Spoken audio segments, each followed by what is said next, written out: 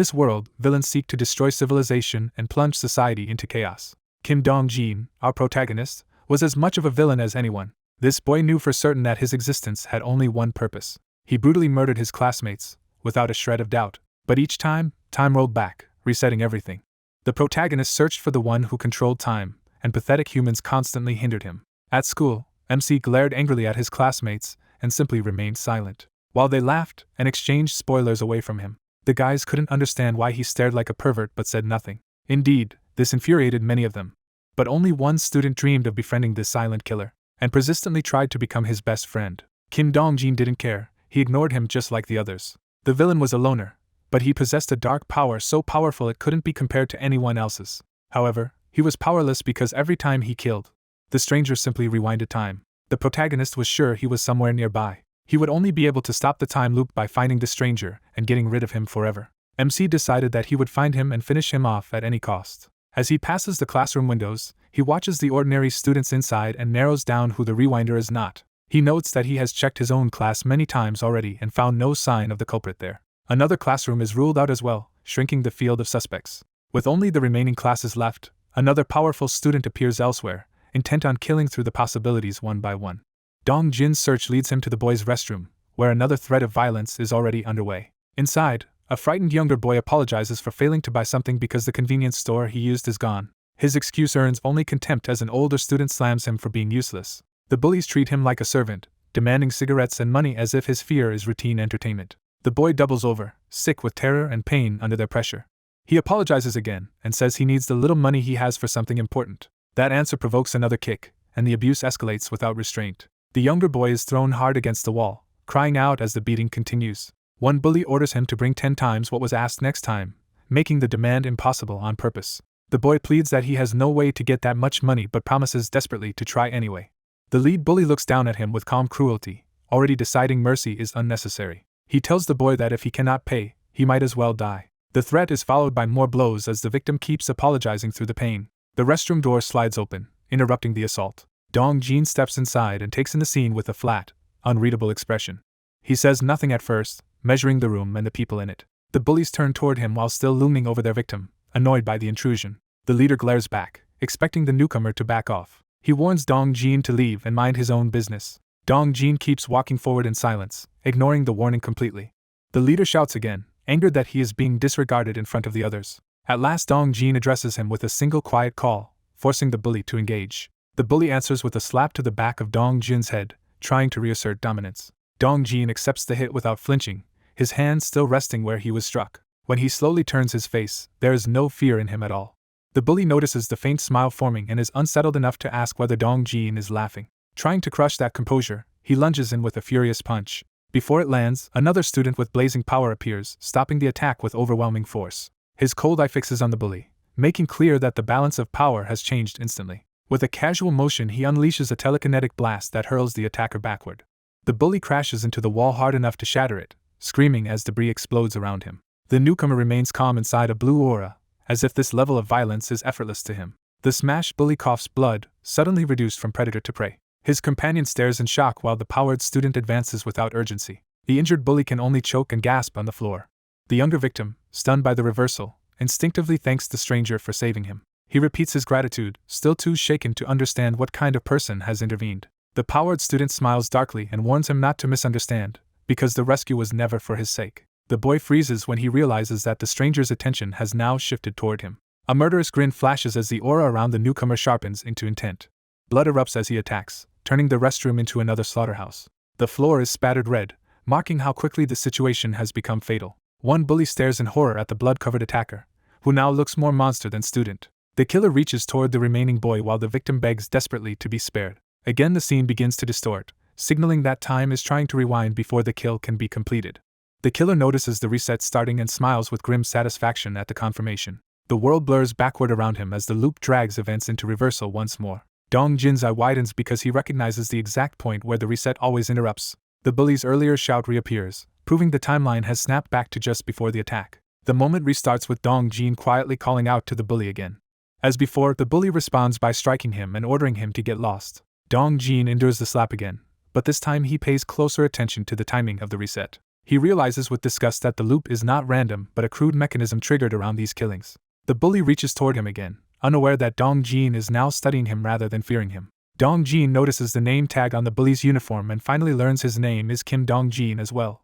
That discovery prompts the bully to ask what class he is in, trying to place this strange intruder. Dong Jin refuses to answer, and the bully grows more irritated at being ignored. Frustration boils over and the bully swings again, determined to beat a response out of him. The punch lands cleanly, driving Dong Jin back across the restroom. Another blow follows as the bully vows to keep hitting him until he talks.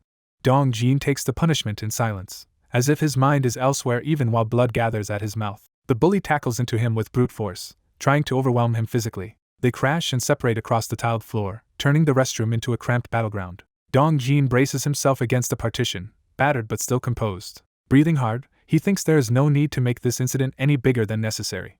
Then he catches himself thinking about humans lacking moderation and realizes that line belongs to the other killer, not him. Before he can process that slip, the larger bully charges in from above with another savage attack. The attacker is suddenly hurled away instead, as if struck by an unseen force. The friendly classmate from earlier bursts in roaring that no one is allowed to hurt his friend. The remaining boys can only stare blankly at the absurd sight of this loud savior arriving in the middle of the chaos. He rushes to Dong Jin in panic, asking if he is hurt and insisting on taking him to the nurse immediately. Dong Jin clicks his tongue and thinks that this fool is the one who truly does not understand moderation. The bully, still dazed, is less concerned with the fight than with the bizarre fact that Dong Jin seemed to laugh. The friendly boy lifts Dong Jin up and fusses over him, unable to understand why he would smile after being hit. Dong Jin says he is fine and asks to be put down because he intends to leave school early.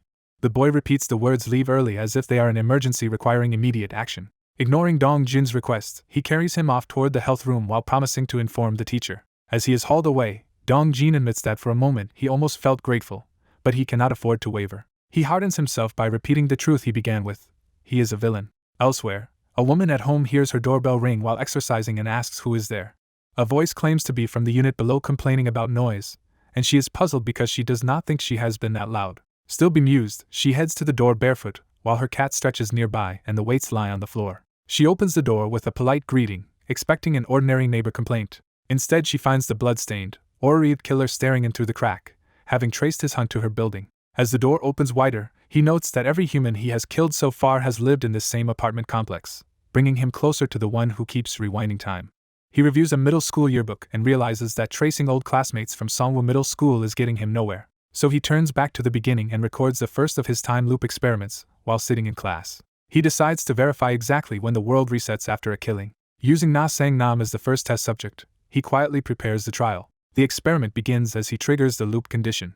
His classmate is caught in the effect without understanding what is happening. The boy dies at 15 hours 41 minutes and 30 seconds, and Dong Jin calmly notes the result. When time rewinds, he confirms the reset point is 15 hours 40 minutes and 25 seconds, a little over a minute earlier. He immediately repeats the process to confirm the pattern. The same classmate is killed again at his desk.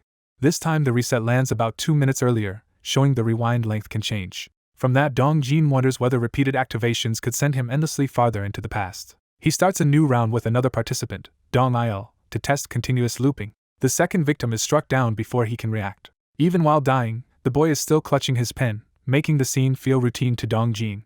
The body slumps over the desk as the loop is forced again. A nearby student notices too late that something is terribly wrong. The victim jerks in his final moments and collapses completely. Dong Jin watches with widening eyes as the accumulated strain of repeated loops hits him. Breathing hard, he records that 5 consecutive activations have pushed time back roughly 8 minutes in total. But the experiment leaves physical traces, with blood beginning to drip from him. He notices the nosebleed and realizes the loops are damaging his body. A classmate warns him he is bleeding, but Dong Jin remains detached. The other boy is startled by how little concern Dong Jin shows. Dong Jin dismisses the interruption as a nuisance while the classmate lies dead nearby. He concludes that continuous time loops are possible, though the body can only endure about 5 in a row for now. For his second experiment, he decides to test whether his own death will also trigger a reset. He reasons that if killing others rewinds time, then his own suicide might do the same. He also wants to see how the unseen watchers behind these loops will respond to his death. As he prepares to jump, strange energy gathers around his hand. He steels himself for the possibility that this death might not reset anything. The power surges painfully through his chest, and he bitterly wonders if his life is worth no more than an animal's. Then he falls from the rooftop toward the street below. His body drops fast enough that survival should be impossible. At ground level, a man walking a small dog notices him too late. Dong Jin crashes onto the pavement in front of the stunned passerby. The witness freezes, unable to process what he has just seen. He rushes to the fallen boy in panic and calls his name. Dong Jin coughs back to consciousness instead of dying. Confused, he realizes he is being held by the stranger who tried to save him. The man carries him toward a hospital, urging him to hold on. Dong Jin clicks his tongue and realizes he unconsciously held back, as if fear of death made him fail. He tells the man to stop, and the rescuer immediately obeys while checking if he is alright. The man insists Dong Jin is badly hurt and should go to the hospital first. Dong Jin coldly rejects the help and tells him to leave. Ignoring the concern, he steps away toward the road. He throws himself in front of an oncoming truck to make sure the next attempt is fatal. Even in that instant, his face stays grimly resolved. The rescuer can only stare in disbelief. The impact splatters blood across the street, and should have ended everything. Instead, suicide also triggers the time loop, and Dong Jin returns furious that even death is being denied to him. What unsettles him more is that the same man still treats him kindly after the reset, as if nothing happened. The man hurries through the school carrying him again, desperate to get him help. He shouts for others to move out of the way. Students in the hallway turn as the pair rush past, including a boy in a horse mask crawling on the floor. The masked boy looks up in alarm at the commotion. He is knocked aside as the rescuer barrels through without slowing. Left sprawled on the floor, the masked boy watches them disappear down the corridor. He lies there stunned, trying to understand what just happened. The hallway settles again, with the health room nearby and ordinary students still moving about. The horse-masked victim lets out a pathetic cry that sounds half human and half animal. A group of students mock him openly, filming and laughing at his humiliation. They even use him as a prop for photos, turning his suffering into a joke. The girls complain when the abuse is clumsy, treating the cruelty like a game. One bully says it is easiest to pin everything on him, while the victim hangs there exhausted and helpless. The horse-masked boy tries to act pleased, having been trained to accept the degradation. The bullies force him to greet passing first years from all fours like an animal. He obediently asks a senior for leftover carrots, and the group erupts in laughter. At that moment the same rushing pair from earlier comes tearing down the hall again. The rescuer shouts for everyone to move as he charges through. The horse-masked boy is struck and thrown aside a second time. He trembles on the floor, groaning in pain while the others stare. The bullies jeer at him, and wonder what is wrong with the people who just passed. Then they notice two dangerous-looking upperclassmen approaching and fall quiet. One of the underlings addresses the arriving leader with nervous respect. The large senior asks why the horse-masked boy is acting strangely. An underling lies that two boys attacked him and ran toward the health room. The leader mocks the victim for getting beaten from the start of school life and demands names. The victim can only identify the boy riding on the other one's back as Kim Dong-jin. He adds that the larger boy seems able to fight, warning the leader to be careful. The leader laughs off the warning, boasting that he is the school's second strongest and calling the victim pathetic. The horse-masked boy realizes those two may be in serious danger now. The leader addresses him like a pet and gets his attention. He orders the horse-masked boy to bring the two first years before him within 5 minutes. The victim is stunned that the order is meant for him. A pale blonde student beside him starts counting down, making the threat immediate. The leader folds his arms and continues the countdown with casual menace. Panicking, the blonde boy suddenly claims he knows where they went. He runs toward the health room to find them before the time runs out. Meanwhile the rescuer, now collapsed from overexertion, weakly calls Dong Jin's name. Dong Jin stands over him, irritated that the man ignored his request to put him down. Yet as he turns away, a strange sense of familiarity starts to creep over him. Looking toward the health room, he wonders if he has already tried killing the nurse in some forgotten loop. Driven by that uneasy thought, he opens the door. Behind him, the rescuer lies unconscious and breathing heavily on the floor. The blonde student arrives and finds the collapsed rescuer, while Dong Jin disappears farther down the hall. He is baffled to see this injured stranger here at all. He kneels and tries to wake the unconscious boy. Alone and frightened, he wonders what to do and where the other boy has gone. Then he senses something terrifying from inside the room and turns sharply. The shock on his face shows he has seen something impossible. He cautiously peeks through the partly open door. Thinking the school nurse might be inside, he calls out uncertainly. What he sees robs him of words. Inside stands a blood-soaked student wrapped in blue energy, with a corpse sprawled at his feet. The glowing boy stares ahead with a deadened calm that feels inhuman. The body on the floor confirms a fresh murder has just happened. Darkened veins and crackling power spread through the killer's hand as if the violence awakened something. The blonde witness can only gasp in horror. The sight burns into him so deeply it feels like a negative image stamped on his mind. The leader's countdown echoes back to him, colliding with the scene he has just witnessed. Shaken, he backs away from the door, trying to keep himself together. Then he forces his legs to move and retreats down the hall. Even while fleeing, he cannot understand what he just saw. He stops and looks back, as if the corridor itself has become unreal. A powerful feeling rises in him, and he realizes this terror is somehow familiar. His trembling hand tells him the sensation is more than fear and closer to déjà vu. Fragments of another moment surface as he remembers kneeling on the ground in panic. The memory sharpens into the image of someone's body and blood near him. He is overwhelmed by the thought that he never should have known this scene already. Before he can process it, he is struck from behind and dragged back into the present. The leader grabs him by the head and demands to know what is going on. Curled on the floor, the blonde boy says only that it hurts while the others laugh. The leader mocks him for spacing out as if he had seen a ghost. A girl nervously tells the leader not to joke like that, clearly unsettled herself. The blonde boy, still shaken, asks if they remember him standing before a corpse while she was gleefully riding on his back. Unable to deal with his strange words, the girl snaps and walks off in irritation. The leader dismisses the moment and orders his underlings to catch the two boys at lunch instead. Then he turns to the horse-masked victim again, expecting obedience. The blonde boy forces himself to answer and act normal despite his fear. The group starts to leave, assuming the matter is settled. But the horse-masked boy suddenly lunges into the blonde student from behind. As the blonde boy chokes in surprise, the horse-masked victim sends a warning that the big leader is doomed. He demands the right to deliver the final blow himself, revealing a buried hatred beneath the obedience. The blonde witness stares, caught between fear and dawning recognition.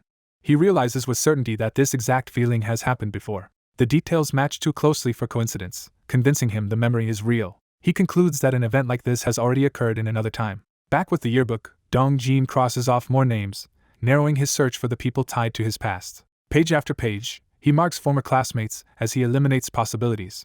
He closes the Songwoo Middle School yearbook, having reached a decision. He decides to visit Day 1 High School again that very day. At the high school, someone is already falling from the rooftop, echoing the death that started his suspicions. The empty rooftop of Day 1 High leaves only the aftermath and the implication of another loop.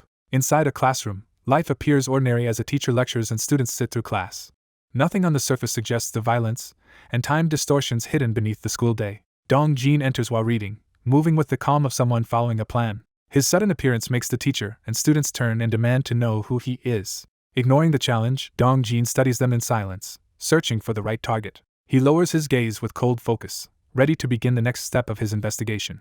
A student is startled when Kim Dong-jin suddenly appears at their school. The class struggles to place the unfamiliar name as the newcomer turns toward them. Kim Dong-jin lowers his eyes with eerie calm, as if he has already decided what this visit means. His unsettling greeting makes clear he is not here for anything ordinary. A violent surge of power erupts from him before anyone can react.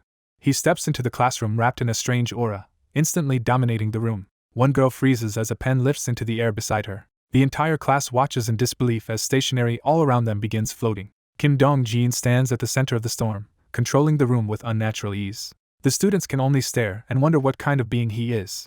Their teacher angrily demands an explanation, trying to reassert authority over the chaos. Ignoring him, Kim Dong-jin coldly orders the hidden person he senses to reveal themselves. He identifies his target as a user with a time-related ability. The room falls into tense silence as everyone realizes he is speaking to someone specific. The teacher dismisses it as nonsense and orders Kim Dong-jin out at once.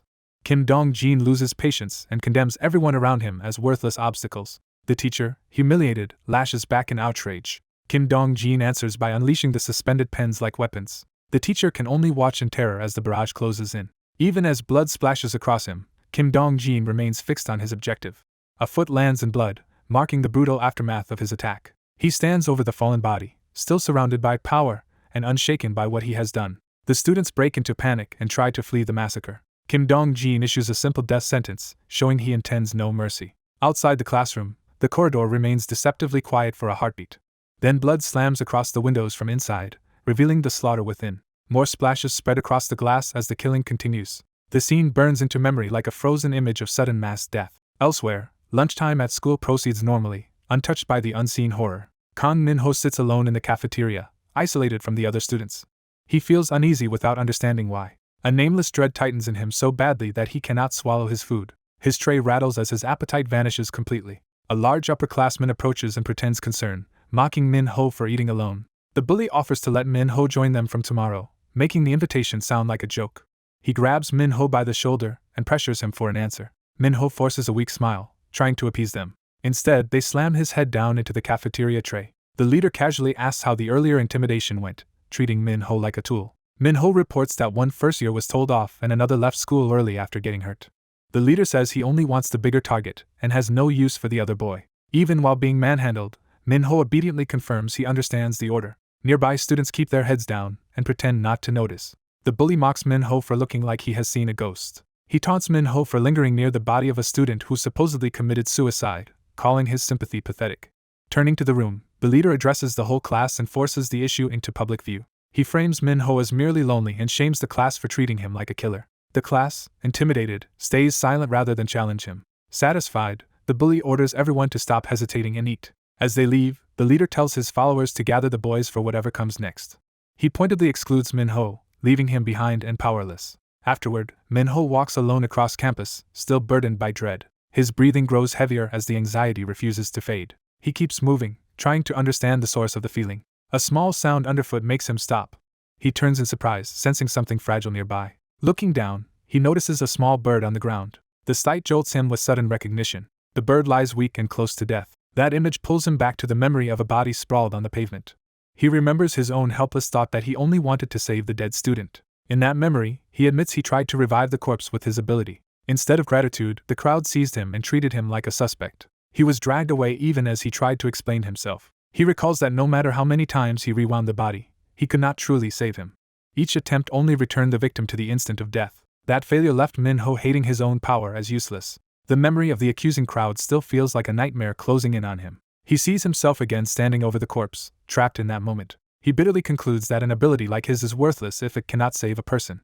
So now he gently cups the dying bird in both hands. He kneels and activates his power, determined to at least save this small life. Light gathers around him as he focuses everything on the bird. The strain intensifies, crackling through his body while he keeps going. He grits his teeth and endures the effort. At last he exhales in relief, sensing the rewind has worked. The bird stirs against his palm. It flutters awake, fully alive again. Minho asks if it is alright, speaking to it with the tenderness he could not offer the dead boy. The revived bird lifts from his hand and leaves him with only a startled breath.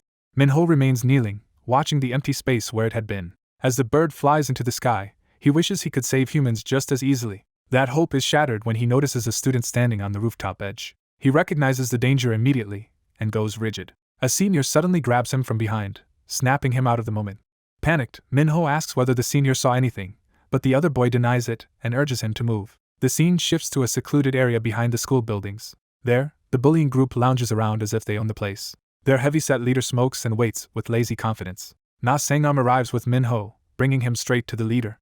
The leader flicks his cigarette aside, ready to make an example of someone. Sangam tenses, sensing the confrontation is about to turn violent. He strikes first with a sudden kick. The blow lands hard enough to drop the leader to the ground, but the leader answers immediately with a brutal counterattack. He batters Sangam with overwhelming force and a grin that shows he was never threatened. Sangam is thrown aside while Minho can only watch. Minho flinches, unable to intervene. Even hurt, Sangam insults the leader and refuses to back down. The leader asks whether Sangam really thinks he can fight, then reveals this is revenge for injuring his younger brother Hyunsu. Sangam answers that he hit Hyunsu because someone precious to him was harmed. The leader mocks that devotion as if it were romance. Sangam says he has his own reasons for protecting his friends. When pressed, he admits the person he protects is his savior. The leader laughs at him for sounding melodramatic. He tells the two boys to go hold hands and date, dismissing their bond with contempt. Sangam answers without embarrassment that he truly intends to protect that person until he dies. The leader calls him stupid and says such loyalty will never be repaid. Sangam calmly insists that one day it will be. The leader sneers, unconvinced. He orders his subordinate to train Minho hard the next day and prepare first years afterward. Sangam asks whether he may do whatever he wants with Minho during that training, and the leader permits it. That permission makes Sangam realize Dong Jin is in immediate danger. He steps forward with sudden resolve. The leader notices the shift and turns to him. Sangam closes the distance until they are face to face. With perfect calm, he points out a mosquito on the leader's cheek. The leader, confused, asks what he means. Sangam politely asks to be excused for a second. Then he drives a devastating punch straight into the leader's face. The leader's expression breaks in shock as the hit lands. His huge body is launched backward by the force. Everyone around them stares as the supposedly untouchable boss crashes down. His followers panic and try to rouse him, unable to believe he was dropped in one blow. Sangam bows slightly and asks them not to bother him again. Minho watches in stunned silence, realizing what just happened. One follower explodes in anger and threatens Minho to keep quiet about the humiliation. Terrified, Minho promises he will keep it secret and is told to get lost. As Minho leaves, one of the upperclassmen watches him with new interest. That observer judges that anyone who can fell the leader in one hit is impressive. He decides with amusement that such a fighter might even challenge the third years. Minho remains shaken as he tries to process the rescue. A dark-haired student walks ahead of him, leading him away from the scene. Minho glances sideways, still unsettled by everything he has heard and seen. The other boy keeps reading as they walk, as if this strange school violence is already routine. His narration reveals the true scale of the horror. He killed all of his classmates, and now the second years are next. He watches Minho go, already thinking in terms of another cycle repeating. The story jumps back to art class, where the teacher repeats the same assignment as before and asks for an inner self portrait. Minho sits at his desk tense, as the teacher tells students to hand in their work when finished. His drawing exposes a split inner world, with gentle life on one side and death, rot, and a skull on the other. Outside the classroom, footsteps approach down the corridor. The sound comes closer with deliberate purpose. Someone stops outside class 2-1. The visitor plants himself at the door, ready to enter. Inside, a brush touches paper and begins to move. A dark stroke is added, as if the image is being completed towards something ominous. At that same moment, the classroom's pens and supplies begin to rise again under a familiar power. The students notice too late as the airborne weapons turn toward them. The teacher, oblivious to the danger, praises the drawing's strong left and right contrast. She studies the skull side and wonders aloud if it reflects a dark inner expression just as the massacre is about to repeat. When Minho awkwardly explains that his drawing came from fear of death, he tries to reduce it to a simple confession. His teacher instead recognizes it as a rare expression of both life and death and praises the uniqueness of how he sees the world. She gently points out that animals seem central to Minho's life, drawing a connection between his art and his inner self. Minho nervously admits she is right, unsettled by how accurately she has read him. For a moment the school hallway outside remains ordinary, as if nothing is wrong. Then a strange presence appears at the classroom entrance, bringing with it a distorted, ominous tension. A dark-haired student in a loosened uniform starts walking toward the room with deliberate calm. Minho suddenly freezes as a familiar sense of impending death crashes over him. The feeling overwhelms him so badly that he can barely breathe. His teacher notices his distress and reaches out in concern, unaware of the danger approaching. Minho realizes this is the same deadly sensation as before, only much closer than ever. Looking toward the doorway, he sees the source of that terror standing there. The certainty of immediate danger hits him all at once. The intruder steps fully inside, crossing the threshold like an executioner entering a marked room. Blue energy flickers around the newcomer, revealing him as no ordinary student. The class begins to notice him, their attention shifting from the lesson to the stranger in their midst. Even the teacher turns and asks who he is, still treating him as a mere interruption. Minho stays silent, paralyzed by dread because he already knows this is no harmless visitor. The intruder surveys the room with cold indifference, as if selecting targets. A girl nearby looks up in confusion, not yet understanding the threat. Her sketchbook page lifts unnaturally into the air under the intruder's power. She notices the impossible movement just before fear can fully register. The flying page lashes across her face with violent force. She recoils in shock, realizing this is not a prank. The attacker casually controls the page with one hand, displaying telekinetic power without effort. Minho is stunned that such supernatural power is real and happening in front of him. The other students react with confused excitement and disbelief, mistaking the attack for a trick. The teacher tries to restore order and sends everyone back to their seats, still not grasping the situation. Minho desperately warns her not to approach, but she only asks why. Before anyone can react properly, the attacker unleashes a sweeping strike through the room. The teacher is suddenly cut down in front of Minho, her blood splashing across him. Minho stares in horror as the reality of her injury sinks in. He can only look down at her collapsing body, unable to process what just happened. Panic erupts as the class finally understands they are facing a murderer and scramble to flee. The killer steps over the fallen teacher without hesitation, advancing through the bloodshed. Students find the exit sealed and realize they are trapped with him. The teacher, barely conscious, tries to call Minho's name. Her body trembles as she struggles to stay alive. Minho lowers his head in anguish, unable to accept her condition. He wants to save her, yet despair tells him it may be meaningless unless he changes the whole outcome. Meanwhile, terrified students try to hold the attacker back from a distance with a barricade. Their fear turns to confusion as they sense something wrong with him beyond simple violence. The attacker remains cold and unreadable, unaffected by their terror. Minho kneels beside the teacher and tries to help her despite the chaos around them. As he touches her, a strange pink energy begins to gather around him. Even the attacker notices that something unexpected is happening. The teacher groans faintly, still hanging on. Minho calls to her, but she can only clutch her head and suffer through the pain. Cracks spread across the floor as the attacker prepares another lethal strike. A jagged stone projectile rises into the air under blue telekinetic force, aimed at Minho. The attacker identifies Minho as an ability user and decides to kill him first. He sends the sharpened stone hurtling straight toward Minho. Minho sees the attack coming but is still on the ground beside the teacher. The stone closes in so fast that he has no time to escape normally. At the last instant, the sketchbook page from earlier slices through the air between them. The page intercepts the stone and knocks it off course before it can pierce Minho. The deflected projectile instead tears through other students, turning the room into a massacre. Minho can only gasp as more deaths unfold around him. The attacker's words echo in Minho's mind, forcing him to confront that he too is an ability user. Shaken, Minho cannot understand why someone with powers would slaughter people like this.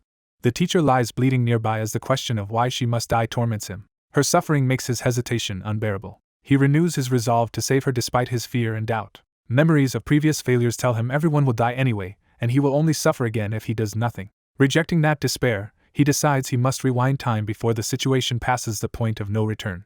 He places both hands on the teacher and channels his power into her. Pink energy intensifies around Minho as he forces the ability to activate. The teacher's pain flickers as the power takes hold. Minho checks her condition while the rewind begins to affect the scene. Even as he acts, he worries that saving her now may not stop the attack that is still coming.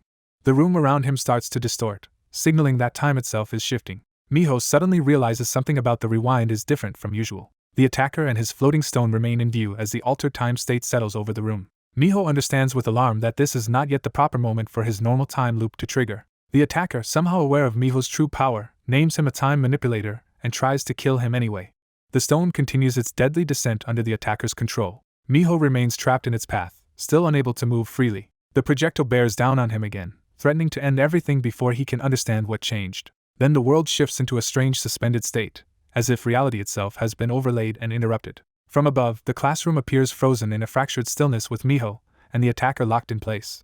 Minho notices the stone hanging near him and realizes the attack has not fully stopped. His confusion deepens when he sees that time has changed but not in the way he expected. He cautiously reaches toward the slowed projectile to test what is happening. The stone still creeps forward, proving the danger remains active. He looks back and sees the teacher and bodies behind him trapped in the same eerie pause.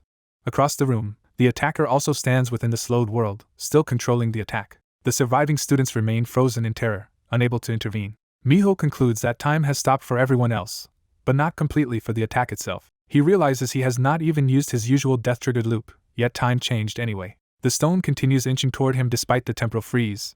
That confirms the truth that the attack was only slowed, not cancelled. Minho sees that only he and the attacker can still act within this distorted time. Terrified, he wonders why he alone among the victims can move. The strain of the phenomenon overwhelms him as he tries to make sense of it. When he faces the attacker again, both realize the other is still conscious and mobile inside the frozen world.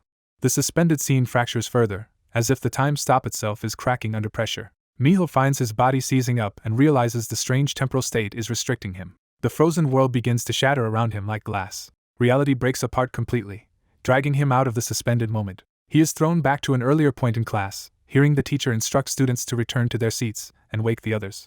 Minho is once again asleep at his desk, exactly where the cycle has reset him. A classmate's shout jolts him awake into the restored timeline. He bolts upright with a gasp, shaken by the memory of dying and rewinding. The classroom appears normal again, with the teacher alive and the lessons still underway. Other students mock his dazed expression, but their chatter only confirms that time truly reset. Minho quietly feels relief that the timeline has gone back before the massacre. That relief immediately gives way to suspicion when he senses something is still off. Looking at the clock and room, he realizes the rewind has gone back much farther than it should have. He knows his power normally returns him only to the moment just before death, so this reset breaks the rule. He wonders whether the earlier strange temporal incident caused this abnormal jump.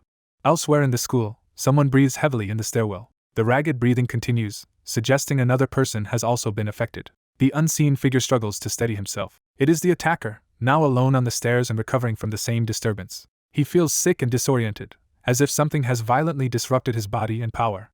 Realizing he has not killed anyone yet in this restored timeline, he questions why he feels the aftermath of events that have not happened. He concludes that this is not the normal kind of time loop and that something unusual has interfered. Unable to understand it, he suspects the loop itself is malfunctioning. He remembers nothing clearly except that he has somehow returned to the period before becoming a second-year student. From that clue, he reasons that the answer must lie in the second-grade classroom and decides to investigate.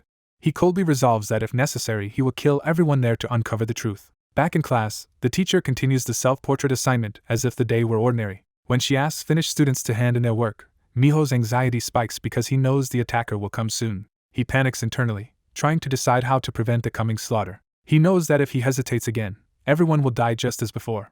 So he steels himself to find some way to stop the attacker before the massacre begins. The attacker starts climbing the stairs toward the classroom with renewed purpose. He continues upward, closing the distance to his target. Minho raises his hand, forcing himself to act before it is too late. He timidly asks for permission to speak, trying to create a chance to leave. When the teacher calls on him, he claims he has a stomachache. She lightly scolds him for sleeping during break and tells him to go and come back quickly. At the same time, the attacker reaches the upper floor landing. He steps toward the corridor that leads directly to Minho's classroom. Minho slips out of the room and quietly closes the door behind him.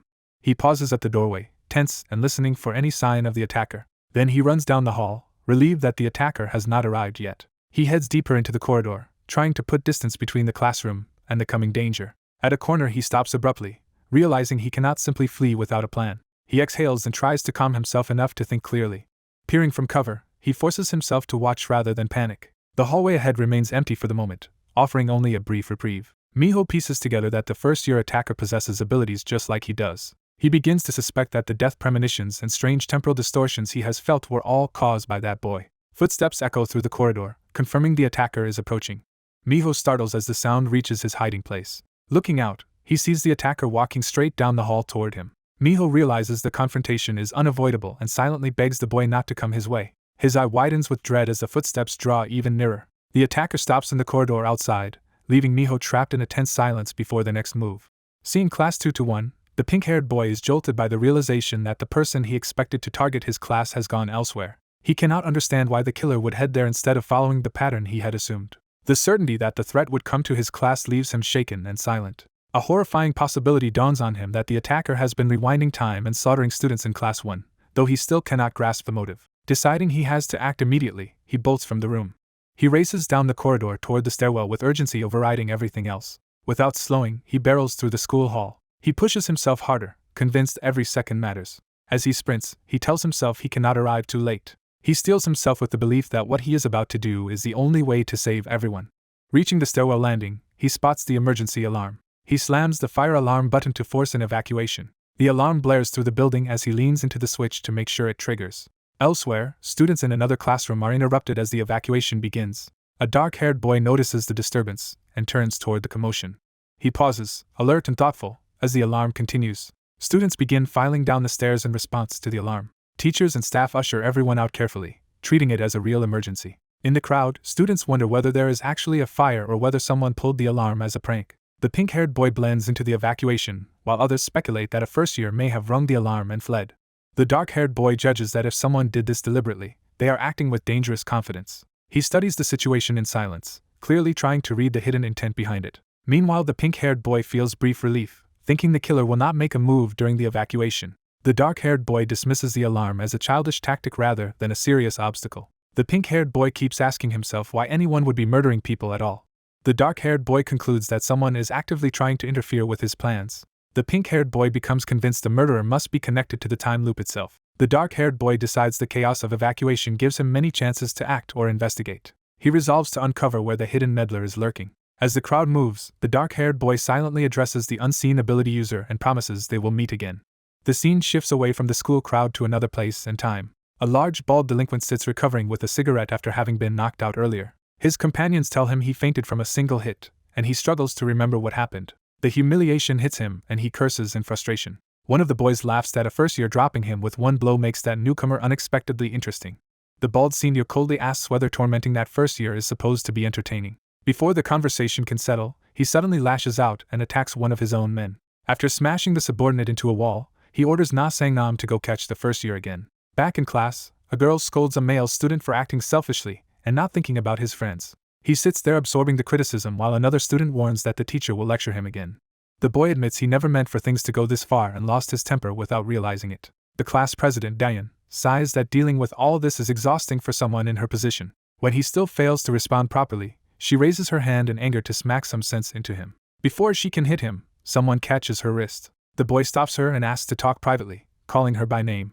As Diane protests, and classmates gossip that the two might be dating, the moment turns awkward rather than violent. Outside, Diane pops open a drink and warns him not to do things he will regret. She calls his behavior foolish and warns that the same dangerous person may come after him again. She bluntly asks whether he struck that first year without thinking, because the answer seems obvious to her. Recalling how absurd it was to see him hit someone, she mocks him for suddenly acting like a giant after always seeming small.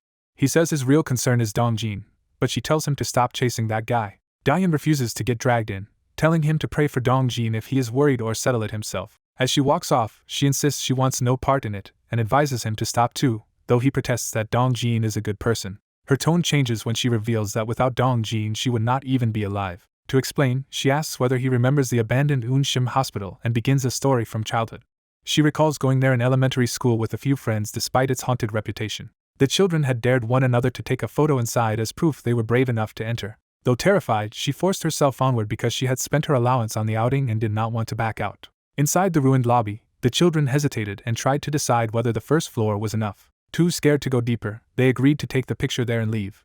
One boy nervously prepared the camera while everyone tried to act brave. Just as two of them posed for the photo, something changed in the atmosphere. The children felt a sudden chill and froze in fear. The boy with the camera noticed something strange first. A shock of terror hit him as he realized they were not alone. All three children turned at once, confused and frightened by what they sensed behind them. In the darkness of the hospital, a shadowy figure with glowing eyes appeared. The apparition loomed closer, confirming their worst fear. The children screamed in panic as the camera slipped from their hands. Convinced they had seen a ghost, they fled the hospital in terror.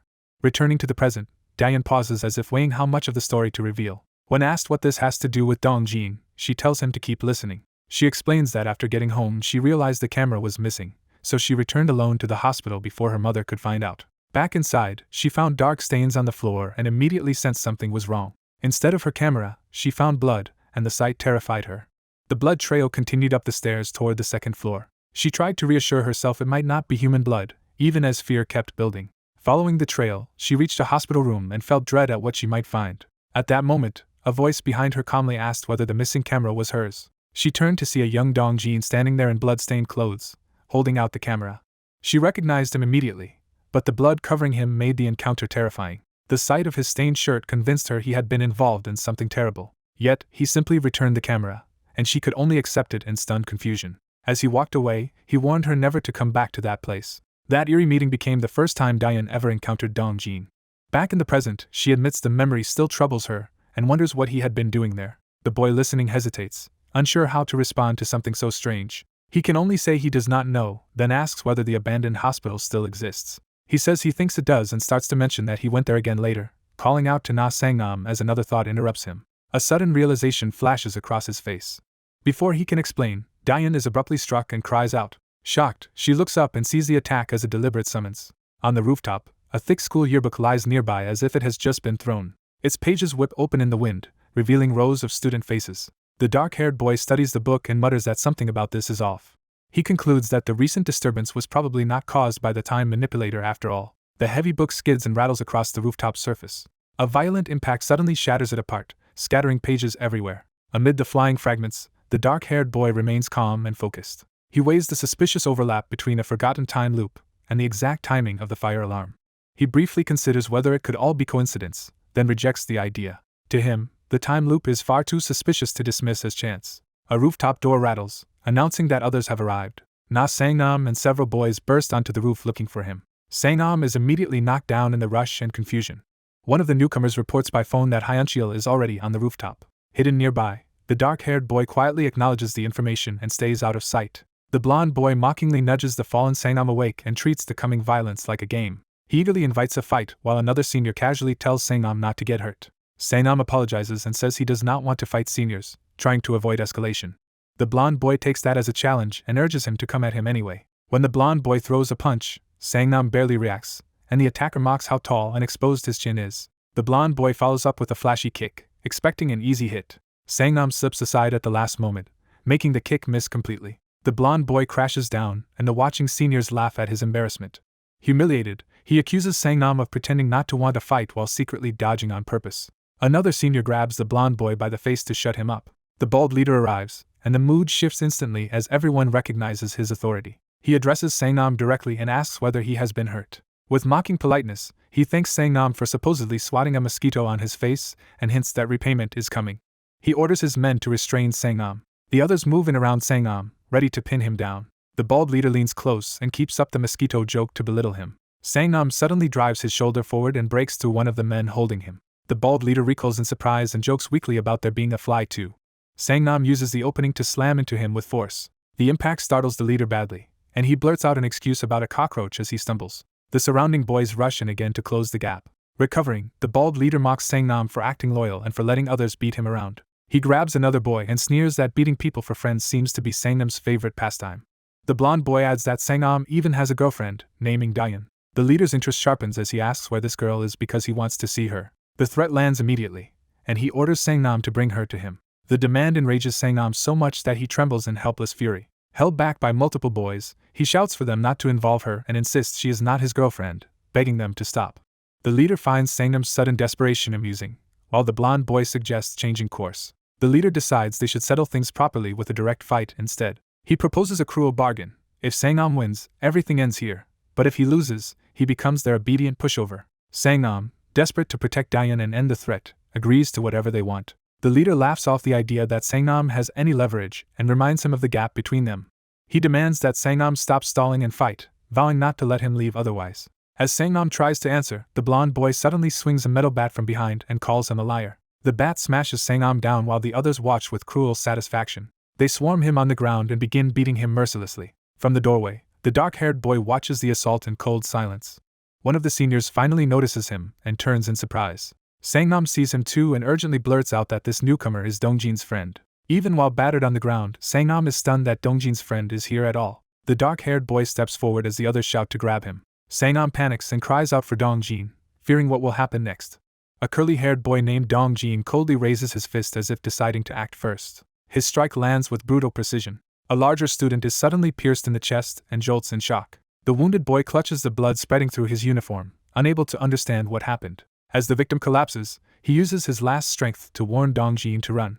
The rooftop gang freezes around the fallen body while Dongjin stands apart from them. The stabbed boy lies motionless on the ground. The others panic, realizing one of their own has gone down for no clear reason. Fear quickly turns to rage and they order Dongjin seized. For an instant the moment feels distorted, as if something unseen is about to repeat. Dongjin remains expressionless, watching them without panic. When they assume he is weak enough to collapse again, Dongjin dismisses the idea. The bald thug reminds everyone that he is still the one in control here. His followers grin behind him, emboldened by his confidence. The bald leader demands a real fight and refuses to let the other boy leave otherwise. Dongjin glances aside in silence, measuring the situation. One of the gang members steps in with a mop handle, pretending to help. Instead he erupts in anger, calling everything a lie as he swings at Dongjin. Dongjin calmly lifts a finger, as if cueing the next move. The weapon whips through the air toward the bald leader instead. The bald thug braces too late as the blow comes straight for his head. The mop smashes into him, and the attacker laughs at the accidental hit. The bald leader curses while the other boy mockingly claims his hand merely slipped. Enraged, the bald thug lashes out and knocks the prankster away. Dongjin stays detached while the gang's attention turns inward in chaos. He uses the opening to move along the rooftop edge. Dazed from the hit, the bald leader is urged by another thug to rest while he handles Dongjin. But the leader refuses to give up the fight himself. Even as a worried classmate checks on him, he shoves him aside to keep attacking. He charges Dongjin, telling the other boy to worry about surviving instead. A heavy punch rockets toward Dongjin's face. Dongjin narrowly avoids the rush and the attacker stumbles past him. The bald thug immediately refocuses, realizing Dongjin is harder to hit than expected. He plants his foot and changes direction to continue the assault. Launching himself again, he tries to crush Dongjin with sheer size and momentum. Dongjin is forced backward by the pressure of the attack. The retreat drives him dangerously close to the rooftop ledge. The bald thug closes in and swings from point-blank range. The punch clips Dongjin's face before he can fully evade. The attacker smirks, pleased that he finally connected. Dongjin realizes the thug is much faster than his build suggests. The bald leader taunts him, asking whether this fight is really worth enduring if he keeps acting scared. Dongjin admits he hates fighting and says he will simply take the hits rather than dodge. That answer bores the thug, so he proposes turning the beating into a game instead. He explains the childish rice-barley game, replacing the words with punch and touch.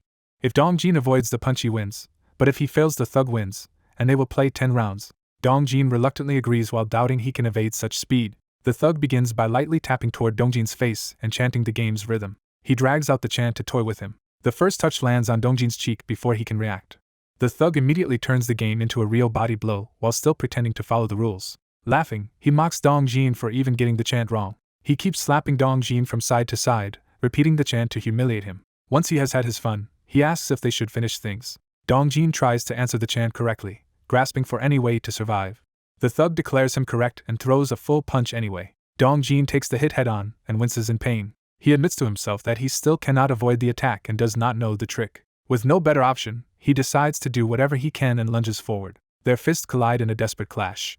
Dongjin catches the thug's arm and locks them together instead of retreating. The bald leader is startled by how recklessly Dongjin is forcing contact. He abruptly breaks off and calls his gang to leave. One of the others notices something is wrong with him. Another follower looks closer and realizes the problem is serious. The bald leader's clenched hand trembles uncontrollably. When his friend points out the injury, he snaps that he already knows. With the threat gone, the tension around Dongjin finally releases. He drops onto the rooftop in exhausted relief. Lying there, he stares blankly, trying to understand what just happened. As footsteps approach, he wonders what he did to bring this on. He remains sprawled on the ground, too drained to move. Dongjin stands over him again, unreadable and severe. Elsewhere in the city, evening settles into an ordinary street scene. A pale-haired student walks home, thinking there have already been 2 separate loops.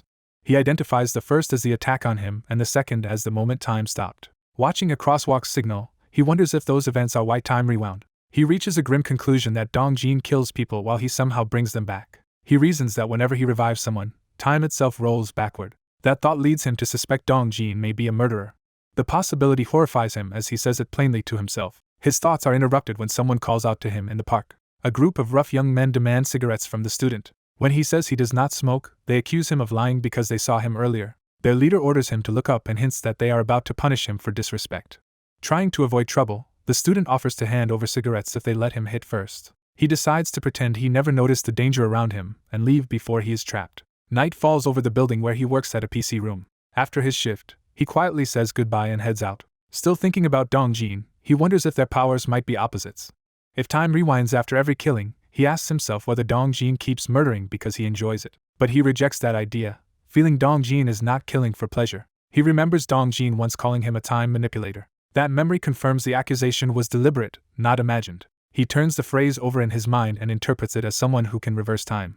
Then he realizes Dongjin may be hunting the person responsible for the loop and killing everyone to find them. He concludes Dongjin must have mistaken him for that person, though he still does not know why. Even so, he cannot ignore the danger and nervously wonders whether Dongjin remembers him. Footsteps nearby make him tense up. He is still lying in the remembered rooftop scene, caught between fear and confusion.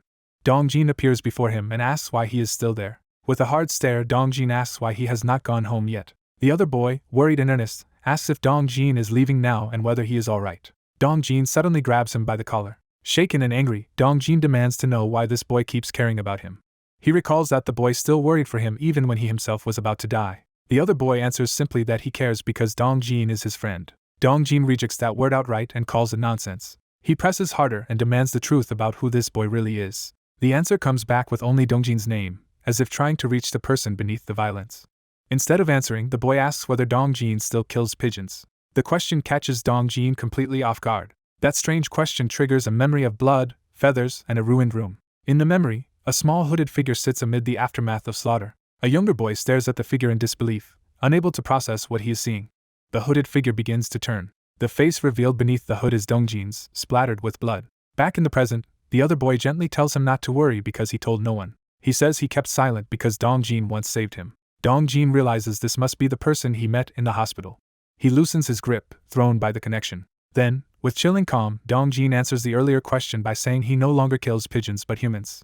The other boy repeats the word in stunned confusion, unable to grasp whether Dongjin is serious. Dongjin turns away and warns that something dangerous will happen at school tomorrow. He tells the boy not to come if he wants to stay alive. A cart will rattle somewhere nearby in the park. An elderly woman collecting cardboard complains that she still has not gathered enough. She notes that her grandchild will be arriving soon and decides she needs to head back. Nearby, the delinquents bicker among themselves until one notices the old woman and crudely claims they cannot live without her. Their leader turns to look, asking who she is. From above, the old woman keeps pulling cardboard from beside their bench. The leader complains that the grandmother is taking their cardboard without permission. The old woman says nothing and keeps working. Mistaking her silence for weakness, he sneers that she might be deaf. He kicks the cart and sends the cardboard spilling. Startled and frightened, the old woman apologizes and says she did not know it belonged to them. The thug laughs at her apology and calls her insane. His friends join in, amused by her distress. One of them casually asks for a lighter. A piece of cardboard is torn free. The leader grins and says just looking at it makes him feel awful, as if that excuses what he is about to do. When the old woman begs them to wait, they ignore her. He shoves her away and insults her for being filthy. The cardboard catches fire. The old woman reaches out in despair, saying she gathered those pieces herself. The flames spread across the stack. The delinquents stand around the fire laughing at her loss. At a distance, the pale-haired student notices the blaze and looks up from his phone. He had been idly thinking about what to buy with his pay, but the commotion pulls him back to the present. Seeing the fire and the crowd around it, he stops in alarm and wonders what is happening. Minho suddenly notices something strange and looks up in confusion. Nearby, a group of thugs keep fooling around after knocking over what the old woman was carrying. His grandmother sits there helplessly in the aftermath, small and shaken. Recognizing her, Minho is jolted into alarm. He sees the broken mess on the ground and fears she has been hurt. Minho rushes to her side, demanding to know why she is here and urging her to stand. Even while frightened, his grandmother tells him not to worry about her and to leave first. Minho refuses to abandon her and tries to take her away with him. The bullies block them and mock the situation as if tormenting them were just a game. One of them shoves Minho down and taunts him into joining their game. The leader smiles as he invites Minho to be their next target. To protect her grandson, the grandmother begs them to let Minho go and take the blame on herself. Instead, they violently throw her aside and sneer at her touch. Minho lunges toward her in panic as she hits the ground. The grandmother lies there in pain, barely able to respond. Watching this, Minho breaks down, unable to understand such cruelty. He finally confronts the bully directly and demands an answer. Before he can do anything, alcohol is dumped over his head like part of their entertainment. Another thug laughs that the old woman ruined his drink, so he takes it out on Minho. The can bounces off Minho as he kneels there, humiliated and soaked.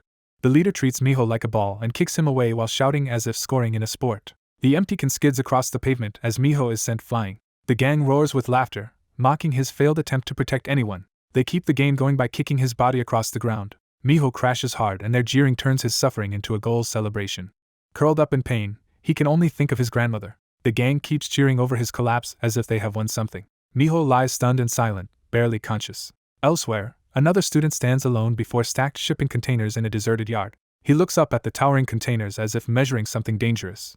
Blue energy gathers around his hand, revealing a supernatural power under his calm expression. The massive containers begin to shift under that unseen force. He lifts and tilts one of the containers overhead with ease. Deciding the situation has gone far enough, he prepares to intervene. He slams the container down with overwhelming force. Amid the dust and impact, he stands unmoved beside the wreckage. Coldly, he resolves that if this continues, everyone at school could die tomorrow. At home, he returns quietly and notices the unborn baby has finally settled down. His uncle and pregnant aunt sit together peacefully, and he observes the warmth from a distance. His uncle welcomes him home and tells him to eat, but the family has already had dinner. He answers gently that he already ate with friends, trying to sound normal. His aunt urges him to stop calling his uncle that and call him father, while also calming the tension for the baby's sake. The baby kicks again, and the family's attention shifts to that small happiness. Alone later, he opens a hidden case and reveals a stun gun. He sits at his desk in silence, preparing himself for what he is about to do. On his laptop, a school notice announces tomorrow's earthquake and fire drill in the gym. Under the night sky, he wonders what he should do next. His grandmother's worried face returns to him like a memory that will not let him rest. He remembers calling out to her while she lay hurt because of him. Back in that memory, he rushes to check whether she is injured, and she reassures him first.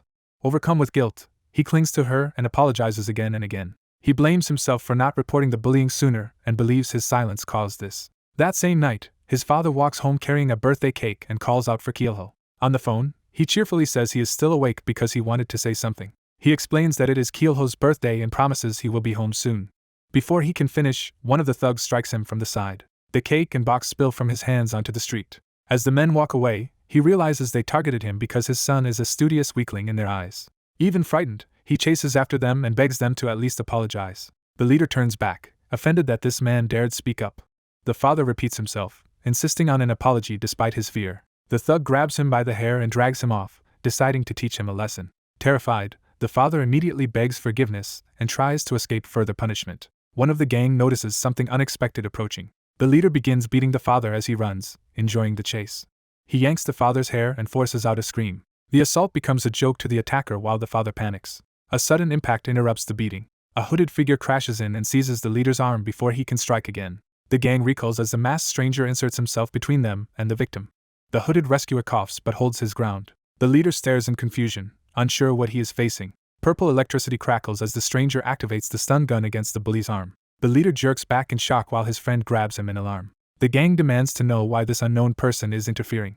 Without revealing himself, the rescuer orders the father to run while he still can. One thug tries to kick the hooded boy away, cursing him. The blow lands and drives the rescuer down to one knee. The father, still shaken, cries out as the gang orders someone to expose the stranger's face. The leader crouches before the hooded figure and demands to know who he is. When the leader reaches for him, the hooded boy catches his wrist. Electric current surges again through the leader's arm, making him freeze in pain. The bully realizes too late that this opponent can hurt him back. The hooded boy twists the leader's arm until the thug screams and begs for release. The leader collapses to the pavement, and his companion mocks him for losing to a nobody. He lies stunned and drooling, completely disabled. The remaining thug hesitates, suddenly unsure of himself. Minho, still hidden under the hood, explodes forward and punches him in rage. The thug shouts that this cannot be real, unable to accept being hit back by Minho. Blood at his lip, Minho steadies himself and keeps advancing. He wipes his mouth and hardens his resolve despite his fear. Later, his grandmother lies asleep in bed, safe for the moment. Minho quietly watches from the doorway, carrying the weight of what happened. His father tells him to rest because he will stay and look after Miho's mother. Miho confesses again that everything traces back to his failure to report the bullying. His mother takes his hand and tells him not to regret the past or blame himself. Her reassurance reaches him, but the guilt still remains in his eyes. Back in the present, the hooded Miho stands alone in a bathroom, gathering himself before acting. He exhales slowly and steels his nerves behind the mask. A window opens, marking his decision to leave by an impossible route. He launches into the night sky, moving far above the city. His face tightens with determination as he flies toward the confrontation. When he arrives, one thug recognizes him and curses in disbelief. The beanie-wearing bully mocks him and assumes the old woman sent him for revenge. Miho says nothing, holding back his anger. The thug keeps laughing and reduces Miho's motive to petty revenge. Miho answers by striking first and driving him back. The bully is hurled away by the force of the blow. Miho is startled by how much power he just used. The other thug dives in and slams Miho before he can recover. Miho regains his footing and circles to face him again. He counters with a sweeping kick that sends the attacker reeling. The exchange still hurts him badly, reminding him he is not invincible. Pinned on the ground, Miho is ordered to hand over the stun gun they know he brought. As panic rises, something in him begins to shift. Purple current bursts from his bare hand when a shoe stomps down on it. The thug screams as the electricity shocks him instead. Miho grabs the attacker's arm and channels the current through direct contact. Staring at the crackling energy in his own hand, Miho is horrified by what he has done. He tells them this is not revenge but an attempt to stop them from creating more victims. The beanie thug laughs off Miho's words and calls him insane. Even while being shocked, the thug thrashes and begs to be released. Miho warns him never to torment the weak again. The thug staggers upright, trembling and barely able to stand. Humiliated, he curses Miho and flees with the final threat. Left shaking from the fight and the power, Miho can only breathe out in relief. Then he remembers there were 3 of them and realizes one attacker is still missing. The father thanks him sincerely for saving him.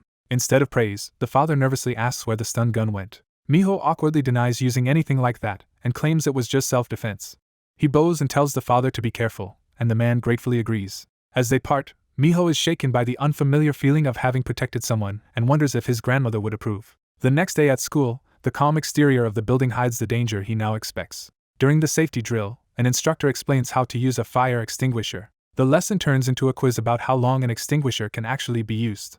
Students throw out guesses from all directions. When the answer is revealed as 15 seconds, one student privately recalls that Dongjin has disappeared. That thought connects to a warning that something terrible will happen at school tomorrow and that anyone who wants to live should stay away. The student worries about what Dongjin is planning to do. High above the school, Dongjin floats in the sky as if gravity no longer applies to him.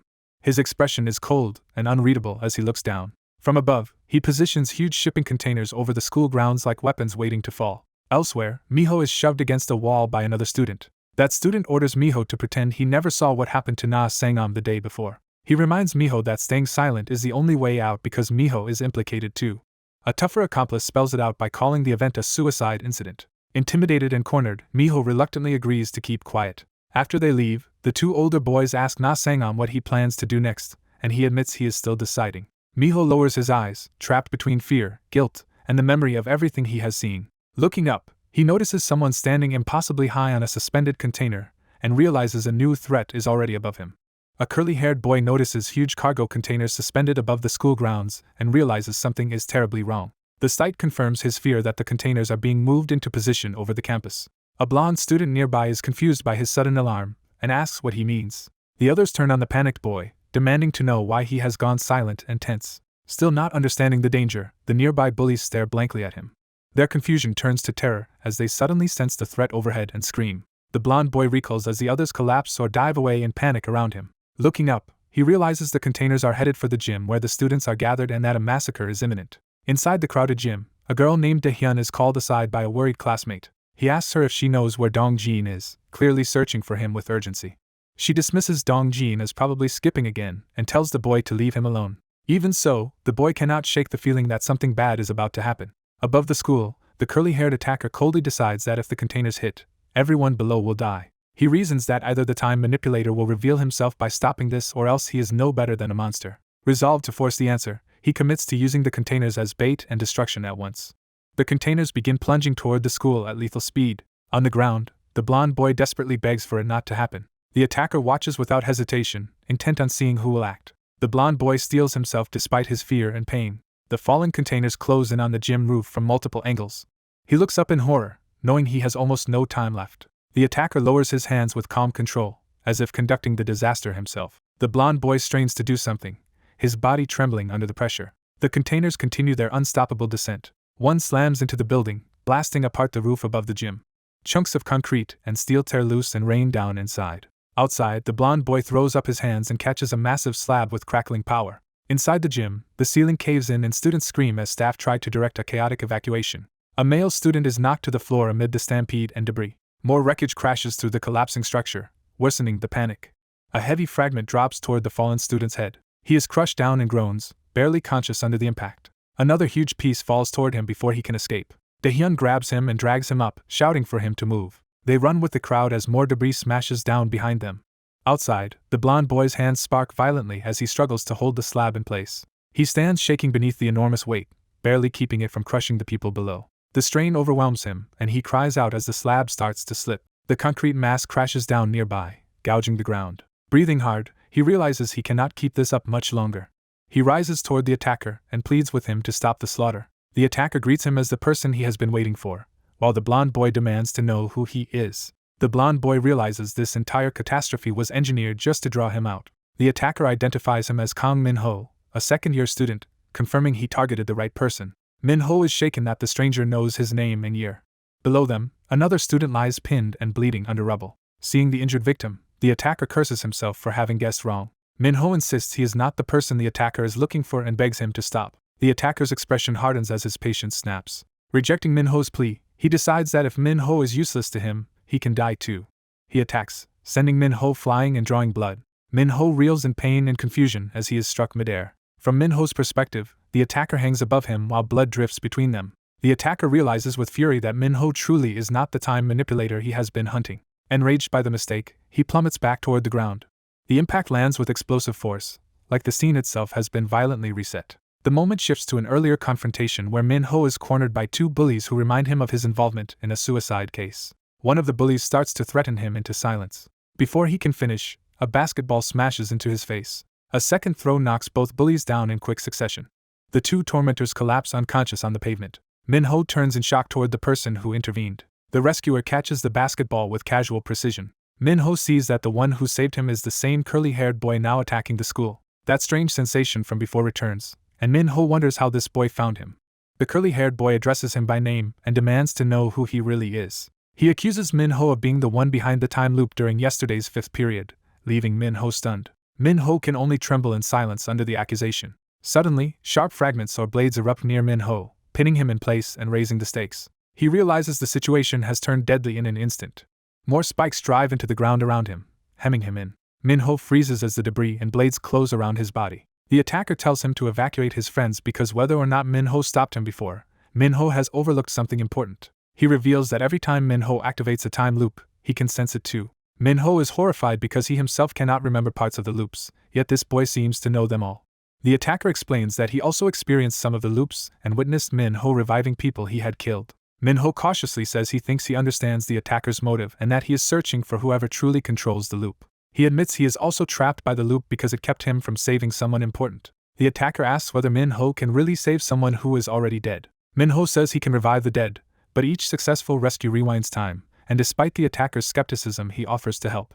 He reaches out with a plea to work together and escape the time loop without more killing. The attacker rejects the appeal, saying shared goals mean nothing if Minho cannot actually help him. He argues that killing is the only way he has found to test the loop and verify what is happening. Pressed against the wall, Minho hurriedly says something unusual happened in the previous day's loop. He explains that time rewound farther than normal, as if repeated loops had overlapped and become tangled. The attacker pauses, trying to understand what it means for a time loop to become mixed up. Minho admits he is not fully certain, only that the reset point changed abnormally. He insists the rewind definitely extended farther back than usual because he successfully revived their teacher. Now intrigued instead of merely enraged, the attacker demands every detail. Minho begins recounting how the attacker entered the classroom and slaughtered the teacher and students. Unable to abandon the teacher's corpse, Minho used his power to bring her back to life even though he thought it was futile. He says the attacker struck him during that moment, and soon after a time loop activated, but something about it felt wrong. Instead of instantly rewinding, time seemed to stop in place. Minho explains that everyone, including the attacker, froze while he alone could move and noticed time was actually creeping backward very slowly. Then reality shattered and another time loop triggered on top of the first. To Minho, it felt as though a second loop had been activated from within the first one. The attacker is unsettled by the possibility that such layered loops can exist. Minho adds that when he woke up, he had returned to just before class began rather than to the usual moment before the teacher's death. The attacker deduces that the person who activates the final loop in a chain is the one who retains their memories. Because he remembers nothing from that overlap, he accepts that Minho's deduction is probably correct.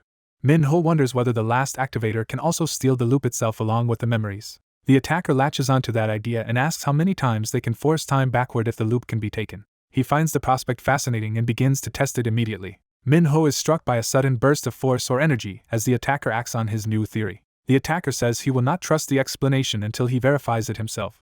Minho nervously reminds him that he promised to help, and the attacker coldly accepts that only in his own terms. Pointing at the unconscious bullies, the attacker orders Minho to revive them after he kills them. Minho is appalled and asks why such a thing is necessary. The attacker explains that if Minho revives them and he kills them again, he may be able to seize Minho's time loop. He dismisses Minho's horror by calling it a simple experiment. Minho protests that this would make him complicit in murder. The attacker manipulates him by saying those bullies tormented him and do not deserve moral hesitation. Minho weakly agrees they are bad people but still cannot accept killing as the answer. After a painful silence, he apologizes and refuses to do it. The attacker decides that if Minho will not cooperate, he will force him by killing the victims repeatedly until he breaks. Minho can barely believe what he is hearing as the threat sinks in. The attacker openly embraces the idea of killing the bullies over and over, convinced their deaths do not matter. Minho desperately tries to stop him and asks if he truly intends to go that far. He shouts that he will not help under those conditions. The attacker calls him slow and decides to kill Minho first instead. A glowing blade launches toward Minho before he can react. Seeing the projectile reflected in his eye, Minho's survival instinct finally ignites. Purple energy surges around him as he raises his hand and manifests a new power to defend himself. He catches or halts the incoming attack with a force that surprises even the attacker. The attacker realizes Minho's ability is not limited to revival after all. The air fills with drifting fragments and tension as both reassess each other. The attacker, now excited and angry, accuses Minho of hiding his true power. Sharp blades or shards begin raining down around them in a deadly barrage. The attacker sweeps his arm through the storm, driving the assault harder. Minho tries to interrupt and plead for a pause, but he is ignored. He is hurled upward into the air by the force of the attack. The attacker follows through with another violent strike, intent on overwhelming him. Blue geometric barriers or trajectories flash across the space as powers collide. Minho notices the attack's path suddenly change in a way he did not expect. His body spins helplessly as he is thrown off balance. Even while tumbling, he reaches out with crackling energy to seize control of a flying blade. The redirected blade shoots back toward the attacker like a counterattack. The attacker is caught off guard for the first time. Landing hard, Minho begs him to stop because he does not want to fight. The attacker answers that if Minho wants peace, he must obey without question. A blade slices into Minho's neck or upper chest, drawing blood and cutting off his plea. The attacker lifts him helplessly into the air with telekinetic force as Minho chokes in pain. Struggling to breathe, Minho insists there must be another way that does not involve killing. The attacker slams him back against the wall, refusing to listen. He snarls at Minho to be quiet, his frustration turning savage. Minho convulses under the crushing pressure, unable to break free. Pointing at the unconscious bullies, the attacker orders Minho to choose which one they will use for the experiment. He warns that the deadline is tonight, and says Minho no longer has the luxury of refusing to kill. To force obedience, he threatens to murder Minho's family if he disobeys. Still under the attacker's control, Minho is flung upward again as the coercion and violence continue. A purple-haired boy violently kicks the blonde student and sends him flying. The blonde boy crashes onto the pavement, while his attacker stands over him. Dazed and hurting, the blonde boy struggles to process what just happened. As his vision blurs, he stares up at the purple-haired boy looming above him. The scene fades out as his consciousness slips away. When awareness returns, the story shifts back to school as if time has reset. In class, the students are told a new transfer student has joined them. The new girl, Song Yahello, introduces herself with an easy smile. Her beauty immediately stirs crude excitement and interest around the room. Yahello politely asks everyone to help her adjust and says she wants to become close with them. While some students mock the fuss, the class is pushed to welcome her anyway. Watching from his seat, the purple-haired boy thinks the experiment might expose the time manipulator. He resolves to exploit the time loop because he sees it as the only way to strike back. With Yahello now in the classroom, he hardens his resolve that the experiment must succeed. Yahello quietly takes her place, becoming part of the setup he is counting on. Later, the blonde boy heads home after work and is confused when his mother mentions a friend. The moment he hears the name Dongjin, panic hits him. He breaks into a run, fearing for his mother. His dread expands to his grandmother as he races faster. He bursts into his home in desperation. His mother, calm and unaware, wonders why he rushed in when his friend is still there. She reassures him that his grandmother is safe in the living room and tells him not to worry. Ignoring her attempt to calm him, he hurries straight to his room. Inside, Dongjin sits comfortably as if he belongs there, toying with objects through psychokinesis. Dongjin turns with casual confidence, completely unbothered by the blonde boy's fear. The blonde boy demands to know how Dongjin found his home. Dongjin casually reveals that he took the address from the boy's ID when he collapsed earlier. The blonde boy orders him to leave at once. Dongjin ignores the command and mockingly offers fruit the boy's mother prepared for him. The blonde boy explodes and screams for him to get out. He hurls something at Dongjin, but it shatters uselessly against the wall. Dongjin only smiles and mocks the failed attack. When his mother checks in, the blonde boy hides the danger and sends her away. Once they are alone again, Dongjin presses him to choose who should die and be revived for the experiment. The blonde boy refuses completely, insisting he will never kill anyone. That answer leaves him shaken, because he knows refusal may provoke something worse. When he blurts out the time loop, Dongjin realizes the boy has learned far more than expected. Dongjin coldly reveals that he already killed the boy and his mother once before. The blonde boy can barely comprehend the confession. His hand trembles with helpless rage. He denounces Dongjin as something less than human. Dongjin answers by threatening that the grandmother will be next. Desperate, the blonde boy argues that their loops may have become tangled and demands to know why the experiment matters so much. Dongjin says it matters because he needs to draw out the time manipulator. The blonde boy finally understands that Dongjin is targeting the same mysterious enemy. Dongjin confirms it while idly controlling the broken utensil with his power. He reminds the boy that he already explained part of this plan earlier at school. Dongjin intends to keep mixing time loops until the flow of time itself is disturbed. He wants to retaliate against the one who cursed him by causing the same kind of disruption in return. Realizing how many people Dongjin is willing to sacrifice, the blonde boy decides he must pretend to cooperate for now. Dongjin reads that surrender and tells him to go home for the moment. He accepts the arrangement with a satisfied smile. Dongjin promises to send the time and place for tomorrow. He also claims the right to choose the next experimental victim. Before leaving, he slams the blonde boy against the wall to make the threat physical. Leaning close, Dongjin warns that if the boy's family is harmed, he has already found someone precious to use in return. Afterward, Dongjin walks away alone through the night, already planning his next move. Then he remembers there is one more person he can use. He opens a photo and addresses Kong Minho by name. Back at Minho's home, someone knocks at the door. Minho's mother welcomes the visitor in and offers fruit while saying Minho is on his way. Dongjin waits quietly in Minho's room. He answers politely, masking his intentions. While accepting the plate, he casually asks when Minho's father will arrive. Minho's mother explains that her husband died in an accident 5 years earlier.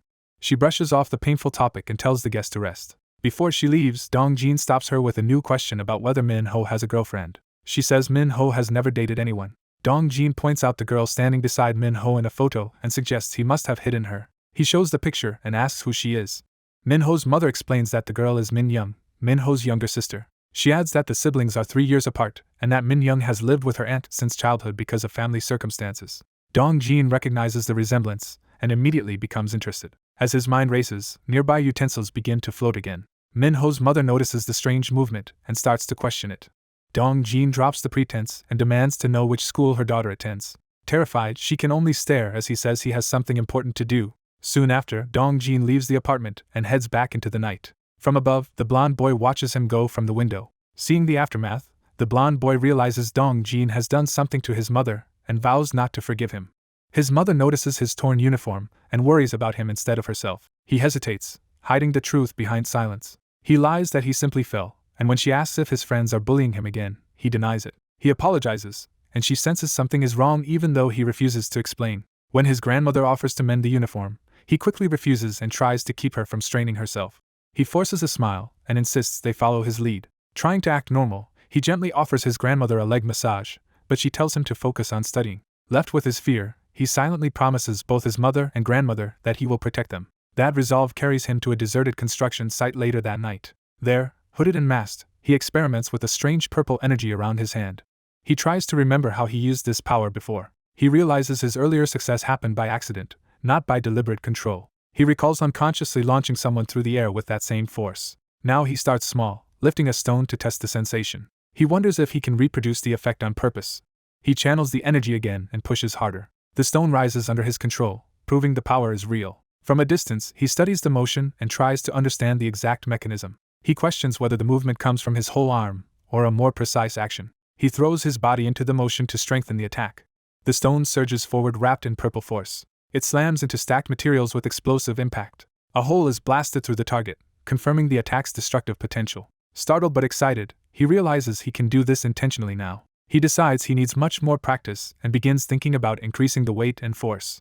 Alone in the site, he keeps training in the dark. He unleashes another burst of power from his hand. This time the recoil knocks him backward, showing the technique is still unstable. Wincing, he admits he still cannot use it properly. He concludes that Dong Jin can stop projectiles with psychokinesis and that his own defense is also weak. Remembering how easily Dong Jin immobilized him before, he wonders if there is any way to fight back once caught. He reasons that because he can only attack with his hands, he must strike fast and avoid being seized. Even with a plan forming, he doubts whether he can actually pull it off. In his isolation, he wishes he had allies to fight beside him. The next day at school, the tension shifts to another rooftop meeting. A large bruiser waits alone on the roof, growing impatient. He complains that the person who summoned him still has not shown up. Another student arrives and wakes him from his half-dozing wait. The bruiser snaps awake angrily and curses at being shouted at. Around them, several boys lie dazed on the ground, unable to explain what hit them. As they try to make sense of it, the newcomer notices their senior collapsed among them. He stops the others from waking the injured senior too quickly. The bruiser then reveals that someone told him to come to the rooftop that night because there was something to discuss. He insists it was not supposed to be a fight and that he was told to come alone. Still waiting, he sits on the ledge and coughs, unaware of the danger approaching. A faint sound behind him finally makes him turn. He calls out for Na Sang Nam, assuming the person who summoned him has arrived. Instead, he is met with something so unnatural that he freezes in shock. He stares at the impossible sight and demands to know what kind of being stands before him. Footsteps close in as the threat advances. Panic overtakes him, and he begs it not to come any closer. In terror, he braces himself with his bandaged hand. Pain erupts through that injured hand, and he screams. The agony throws him off balance at the roof's edge. He falls, screaming as he drops from the building. The rooftop door bursts open just after the fall. A late-arriving student apologizes to his senior for being delayed while sneaking out. He looks around, confused that the person he came to meet is nowhere in sight. Calling by phone, he wonders if the senior gave up waiting and went home. When he hears the phone ringing nearby, he realizes the senior must still be close. He leans over the roof and calls out, only to hear the ringtone below. Looking down, he discovers the senior's body on the ground in a pool of blood. Horrified, he screams for his senior. By the following day, school life outwardly continues as if nothing happened. Ha-yeol chats with classmates about joining the group chat and asks to be messaged. She notices a sudden shift in mood and turns in confusion. The boy who found the body sits in heavy silence, clearly disturbed by what happened. Across from him, Dong Jin also senses the strange atmosphere and notes that he is not used to this kind of tension. A classmate tries to tease Ha-yeol into acting cheerful as usual, but the room no longer responds lightly. Ha-yeol, exhausted from a sleepless night, answers flatly and is left wondering what has changed. When asked what is wrong, the silent boy keeps his thoughts to himself. His unease connects to the night before, when an injured student was loaded into an ambulance outside the school. The victim was Hyun-cheol, left unconscious and badly hurt. Back in class, the quiet boy brushes off concern and insists the matter is none of anyone else's business.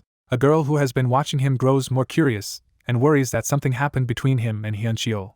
Her suspicion sharpens when she notices him secretly checking his phone again. On the screen is a smiling girl's photo, which he studies with unusual focus. The sight shocks her because she never expected him to be fixated on a girl. What should have made him seem normal instead unsettles her even more, as if his interest carries a creepy edge. Before she can think further, Hyun-cheol's friends storm into the classroom and call out Na Sang Nam.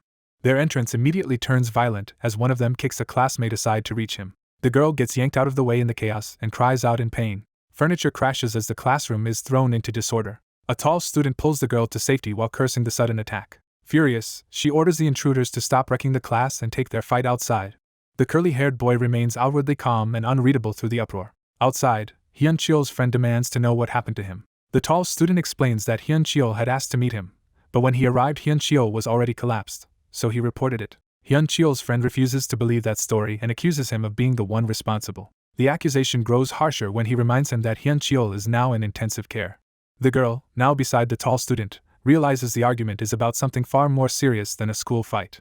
Alarmed, she asks him directly whether he had anything to do with Hyun-cheol's condition. At the same time, the curly-haired boy presses for the full story, demanding to know how it happened. The confrontation shifts to a secluded spot outside the school where the boys can talk without interruption. There the tall student says he already told the police last night, and that his parents were also called in. Hyun-cheol's friend is irritated he was not told sooner, while another boy coolly notes he was probably asleep. The complaint dies into awkwardness as he realizes his mother must have deliberately let him sleep through it. Trying to calm things down, the tall student offers an apology for the misunderstanding.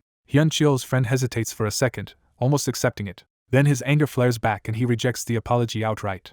He warns that he will not believe a word until Hyun-cheol wakes up and can speak for himself. The tall student, unwilling to argue further, says he will leave if they are finished. As he turns away, someone asks whether he intends to tell Kim Dong-jin the truth. A blonde boy cuts in and says that is enough. The tall student insists this has nothing to do with Dong-jin and says he only came to apologize. But the others pin him down on what exactly he is apologizing for, and he admits Hyun-cheol hurt his hand because of him. When asked if they fought, he says no, because he did not want to make things worse. He adds that he lost control of himself without realizing it, which only deepens their suspicion. With grim sincerity, he begs them never to let Dong-jin get involved or be touched. Hyun-cheol's friend counters with a cruel possibility that maybe Dong-jin was the one who pushed Hyun-cheol. The tall student rejects that instantly, convinced Dong-jin would never do such a thing. Yet the claim triggers a memory of Dong-jin coldly admitting that he is killing people right now. That remembered confession jolts him with sudden fear. Seeing his reaction, Hyun-cheol's friend calls it suspicious that he is only now acting shocked. The tall student hurriedly covers his slip and tells himself he should not have reacted. The others mock how badly he loses composure whenever Dong-jin is mentioned and laugh off the idea as a joke. A phone call interrupts them, and the tall student anxiously asks why anything had to happen at school. While he listens, someone asks whether his mother came, and he confirms that she did. The call and the earlier memory combine in his mind, making him fear Dong-jin may have planned the school incident in advance. Morning settles over the school, but his unease only grows.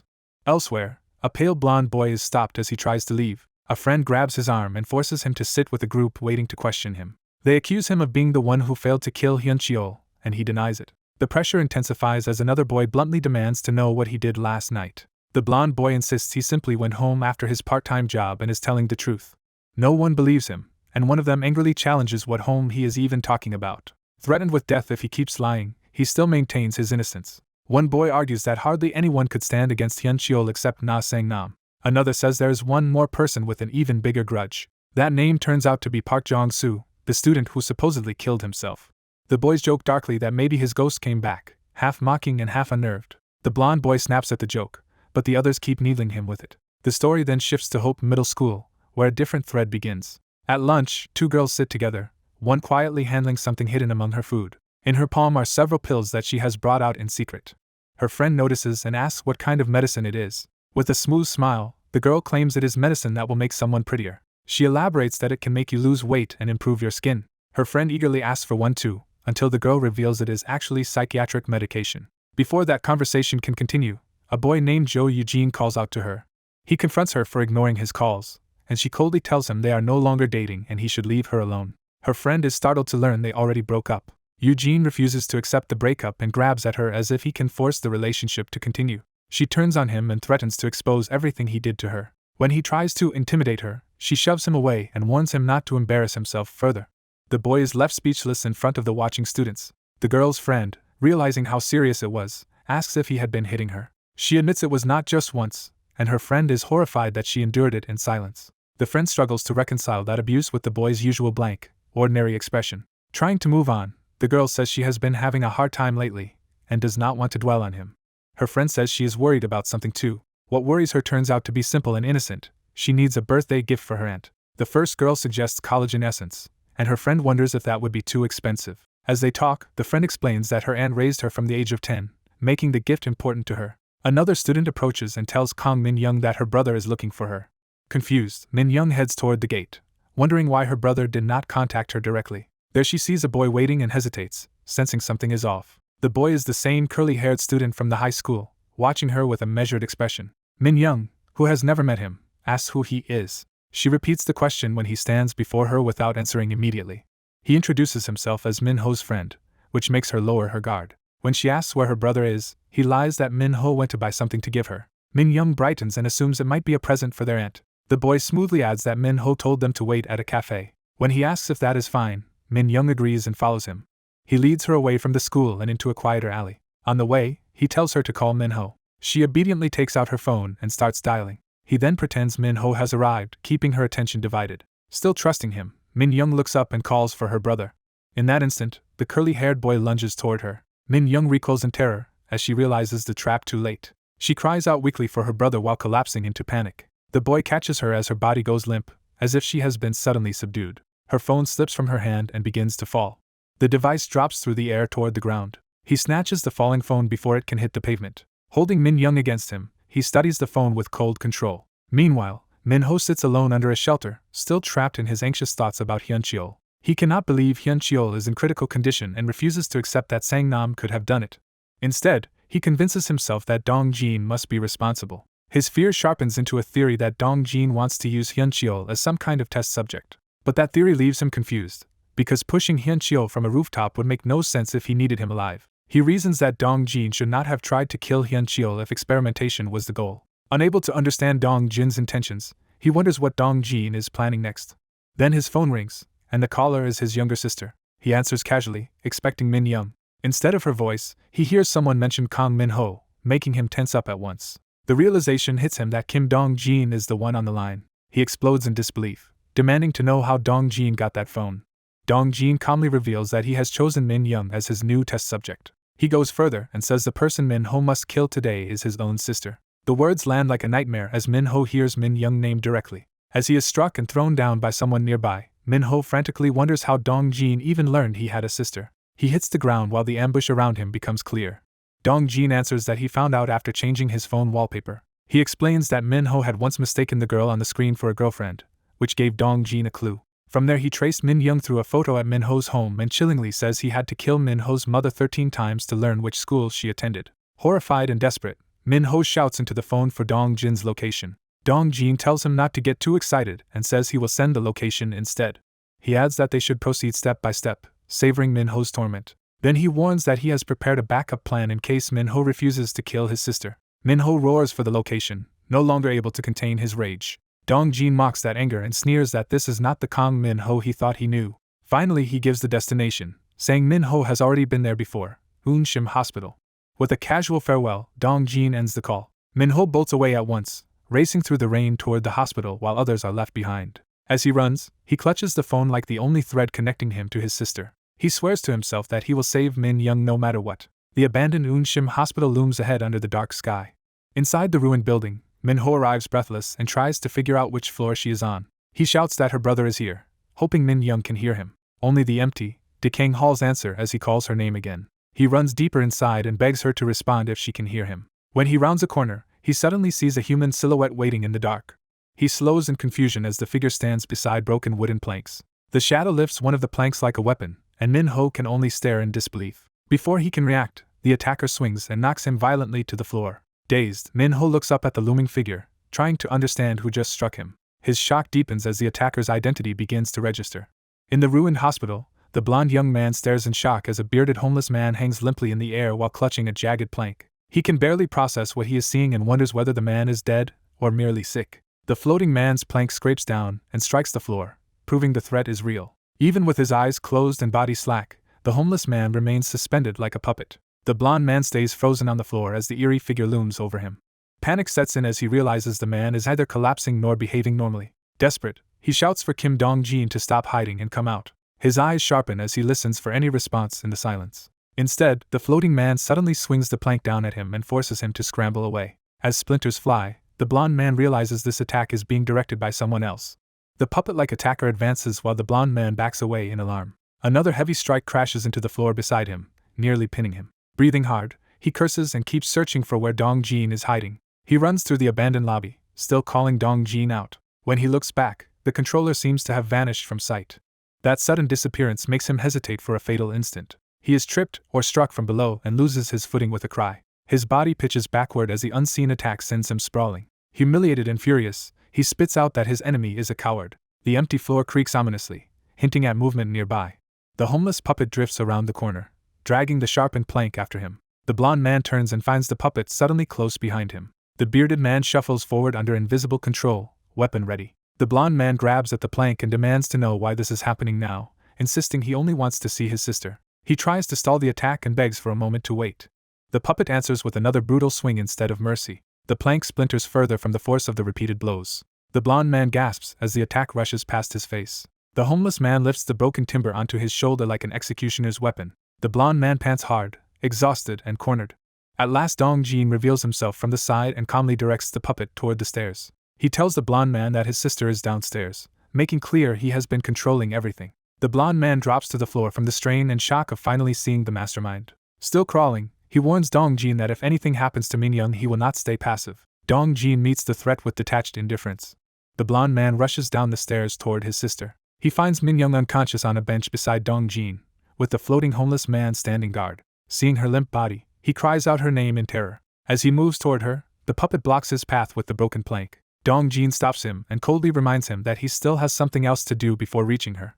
He adds that Minho merely fainted, trying to keep the blonde man focused on his demand. The blonde man demands to know who the homeless man is and why he keeps being dragged into this nightmare. Dongjin dismisses the victim as a nobody and offers a choice.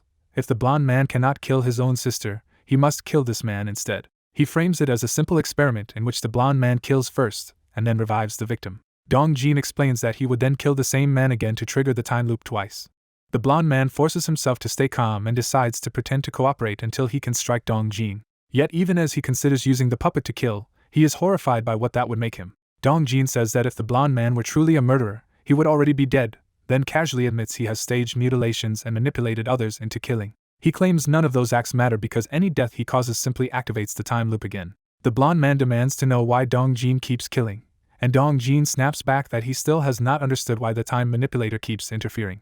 Dongjin declares that killing matters more to him than any human judgment. He reveals his ultimate goal without hesitation, the extinction of humanity. The blonde man is stunned by how insane and impossible that ambition sounds. Dongjin says he first thought the blonde man was only obstructing his murders, but changed his mind after seeing his powers. He reasons that if either of them can truly kill or resurrect freely, then the time manipulator must be preserving the world's balance. With a cruel smile, Dongjin asks whether the blonde man has figured out who that hidden manipulator really is. The blonde man remains confused, unable to grasp the implication. Outside, the stormy night and the hospital exterior emphasize the unseen force surrounding them. Dongjin's question hangs over a view of a drain, hinting that the answer is not human at all. He mocks the blonde man again for still failing to understand. A strange blue light reflects in Dongjin's eye as realization begins to dawn. The room brightens eerily around the three men and the unconscious girl as the hidden presence becomes palpable. The blonde man can only stare and whisper in disbelief. Dongjin leads him to the answer by asking whether the manipulator even counts as human, then confirms it with satisfaction. A centipede crawling nearby becomes his example as he says such power exceeds anything human and belongs to something more than human. Using the insect as a prop, Dongjin says there are 3 reasons that being keeps interfering. First, he says there must be a reason their abilities are being restricted, and second, murder and resurrection cannot be allowed if balance is to be maintained. To demonstrate control over lesser life, a knife slams down toward the centipede. Dongjin gives the third reason. Together with the blonde man, he could trigger a catastrophic disaster, though he does not know whether the cause would be one of them or a third party. He concludes that whoever the manipulator is must be forced into the open and punished for interfering with him. The blonde man reluctantly admits Dongjin's logic may be right, but wonders how anyone can fight a being that manipulates time itself. The knife hovers and moves unnaturally near the wall, showing Dongjin's power at work. Dongjin abruptly returns to his sadistic game and asks the blonde man whom he chooses. The choice is stated plainly and cruelly: his sister or the homeless man. When the blonde man hesitates, Dongjin mocks him for needing such an obvious question answered. At last the blonde man raises a trembling finger and makes his decision. He points toward the homeless man, choosing the stranger over his sister. Dongjin praises the expected choice and offers him either the lumber or the knife as the murder weapon. The blonde man grips the broken plank first, still wavering. He faces the floating homeless man with the timber raised, trying to look resolved. Dongjin warns him not to attempt anything foolish if he wants his sister unharmed. The blonde man inwardly panics, torn between saving Minho and obeying long enough to survive. As he steels himself to endure whatever comes, Minho weakly wakes and calls for her brother. Still dazed, Minho looks around in confusion and asks where they are. Her eyes widen as she begins to take in the ruined room and the danger around her. The blonde man cries out in alarm when he realizes she is conscious and exposed. He lunges toward her, shouting for Dongjin not to touch her. His panic spikes as he sees the threat closing in on her. Minho, hearing fragments of the conversation, blurts out the words time loop in confusion. Her brother desperately tells her to wait and not move while the puppet and Dongjin remain between them. He tries to reassure her that he did not kill her, but his words only deepen the horror of what she has overheard. Dongjin clarifies with chilling calm that he killed the blonde man, not Minho, and warns that if he approaches her again she will die first. Realizing he has no other option, the blonde man decides he must strike Dongjin directly. He turns to Minho with forced gentleness, asking her to close her eyes and cover her ears until he can explain everything later. Trusting him despite her fear, Minho obeys and says she only wants to go home. The blonde man tells Dongjin he will use the knife, claiming it is kinder to kill quickly than to beat a man to death. Dongjin approves the choice and sends the knife floating toward him. The knife settles into the blonde man's hand as he prepares his one chance. He steadies his breathing and reminds himself to follow the plan he has practiced in his head. The puppet-like homeless man begins counting down under Dongjin's control, signaling the start. Minho squeezes her eyes shut and covers her ears as the count reaches 2. Dongjin watches without concern as the count reaches 3. At the signal, the blonde man surges forward with the knife, channeling purple energy through his body. He launches the blade upward with telekinetic force instead of using it by hand. The knife shoots straight down toward Dongjin like a guided strike. Dongjin only laughs at the obvious trap, calling him stupid. With a flick of his finger, he redirects the knife away from himself. The blade clatters harmlessly across the floor, ruining the blonde man's first attack. Dongjin taunts him for thinking such a shabby move could hurt him. He retaliates by flooding the homeless man with violent purple electricity and forcing him into motion. The puppet lashes out under Dongjin's command while Dongjin remains seated and annoyed rather than threatened. The attack sweeps dangerously close to Minho, making her scream. Dongjin suddenly notices a new movement behind him. The blonde man has rushed in and grabbed him from behind, locking him in a desperate hold. Dongjin laughs even while restrained and warns that holding him like this will only end badly. The blonde man refuses to let go, spitting that the man who killed his mother and kidnapped his sister will never get his help. He sends crackling energy through Dongjin's body by pressing his charged hand against him. Dongjin convulses in pain as the electricity courses through him. Minho curls up on the floor while the homeless man collapses nearby, both caught in the chaos. The blonde man tightens the electrified chokehold, trying to force Dongjin unconscious. Dongjin grits through the agony and realizes the sensation pins his body like a magnet. The blonde man is shocked that Dongjin is still conscious when he should have fainted by now. Dongjin fights to stay awake and resolves to break free before he blacks out. Their struggle crashes across the floor toward a weakened section of the building. Still locked together, they smash through the brittle surface and begin to fall. The blonde man cries out as debris and broken tiles rain around them. Even injured, he realizes his shockwave will not work here and searches for another option. He gathers power into his open hand instead. A violent burst erupts from him and blasts both men apart in midfall. The force hurls Dongjin away through the debris. Dongjin slams into the floor below and lies sprawled amid shattered fragments. The blonde man twists through the falling rubble, still charged with energy and refusing to stop. Dongjin's eye snaps open as he senses the follow-up attack. The blonde man, bleeding and wild-eyed, commits to finishing the fight. Another heavy impact shakes the room as debris continues to crash down. Sharp fragments hang and spin in the air around them. Someone coughs blood, showing the fall has done real damage. Using his power, Dongjin lifts the blonde man and pins him upright against a pillar from a distance. He praises the blonde man's cleverness with mocking approval, while reaching out to tighten control. The blonde man writhes in pain as the invisible force crushes and restrains him. His body trembles violently under the pressure, unable to break free. Bleeding from the head and mouth, he screams through the agony. Dongjin laughs that the blonde man finally looks ready to kill someone. He turns smugly, unaware that danger is now behind him. Minho, having recovered enough to move, swings the fallen plank into Dongjin's back with all her strength. Staggering from the unexpected blow, Dongjin snarls at her in disbelief. The blonde man can only stare and cry out her name, terrified for what retaliation will follow. Dongjin whirls and strikes Minho away in a savage counterattack. She is flung across the floor as her brother hangs helplessly pinned to the pillar and screams for her. The knife rises again under Dongjin's control as he curses both siblings as arrogant fools. Bleeding and desperate, Minho shouts for Minho to run before things get worse. A knife drops into the scene, signaling that the threat has turned immediately lethal. Kim Dongjin looms over Minho as someone nearby begs him not to go through with it. Dongjin cruelly decides to punish Minho by making him watch his sister be butchered for defying him. He sends the knife plunging toward the helpless girl to carry out the threat. Minho can only scream in horror as he sees the attack about to land. In that instant, strange purple energy erupts from Minho's hand as if answering his panic. The power surges violently through him, forcing itself outward before the knife can strike. A blast of psychokinetic force tears across the room and interrupts the murder attempt. Dongjin turns as the sudden power engulfs the space and shifts control away from him. Caught in the purple current, Dongjin is lifted and overwhelmed by the force he did not expect. The knife clatters harmlessly to the floor beside Minho, who realizes she has been spared. Dongjin writhes in shock, unable to understand what power has just seized him. Minho steadies himself and instinctively reaches out, trying to control the energy flooding through him. Though battered and bleeding, he raises his hand and begins to command the psychokinesis with grim focus. Minho stares at her brother in stunned disbelief as he becomes her protector. Dongjin's fear turns to rage as he realizes the brat he cornered can now fight back. Minho hurls him away with a single motion, violently reversing the balance of power. Still glowing with power, Minho fixes him with a cold stare and refuses to be intimidated anymore. He flings Dongjin across the room again, smashing him into the far side with telekinetic force. Dongjin is horrified to realize Minho has somehow neutralized his own psychokinesis. That impossible fact sinks in, and for the first time Dongjin truly doubts his superiority. Minho dismisses him outright and makes clear that Dongjin no longer controls this encounter. The building groans around them as the violence and power continue to tear through the ruined interior. Dong Jin is thrown through the broken structure and sent tumbling out into open space. He keeps falling as the force carries him farther from the room and toward the ground below. Midair, Dong Jin can only grimace and endure the humiliation of being cast aside. Minho stands panting, the power still crackling in his hand as the adrenaline begins to catch up with him. He realizes he has won this fight, but the strength coursing through him feels foreign and frighteningly immense. As the danger passes, his first thought is Minyoung, and he turns back to her with relief. Minyoung, shaken and tearful, asks if her brother is all right after what he just endured. When he embraces her, the terror finally breaks and she bursts into sobs in his arms. Elsewhere, in a quiet apartment full of cats, the story shifts to someone calmly removed from the chaos. A woman on the phone says her plan is already underway and reveals she set a honey trap in motion. When asked about an accident, she treats it casually, as if it were only a minor complication.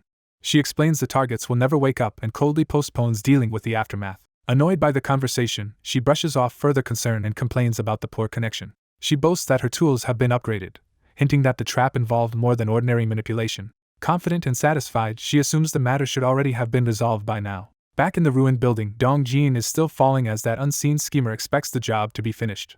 The narrative flashes back to a stairwell where Minyoung once met the boy who abused her. He corners her with fake affection, assuming she came because she missed him and wants to get back together. Minyoung rejects him, reminds him he bruised her, and threatens to expose his violence to their classmates. Instead of denying it, he blames her for provoking him and openly admits he hit her because she angered him. She refuses to cower and warns him that hurting her again will have consequences. He mocks her threat, convinced she is powerless and that he can do whatever he wants. He steps in aggressively, closing the distance to reassert physical dominance. Then he strikes her in the stomach and insults her for daring to stand up to him. He grabs her by the hair to keep her from escaping and to prolong the abuse. As she collapses against the wall, he makes it clear he never intended to let her leave on her own. He screams that she belongs to him and can never run away, exposing the full extent of his obsession. Minyoung shields herself and retreats inward, trying to survive the assault. With trembling hands, she pulls up the zipper of her hoodie as if preparing for something hidden beneath it. Her attacker notices her crying and taunts her, still believing he has complete control. He grabs at her again, trying to force her back under his power. But as his hand touches her hood, a skull-like mask begins to emerge from beneath it. A glowing eye opens in the mask, revealing that Minyoung has access to something unnatural and dangerous. The boy freezes in sudden fear as he realizes the victim he was tormenting is no longer defenseless. A suffocating purple field closes around him, trapping him in a terror he cannot understand. He clutches at his throat and panics as the pressure makes breathing feel impossible. His fear spirals into certainty that he is about to die, and the psychological torment becomes overwhelming. He screams in absolute panic as the attack crushes his composure and his sense of safety. His cries echo through the stairwell, while Minyoung keeps the pressure on from below. He staggers and chokes, reduced from abuser to helpless prey by the force bearing down on him. Standing over him in the mask, Minyoung demands only one thing, that he promised to stay away from her forever. Broken by terror, he begs for mercy and says he feels like he is dying. The mask's power flares once more to make sure the lesson is burned into him. He convulses in fear and pain, unable to resist or even think clearly anymore. At last he collapses on the stairwell floor, defeated and sobbing. Minyoung, exhausted from using the power, struggles to steady her breathing after the retaliation.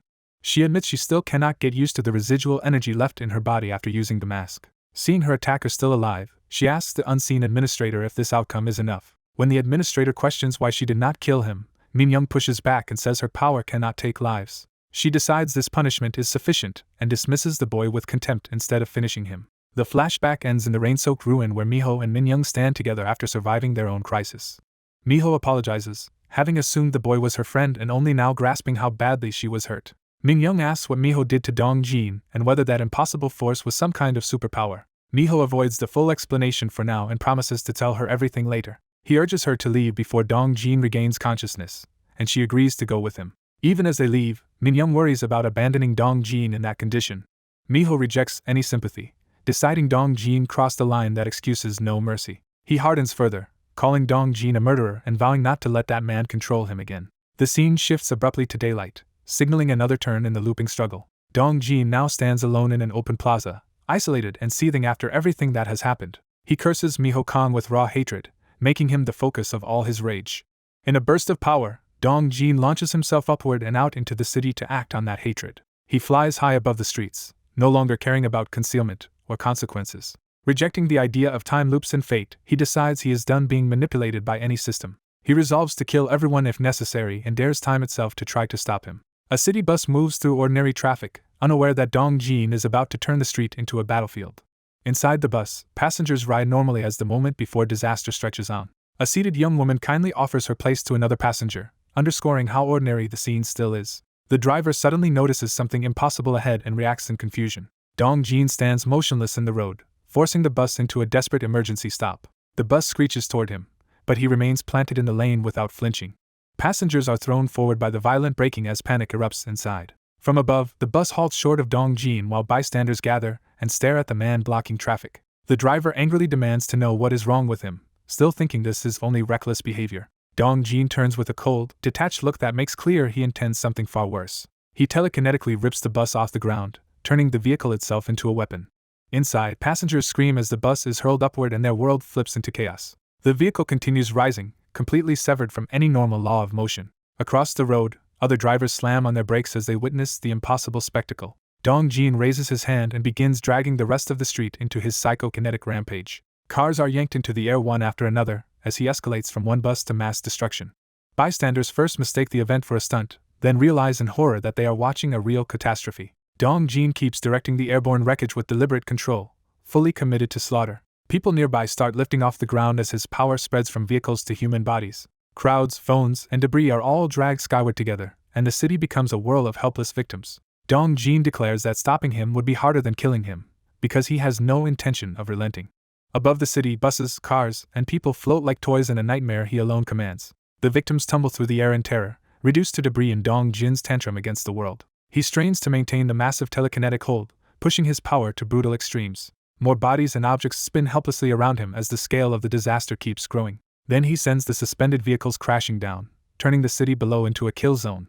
Blood sprays as people are smashed by the falling wreckage, and Dong Jin's threat becomes a massacre. He stares ahead with chilling calm, already numb to the carnage he is causing. Far away, Minho senses a violent disturbance and snaps to attention as if recognizing Dong Jin's power. A car slams into a building, showing how the destruction is spreading beyond the original street. Another vehicle nearly crushes a screaming civilian as the citywide disaster continues. Dong Jin breathes hard, clearly taxing himself, but he refuses to stop despite the strain.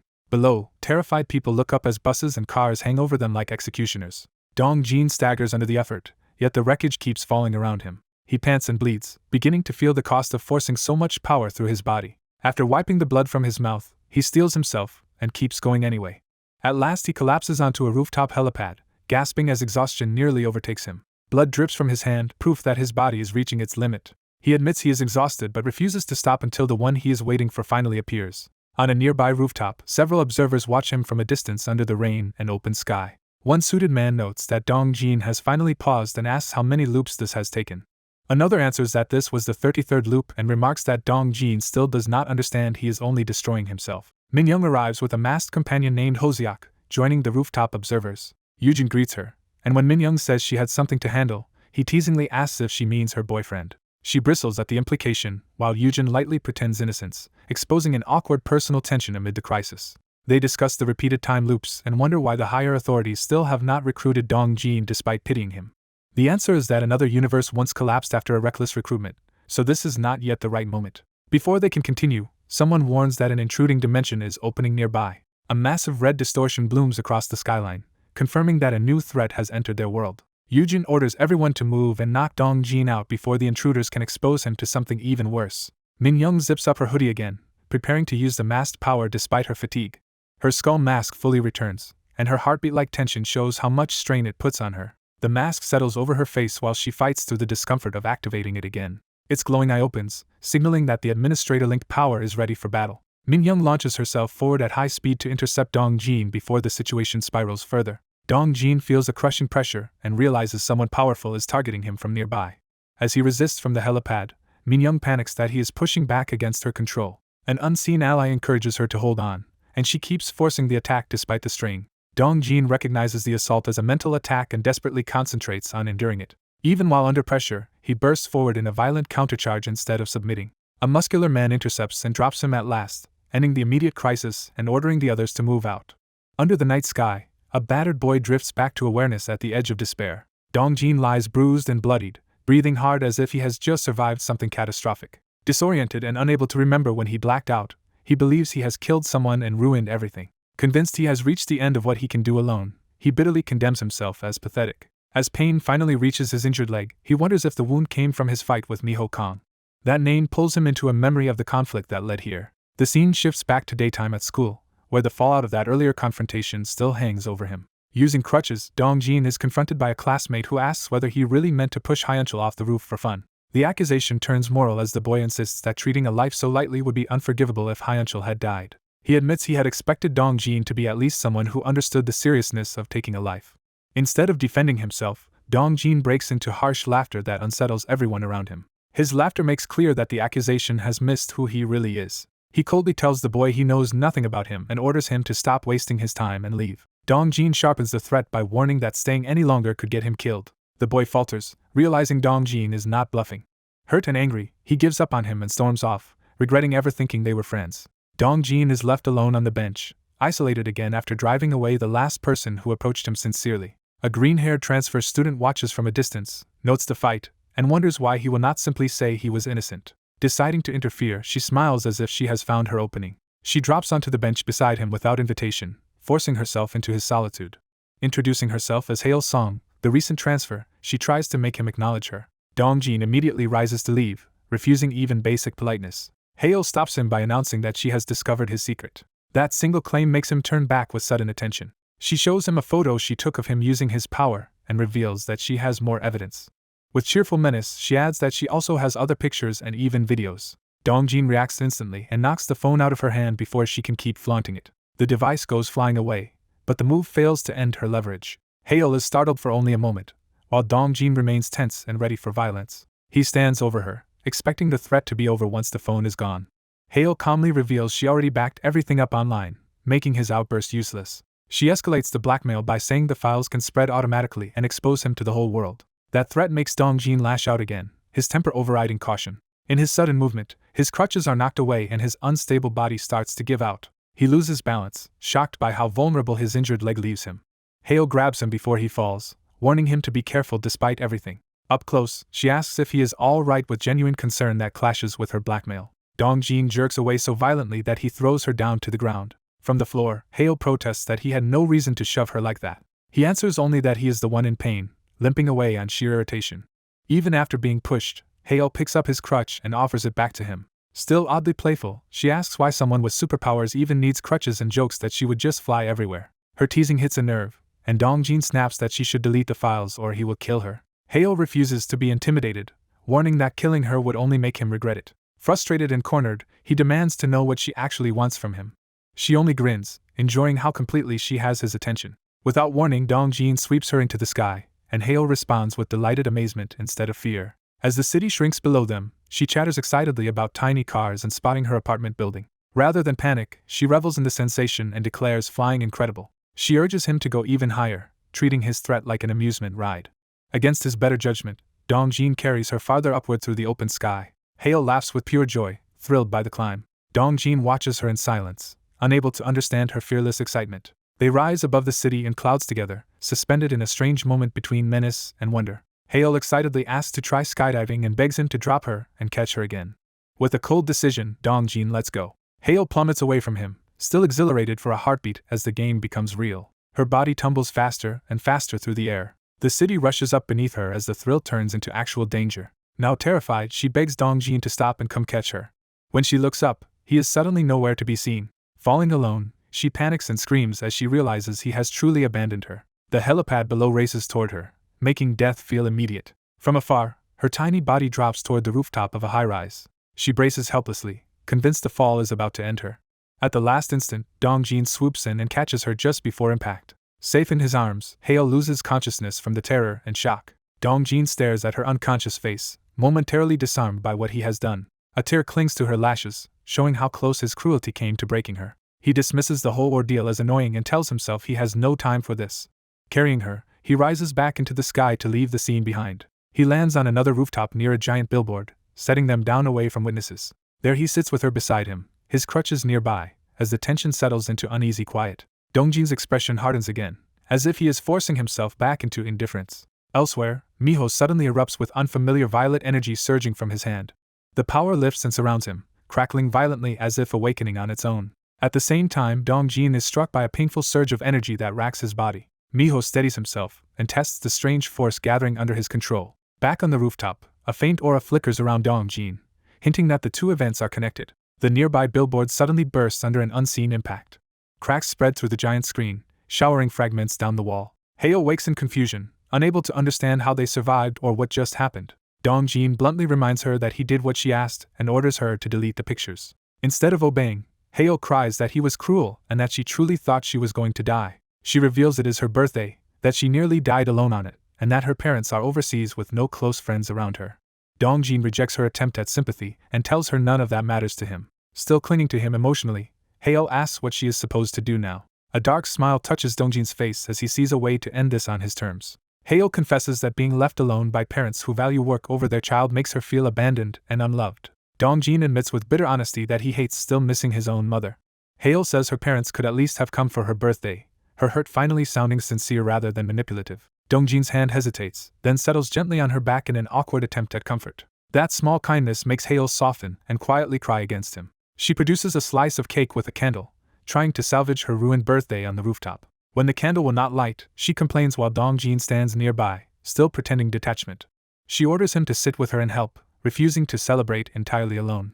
Dongjin looks down at her, caught between irritation and reluctant compliance. He reminds her that he bought the cake only because she promised to delete every file afterward.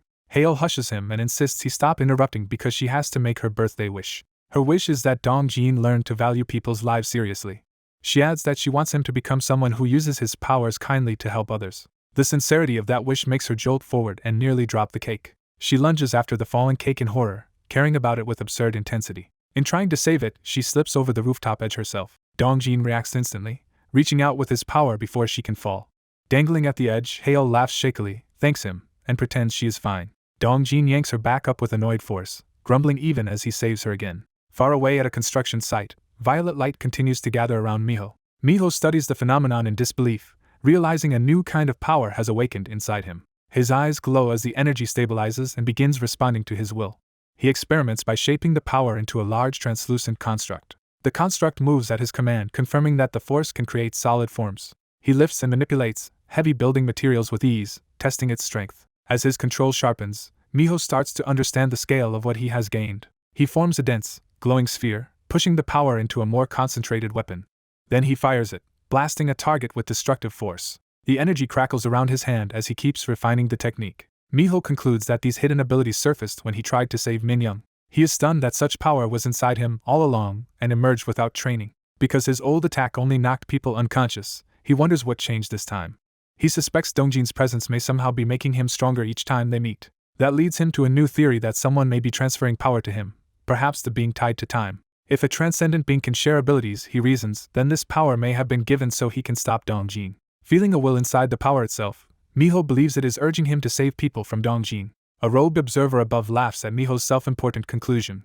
The mysterious woman mocks his talk of free will, calls him a puppet, and tells him he has merely been chosen. Back on the rooftop at night, Dongjin and Hail sit together in a calmer silence after the chaos. Hail sincerely thanks him for saving her earlier. She admits he is not what she first assumed and that she mistook him for a cruel bully. Now she says he is actually pretty nice, a judgment that leaves him speechless. Curious and no longer afraid, she asks how he got his powers. Dongjin says only that a childhood accident in the mountains changed him and refuses to explain further. Hail presses from another angle by asking whether he has ever used those powers to do something good. His silence answers for him, and she gently points out that he probably has not. Changing the mood, she suddenly asks whether he is seeing anyone. When he does not answer, she smiles and assumes he is single. Dongjin cuts off the flirtation and returns to the real issue, demanding that she delete the files. Hail finally confesses there never were backup files online and that the only copy is on her desktop. She invites him to come to her place tomorrow and delete everything himself if he wants certainty. Dongjin is exasperated that her solution now requires him to visit her house. Hail argues that after breaking her phone and nearly getting her killed, spending time with her is a fair price. She sweetens the deal by asking him to hang out over the weekend, promising to cook and have lunch together. Before he can properly refuse, Dongjin abruptly launches himself off the rooftop to escape the conversation. As he flies away, Hail shouts after him to come over tomorrow anyway. Alone in the air, Dongjin fumes that he cannot stand her and vows to kill her once the files are deleted. Hail watches him disappear into the night without looking remotely discouraged. Instead, she calmly says goodbye and addresses him by his full name as if their next meeting is certain. Nearby, two hidden women observe that using a girl was indeed the key, though inviting him home was not part of the plan. Hale, now clearly acting under a larger scheme, reports that everything is ready and promises she will succeed tomorrow. One of the hidden women warns it may be too soon, but Hale remains confident that tomorrow will decide the next step. Lying in bed after the crisis, the girl reassures Dongjin over the phone that she is all right now. She admits she has realized he was hiding unusual powers and presses him about why he kept them secret. Dongjin apologizes and, after hearing her out, asks whether those powers could heal his mother's legs. When she says she probably cannot, she bitterly asks why he could not save his father either. Dongjin explains he was too young then to understand his ability, and she reluctantly accepts that answer. Before he can leave, she urgently calls him back with another request. She asks him to help a friend whose abusive middle school ex-boyfriend keeps harassing and hitting her. Dongjin is disgusted by the story of dating violence at that age and listens as she describes the latest attack. She asks if he can at least scare the boy a little, and he is startled that she means him. The next day he goes to the apartment building where she told him to come. Impatient to erase the evidence she mentioned, he forces his way inside. He enters with a hard expression, ready to finish the job quickly. The green-haired girl appears, startled by the broken door, but still welcomes him in. Trying to keep things light, she says she was making him toast and asks him not to judge her first attempt. Dongjin ignores the hospitality and says he only came to delete the files and leave. She tries to slow him down and asks why he is in such a rush. As cats wander through the apartment, Dongjin is thrown off by how strange and empty the place feels. He cuts through the awkwardness and demands to know where the computer is. Looking into the bare room, he realizes there is no computer there at all. Instead of answering, she cheerfully offers him the sandwich she finished making. He takes the plate without relaxing while she goes to pour him milk. When he repeats the question, she casually admits there is no computer in the apartment. She confesses she lied just to get him there, and says the phone files were the only copies anyway. Still smiling, she apologizes for deceiving him and insists she only wanted to talk about something important. Dongjin responds by smashing the plate to the floor, done with being manipulated. The sudden violence knocks her backward as he lashes out with his power. He lifts her into the air and pins her helplessly against the wall. She panics and begs him to stop, warning that he is making a mistake. Consumed by anger and refusing to be toyed with again, Dongjin decides to kill her. He slams her body harder into the wall. Then he drops her violently to the floor. For a moment he freezes, expecting the familiar rewind to begin. Seeing her lying motionless, he is certain she should be dead. But when time does not reset, panic replaces his certainty. He rushes to the body, desperate to understand why nothing is rewinding. Up close she still looks lifeless, giving him no answer. He repeats to himself that she has to be dead, yet the missing time loop terrifies him. He checks her neck for a pulse. The silence only deepens his dread. He shakes her and demands that she wake up. Now frightened rather than furious, he asks what she is and why time is not turning back. Her limp body suddenly twitches. Dongjin realizes something impossible is happening and curses under his breath. He wonders if she really was the time user after all, but cannot understand how she could have died so easily. A white cat brushes against him as if to interrupt his spiraling thoughts. The cat meows, drawing his attention to the room around him. Dongjin thinks of Miho Kong as the only person who might be able to fix this disaster. Then the girl's body jerks again, proving she is not truly gone. In desperation he begins chest compressions, trying to revive her. He shouts for her to wake up and explain what is happening. He keeps pumping her chest, refusing to stop. His voice cracks as he begs her to wake up.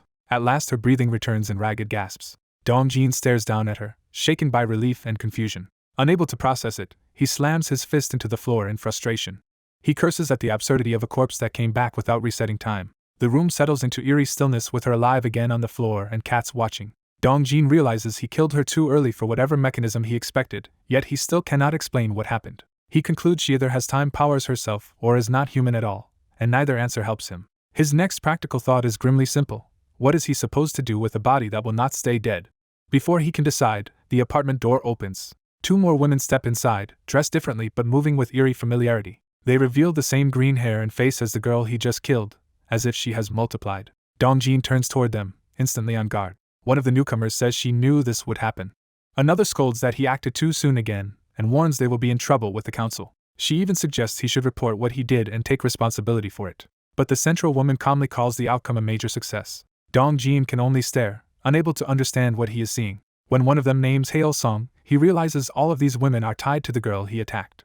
He looks from the living women to the body on the floor, unable to reconcile them. The contradiction leaves him asking who the dead girl is if Hale is standing right in front of him. One Hale insists nothing has gone wrong and that events are unfolding exactly as she expected. The masked Hale grows impatient and tells the others to stop arguing and simply reset things.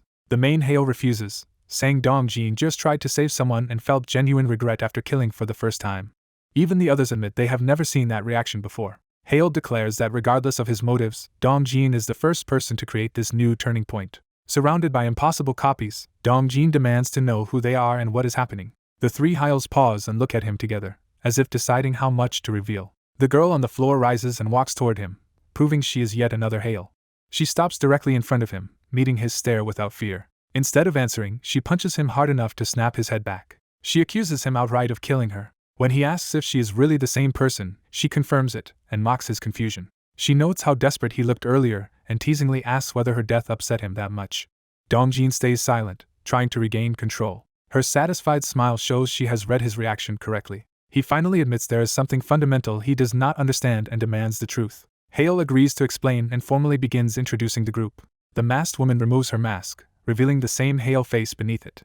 The woman in the cap takes off her glasses and reveals that she is Hale too. Dongjin watches in stunned silence as every disguise falls away. The copies cheerfully introduce themselves as Hale's song, all at once. Dongjin stands over one Hale while two more approach, trapped in a room full of the same person. For a beat he says nothing, weighing the threat.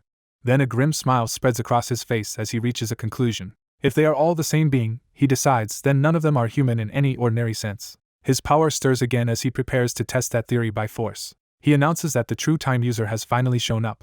The room erupts as his power sends shards of glass flying into the air. Dongjin stands amid the storm of fragments, fully embracing the violence. The three Hyles face him without flinching, as if they expected this reaction. One Hale tries to calm him, and reminds him she still has something important to tell him. She reveals that she is not actually the person with the time ability he has been hunting. Dongjin listens without lowering his guard. The Hyles say they have a better offer than simple answers and identify Dongjin Kim as the key problem in the villain's time loop. They claim they know how he can escape that endless repetition. When he demands to know how, they say the information has a price and that they need his help in return. Hale refuses to explain the mission yet, but says they chose him because he proved himself worthy. Dongjin cannot remember ever helping them and asks when he supposedly earned that trust. They answer that they have already seen enough to confirm his potential and now expect great things from him. He coldly asks what happens if he refuses. Hale warns that refusal means remaining trapped in the time loop forever. He rejects the pressure outright and says he does not like their terms. He adds that if this is their method of persuasion, he has no intention of helping them. Instead, he threatens to kill every one of them unless they tell him the way out. Hale apologizes almost politely and says they still cannot reveal it yet. Dongjin's expression hardens as he decides words are over. He gives them the same sentence he gave the first girl and orders them to die. His power launches another wave of razor-like shards across the room. The Hyles stand in the path of the attack without moving. The glass slices through them in a spray of blood. Bodies hit the floor around Dongjin as the attack ends. He remains standing in the blood mist, unmoved by the slaughter. As expected, killing them changes nothing, confirming they are not the trigger for his rewind. He roars for the real power holder to come out, willing to confront God or human alike if it ends the loop. A cat taps at the window, breaking the murderous silence.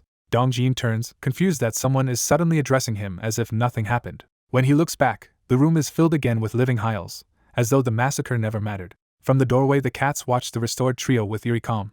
Dongjin's eyes widen at the realization that they can simply return. He turns sharply, struggling to understand the scale of what he is facing. The Hyles tell him he can kill them as many times as he likes because they have plenty of replacements. That answer leaves him asking once more what they really are. Hale explains that every Hale he has met, flown with, and killed was Hale's song, and the women before him are Hale too. They are separate entities, she says, but all of them share the same memories. To make him understand, Hale brings up the boy who fell from the school rooftop. The story shifts to that night as a thug arrives at the scene expecting to meet someone. He calls out for Sangam Na and threatens him for being late. Then the thug senses something wrong and his confidence falters.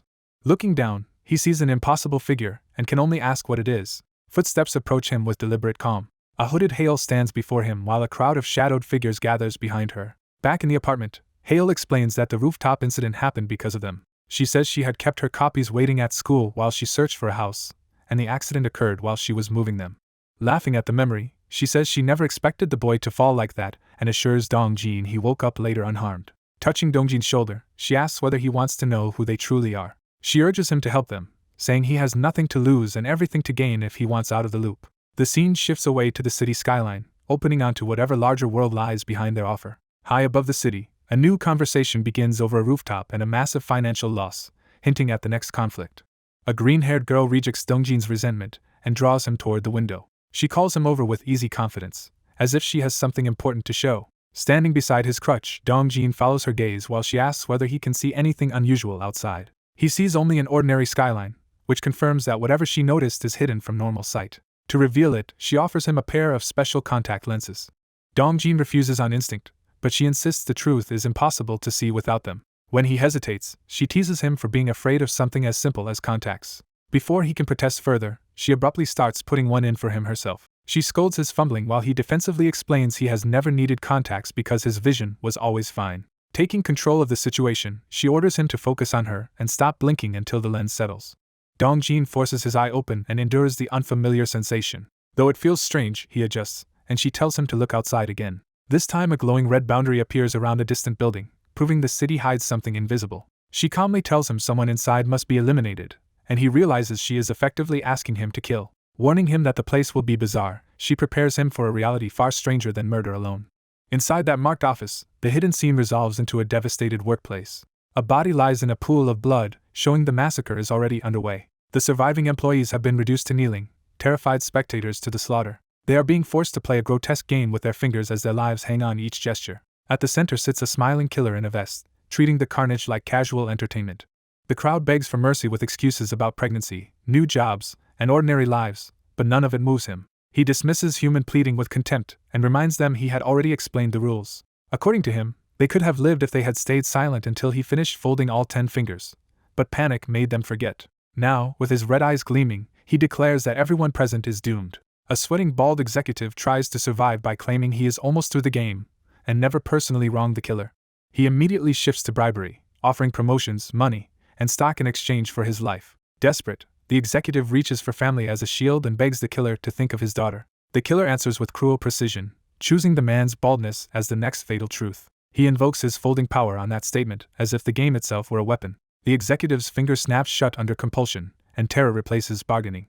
Humiliated beyond reason, the man fixates on the insult to his hair rather than the deaths around him. He collapses face first, overwhelmed by the forced consequence. Around him, the room remains full of bodies and kneeling witnesses, all trapped in the same nightmare. One woman, Mina, is stunned less by the bloodshed than by the revelation that her husband Sanjiop is secretly bald. She yanks at a nearby man's hair in frantic disbelief, trying to confirm the absurd truth. When the wig comes free, her grief turns into outraged betrayal because the lie matters to her more than the massacre. The killer erupts in delighted laughter, pleased that his finger-folding game can expose humiliations as well as kill. The surviving employees can barely process that they may die in a twisted version of Never Have I Ever. One groom-to-be breaks down and begs not to die this way. He clings to his upcoming wedding as if that future should exempt him from execution. The killer mocks him for still thinking he is dealing with an ordinary man named Mr. Lee. Dropping the pretense, he says he intends to kill them all simply because they were made for it.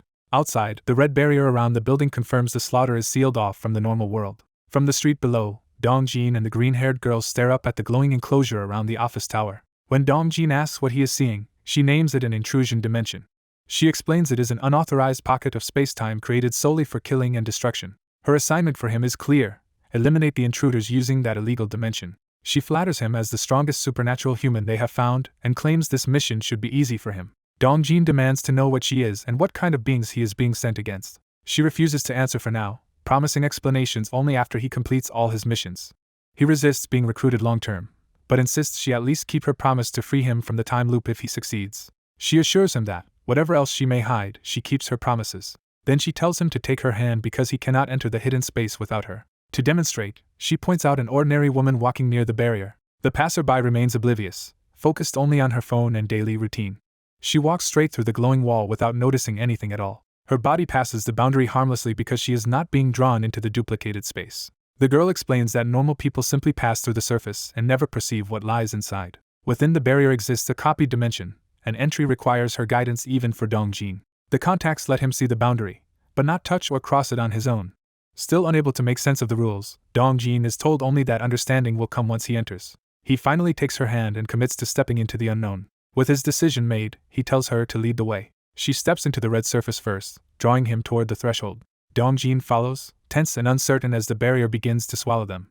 The world around them distorts into a rushing tunnel of red space. Pulled forward together, they are carried deeper into the intrusion dimension. Dongjin can only stare in disbelief as reality peels away around him. She warns him not to let go, because losing contact here would leave him trapped. They emerge inside the copied office where bodies carpet the floor and one terrified survivor still kneels alive. The killer notices the lone survivor and casually confirms that only one victim remains conscious. That last man trembles and begs for mercy while still holding up a finger in the deadly game. The killer addresses him as the newlywed and asks if he is ready for the final move. The man bolts in panic, trying to outrun a power that works through words and fingers. The killer flicks another statement into the game, declaring the groom married for money. The lie or truth hits like a physical force, slamming the fleeing man violently across the room. Amused by his own cruelty, the killer sings out as if the victim's suffering were a party trick. Then he senses a new presence, and turns serious for the first time. A blue shockwave tears through the office as Dongjin's arrival announces itself with force. The killer turns toward the shattered opening and recognizes that someone has entered his playground. Hovering amid broken glass with the girl beside him, Dongjin is greeted mockingly as an administrator. They land inside the office, taking their place among the dead and the debris. The girl coolly praises the killer for wiping out an entire company, as if evaluating a completed task. He accepts the compliment with smug delight, and asks whether they have come to reward him. Instead, he argues they have no right to punish him, because what happens in this playground should not concern them. The girl counters that his massacres have become too troublesome to clean up and that the punishment laws have changed. That catches his attention, and he pauses to consider what new rules might threaten him. When she wonders whether an administrator will act, she immediately clarifies that Dongjin is not one of them. Dongjin is identified plainly as a human, not some higher being. The killer laughs at the idea that a mere human could stand against him. The girl warns him that this human is unusually strong, and the killer welcomes the chance for entertainment. Dongjin steps forward without ceremony, signaling that the fight has begun. As his power is formally acknowledged, Dongjin's status as an approved intruder is announced within the dimension. Blue energy erupts around him, transforming his quiet presence into open threat. The killer's excitement spikes when he realizes he is facing a human with real supernatural force.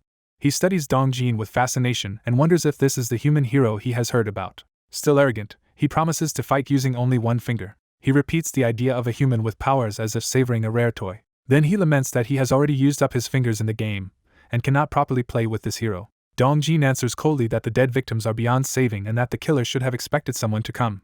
The killer only laughs harder and reveals he has one last finger reserved. That final finger, he says, is special because folding it causes immediate death. He invites Dongjin closer, eager to test that finishing move on him. Dongjin responds by lifting a shard of glass with psychokinesis instead of rushing blindly. He calmly weighs the floating shard in his hand, already choosing precision over bravado.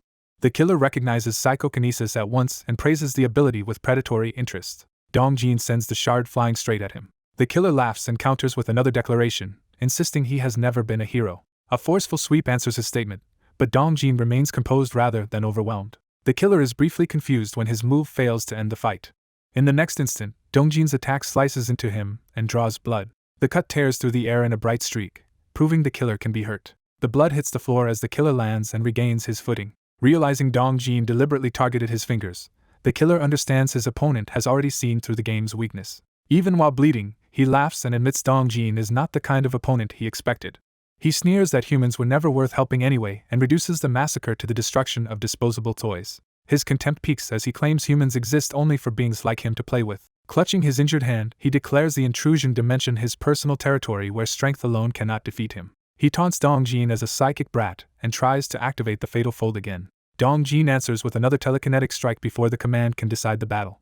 The killer's last finger jerks under the pressure, threatening to fold against his will. He stares at it in shock, suddenly unsure whether he still controls his own weapon. Pain and panic set in as he struggles to resist the involuntary movement. Dongjin presses harder with psychokinesis, forcing the finger toward collapse. The killer loses composure and screams for Dongjin to release him.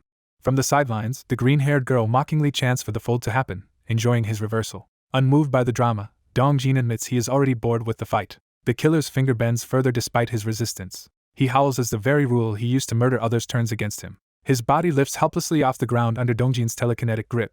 For the first time, fear replaces arrogance as he realizes he may actually lose. Dongjin hurls him across the room and smashes him into the wall. Without letting up, Dongjin slams him deeper into the shattered structure and pins him there with crushing force. The killer hangs amid broken concrete and glass, dazed and badly injured. Another telekinetic impact detonates around him, grinding the wall and his body together. Dongjin follows with a brutal close-range blow that knocks the air from him. Blood spatters onto the floor, marking how decisively the fight has turned. The killer slumps in the wreckage, battered but still conscious and dangerous. Dongjin advances on him with the calm certainty of someone who has already won. He dismisses the entire confrontation as tedious. When Dongjin tells the girl to finish it, she reminds him they are not allowed to kill this intruder outright. Because they synchronized with the intrusion dimension on entry, she explains, they cannot directly attack him and can only restrain or judge him. The killer laughs through the blood, taking comfort in that limitation. He warns Dongjin that siding with the council against beings like him is a grave mistake, and calls him an inferior traitor to his own kind. Even half-broken, he starts forcing his final finger down again, determined to trigger the instant death rule himself. Blood running over his face, he begins a final declaration about what he has never been. Both Dongjin and the girl realize too late that he is about to weaponize the statement one last time. His last finger snaps toward the fold as the fatal sentence reaches its end. The girl shouts a warning, knowing the attack is aimed at Dongjin. With manic triumph, the killer completes the thought that he has never been a villain, turning the game's deadliest rule loose at the last moment. Dongjin suddenly senses a dangerous presence nearby and turns toward it. He realizes the threat is serious as the atmosphere shifts around him. A violent force hurls a heavy object through the space, confirming an unseen psychic attack. The intruder is already being crushed and pinned by invisible power as he struggles on the floor. The trapped man screams in agony while blood runs down his face under the pressure. Dongjin watches the psychic assault continue while the pink-hooded girl moves to intervene. The hooded girl braces herself and unleashes her own power against the attacker. Dongjin realizes there is another human with supernatural abilities and identifies the attack as psychic. The scene reminds him of the earlier incident that first exposed him to this kind of power. Still ready to kill, he asks if he can eliminate the psychic attacker too. He is stopped and told the psychic girl is an ally, so he must focus on the real intruder. The green-haired girl clings to him and explains that the hooded ally tires quickly and needs support. An older masked woman arrives, scolds them for nearly letting things spiral out of control, and takes charge. She warns Dongjin that without the hooded girl he would have died just now. The green-haired girl tries to calm Dongjin and downplay the warning. Before they can relax, the hooded girl senses the intruder rising again. The battered intruder drags himself up and sneers at the humans helping each other. The green-haired girl openly tells him their council approved using human allies against beings like him. She orders Dongjin to finish the intruder once and for all. The intruder panics, furious that humans with powers even exist and that the admins hid this from him. As he curses the admins, the ground begins to rupture under the force gathering around him. A massive section of the structure tears loose and starts collapsing toward him. Dongjin calmly uses his power to bring the crushing debris down on the intruder. He follows through without hesitation, driving the attack home. The intruder begs for a stop, but the falling mass is already too close.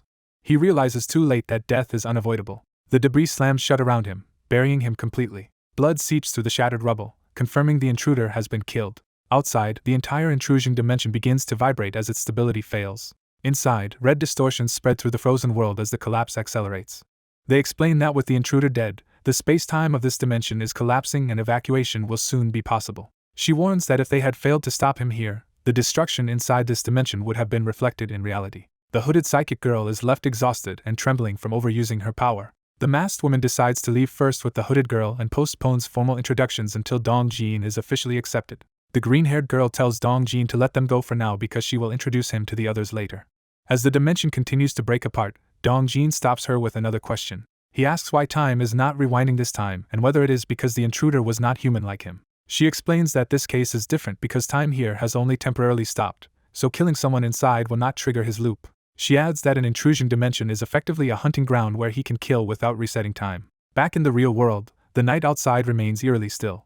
A blond young man peers out from a window, alert to the unnatural quiet. He wonders whether the danger has passed or whether the silence itself is a warning. He decides the time loop may have hidden signs before, so he cannot lower his guard now. A message from his sister suddenly gives him a name and school information for a boy she wanted him to know about. Seeing the name Junmo Park jolts him into recognition.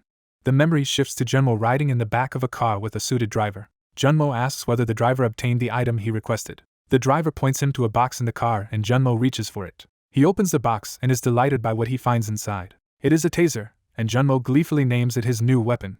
He praises the driver for getting it, and casually tells him not to mention it to his father. When the driver questions him, Junmo dismisses him with false familiarity and authority. Junmo slides the window and calls after the driver as if nothing is wrong. The driver asks if he is returning from tutoring, and Junmo lies that he was just at a PC cafe. After the car stops, Junmo mocks the driver for acting like he wants another beating from Junmo's father.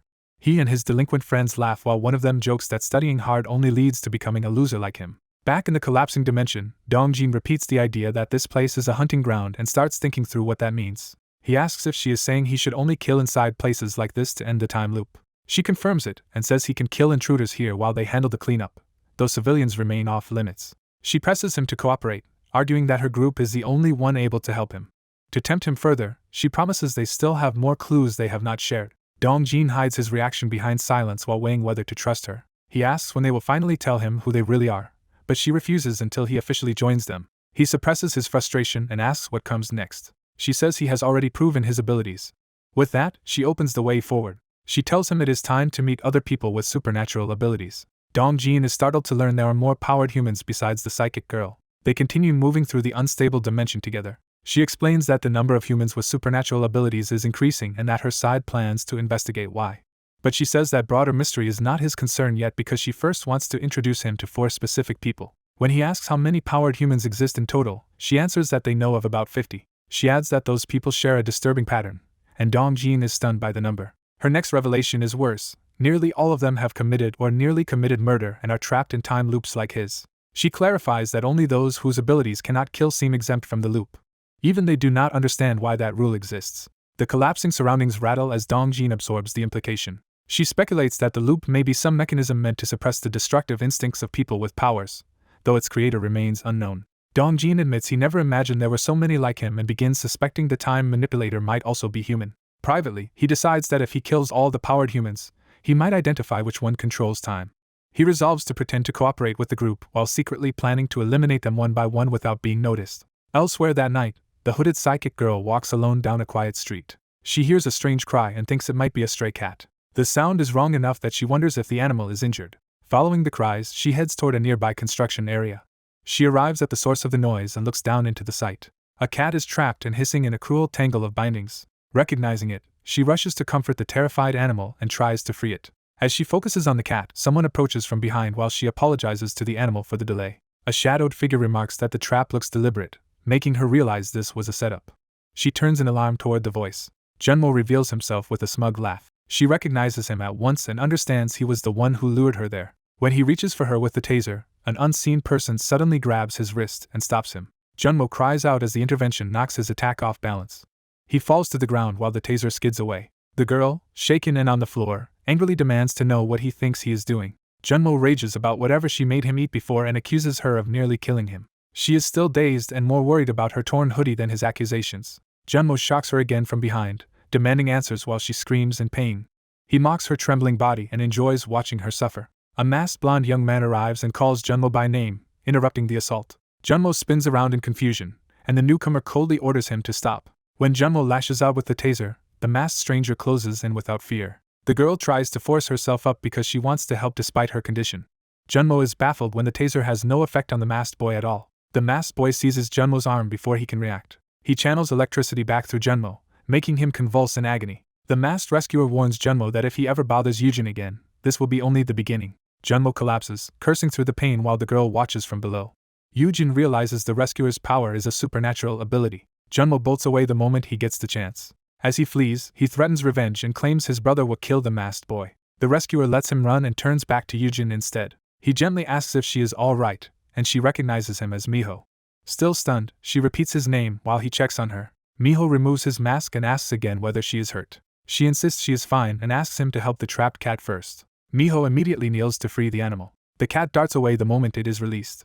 Once the danger passes, Minho confirms that Junmo is the ex-boyfriend who has been harassing her. He urges her to report Junmo to the police and tell her parents, but she tries to brush the matter aside. Watching from hiding, Junmo secretly records them and bitterly notes that Yujin has not changed at all. He grows more suspicious and resentful as he listens from concealment. Meanwhile, Yujin and Minho walk away together, and she asks how he knew where to find her.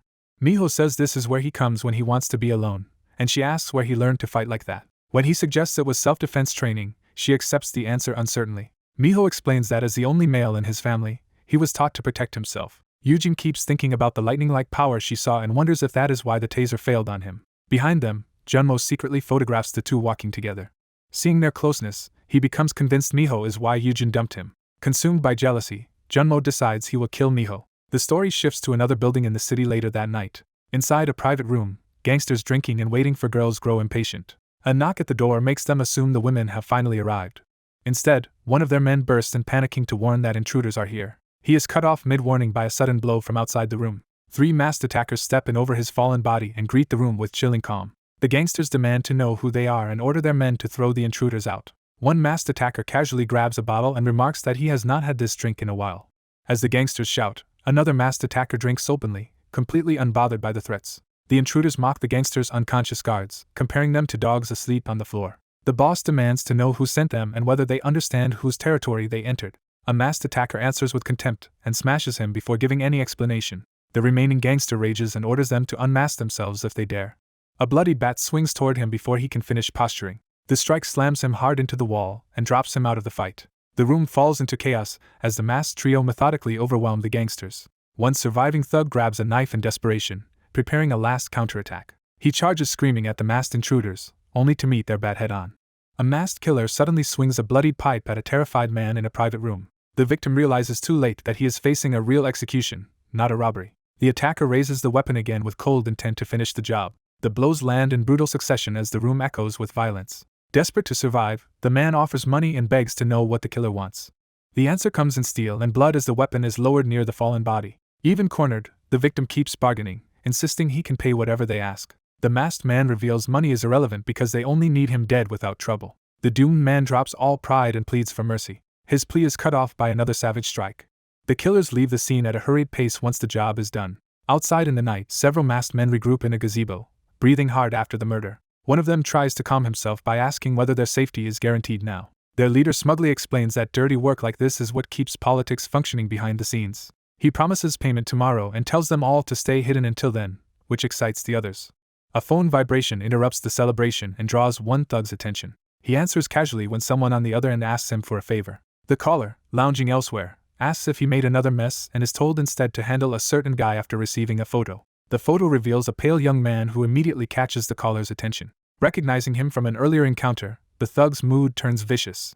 He decides the young man is finished and heads out to settle it personally. Meanwhile, the young man leaves home for an errand, saying he will be back later. Minho walks alone through his apartment area, unaware that danger is already moving toward him. A white van stops nearby as if waiting specifically for him. Its side door slides open, turning the quiet street into an ambush.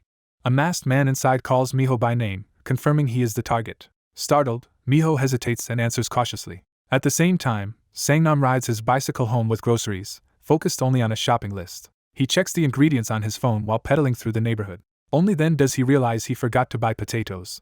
Annoyed but resigned, Sangnam decides to turn back to the store. As he circles around, the suspicious van remains parked in the lane ahead. Sangnam slows when he notices something off near the vehicle. The van sits ominously still for a beat, hiding what is happening beside it. Then the rear closes, suggesting someone has just been shoved inside. Sangnam looks back in confusion, sensing trouble too late. Inside the van, Minho is already slumped over, apparently subdued and captive. Sangnam recognizes him in shock and blurts out Minho's name. The van immediately speeds away with Minho inside. Realizing Minho has been taken, Sangnam panics and calls after him helplessly. He pedals after the van, shouting for it to stop and for Minho to answer. Driven by fear and anger, Sangnam pushes himself harder despite the hopeless gap. The chase spills onto a larger road where the van merges into traffic. Sangnam refuses to give up and races after it at full speed. He swears he will not let them take Minho away. Inside the van, Minho sits bound and hooded between his captors. The vehicle rattles as Minho trembles but stays conscious. The kidnappers finally pull into a remote warehouse yard. Sangnam follows the trail all the way to the isolated property. Exhausted, he collapses beside his bicycle after forcing himself to keep up. Unable to storm in immediately, he decides he may have to go to the police. Before he can act, the warehouse and parked van loom ahead as proof Minho is inside. Inside, Minho is unhooded and jolted awake by a blow. He finds himself tied to a chair and surrounded by grinning thugs, including the one in the floral shirt who greets him mockingly. Minho recognizes them as the same men who had been harassing his grandmother.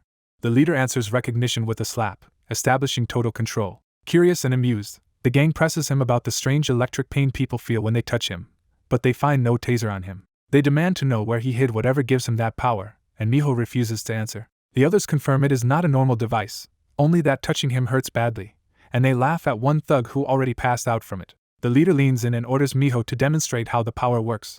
When Minho stays silent, the leader decides he needs live test subjects and orders 2 captives brought in. 2 battered young men are dragged forward and dropped at Minho's feet. Minho is horrified to recognize them as people he knows, including Hyense. One captive curses Minho for dragging them into this, while the other begs him to obey before they are killed. Minho freezes, torn between guilt, fear, and helplessness. The gang mocks his hesitation and prepares to force the issue. To prove they are serious, they beat the captives in front of him. As one man is slammed down, the leader warns Minho that the others will die if he keeps resisting. Unable to watch anymore, Minho begs them to stop and offers another way. He says he can show them the power without using another person as a victim. Bound to the chair, Minho summons crackling electricity into his own hand. The leader is delighted by the sight and treats it like some kind of superpower. Still not satisfied, he orders one captive shoved toward Minho to test whether the current kills on contact. The terrified hostage begs Minho not to kill him, making the choice even crueler. Minho refuses, insisting he cannot use the power without just cause, and the leader challenges that morality. A thug yanks on the restraint to force Miho's arm outward. The leader follows with a heavy punch to break his resistance. Miho takes the hit and another without retaliating. Blood drips to the floor as the beating continues. The leader kneels over him and threatens to visit his grandmother again if his power cannot be useful in their coming fight. At the mention of his grandmother, Miho panics and begs them to leave her out of this. The leader pauses when he hears movement outside the warehouse. Sang-nam has arrived at the doorway, having tracked them down. Miho sees him and cries out in alarm. Sang-nam demands to know what they have done to Miho and whether he is still alive. The gang dismisses the newcomer as a nuisance and orders their men to get rid of him. 3 armed thugs move to intercept Sang-nam while the others watch. Though frightened, Sang-nam tells them to move aside. A plank swings toward him as the first attack begins. Sang-nam blocks the strike with his forearms and absorbs the impact. More blows rain down, but he keeps his footing. Seeing him endure it, Miho recognizes Sang-nam and is shaken by his arrival. Even the battered captives cannot understand why Sang-nam is taking hits instead of fleeing. Sang-nam lowers his head and steadies himself under the assault. He suddenly shifts from defense to attack with a decisive step. His hand shoots out toward the nearest thug before the man can react. Sang-nam lifts the attacker bodily by the collar, revealing overwhelming strength. The remaining thugs rush him in anger with their weapons raised. One manages to smash Sang-nam across the face, but it barely slows him. Sang-nam turns through the hit and closes distance instead of retreating. He drives forward with a brutal counterattack. Blood sprays from a thug's neck or jaw as Sang-nam's strike lands hard. The man crashes to the floor, instantly removed from the fight. Miho stares in shock and calls Sang-nam's name as the rescue turns real. The leader quickly adapts and orders Sang-nam taken as a hostage too, seeing new leverage. A thug taps his weapon against the ground and nervously asks whether Sang-nam is really unconscious after the hit. Instead, Sang-nam suddenly rises from the floor as the men try to drag him. The injured captives curse their own helplessness while the gang realizes Sang-nam is still dangerous. The leader orders them to wake him fully, underestimating what is about to happen. As someone calls for water and a rookie, Sang-nam's eyes begin to open on his own. He wakes with cold focus, no longer dazed. Sang-nam lunges straight at the floral shirt leader before anyone can stop him. His punch lands cleanly and snaps the leader's head back. For the first time, the leader looks rattled by pain. Sang-nam presses the advantage and charges in again. Another heavy blow drives the leader backward. Sang-nam plants his feet and keeps advancing relentlessly. The other gang members ask if their boss is alright, suddenly unsure of the outcome. The leader laughs through the blood, thrilled rather than intimidated. He praises Sang-nam's punch and even invites him to join their side. Sang-nam rejects the offer and threatens to report them all to the police because what they are doing is criminal. The leader answers with a taunt, promising to release Miho only if Sang-nam can beat him. Sang-nam apologizes to Miho for what he is about to risk and commits to the fight anyway. The two square off in the open space of the warehouse while everyone else hangs back. Sang-nam bursts forward first, choosing direct aggression. He throws a fast straight, but the leader slips outside it. The leader counters with a body shot that catches Sang-nam as he turns. He follows by driving Sang-nam down to the floor in a crushing tackle. Both men separate unsteadily, and Sang-nam's injured body begins to wobble. Blood runs down Sang-nam's neck as the damage from earlier hits catches up with him. The leader mocks his instability and boasts that Sang-nam is already too slow to touch him. As Sang-nam struggles, he remembers that Miho has always been the one who helped him, even when he was bullied. He recalls Miho apologizing for troubles that were never his fault and always trying to protect him. Another memory surfaces of Miho noticing Sang-nam's bruises and worrying about him again. He remembers Miho's simple kindness in sharing snacks and making him feel cared for. Clinging to those memories, Sang-nam refuses to abandon Miho and calls the leader back at him. He realizes he cannot leave a genuinely good person like Miho to these men. With that resolve, Sang-nam grabs the leader's hand before the next attack can fully unfold. The leader's confidence falters as he senses something dangerous in that grip. Sang-nam condemns them as nothing more than street thugs who prey on students.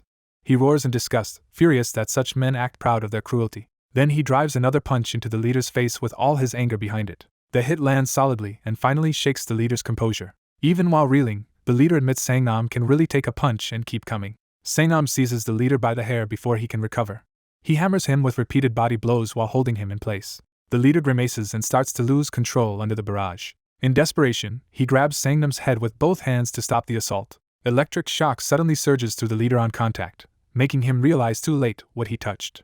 The current drops him hard to the floor, ending the exchange with the bully finally down. A brutal fight begins as a battered thug in a floral shirt is knocked backward in the warehouse. Miho follows with a vicious punch, refusing to let the man recover. The thug tries to beg for a pause, but Miho grabs him before he can escape the beating. Ignoring the plea, Miho slams the man's head hard and keeps pressing the attack. The thug cries out in pain as Miho's grip and blows overwhelm him. Miho smashes his forehead into the thug's face, drawing more blood and breaking his resistance. For a moment the thug goes limp in Miho's arms, stunned and bleeding heavily. The impact echoes through the warehouse and the onlookers freeze at Miho's ferocity. Minho drops the thug to the floor but stays over him, still ready to continue. The thug's companions panic at Junpil's condition and realize Minho has nearly taken him out. One of them snaps out of it and orders the others to stop watching and rush Minho together. Minho turns toward the incoming group, bloodied but calm enough to judge the next threat. Sangnam runs in and calls to Minho, making it clear he has come to help. Minho charges the attackers head-on while Sangnam promises to support him from the side. He lands the first strike cleanly, knocking one assailant back before the group can surround him.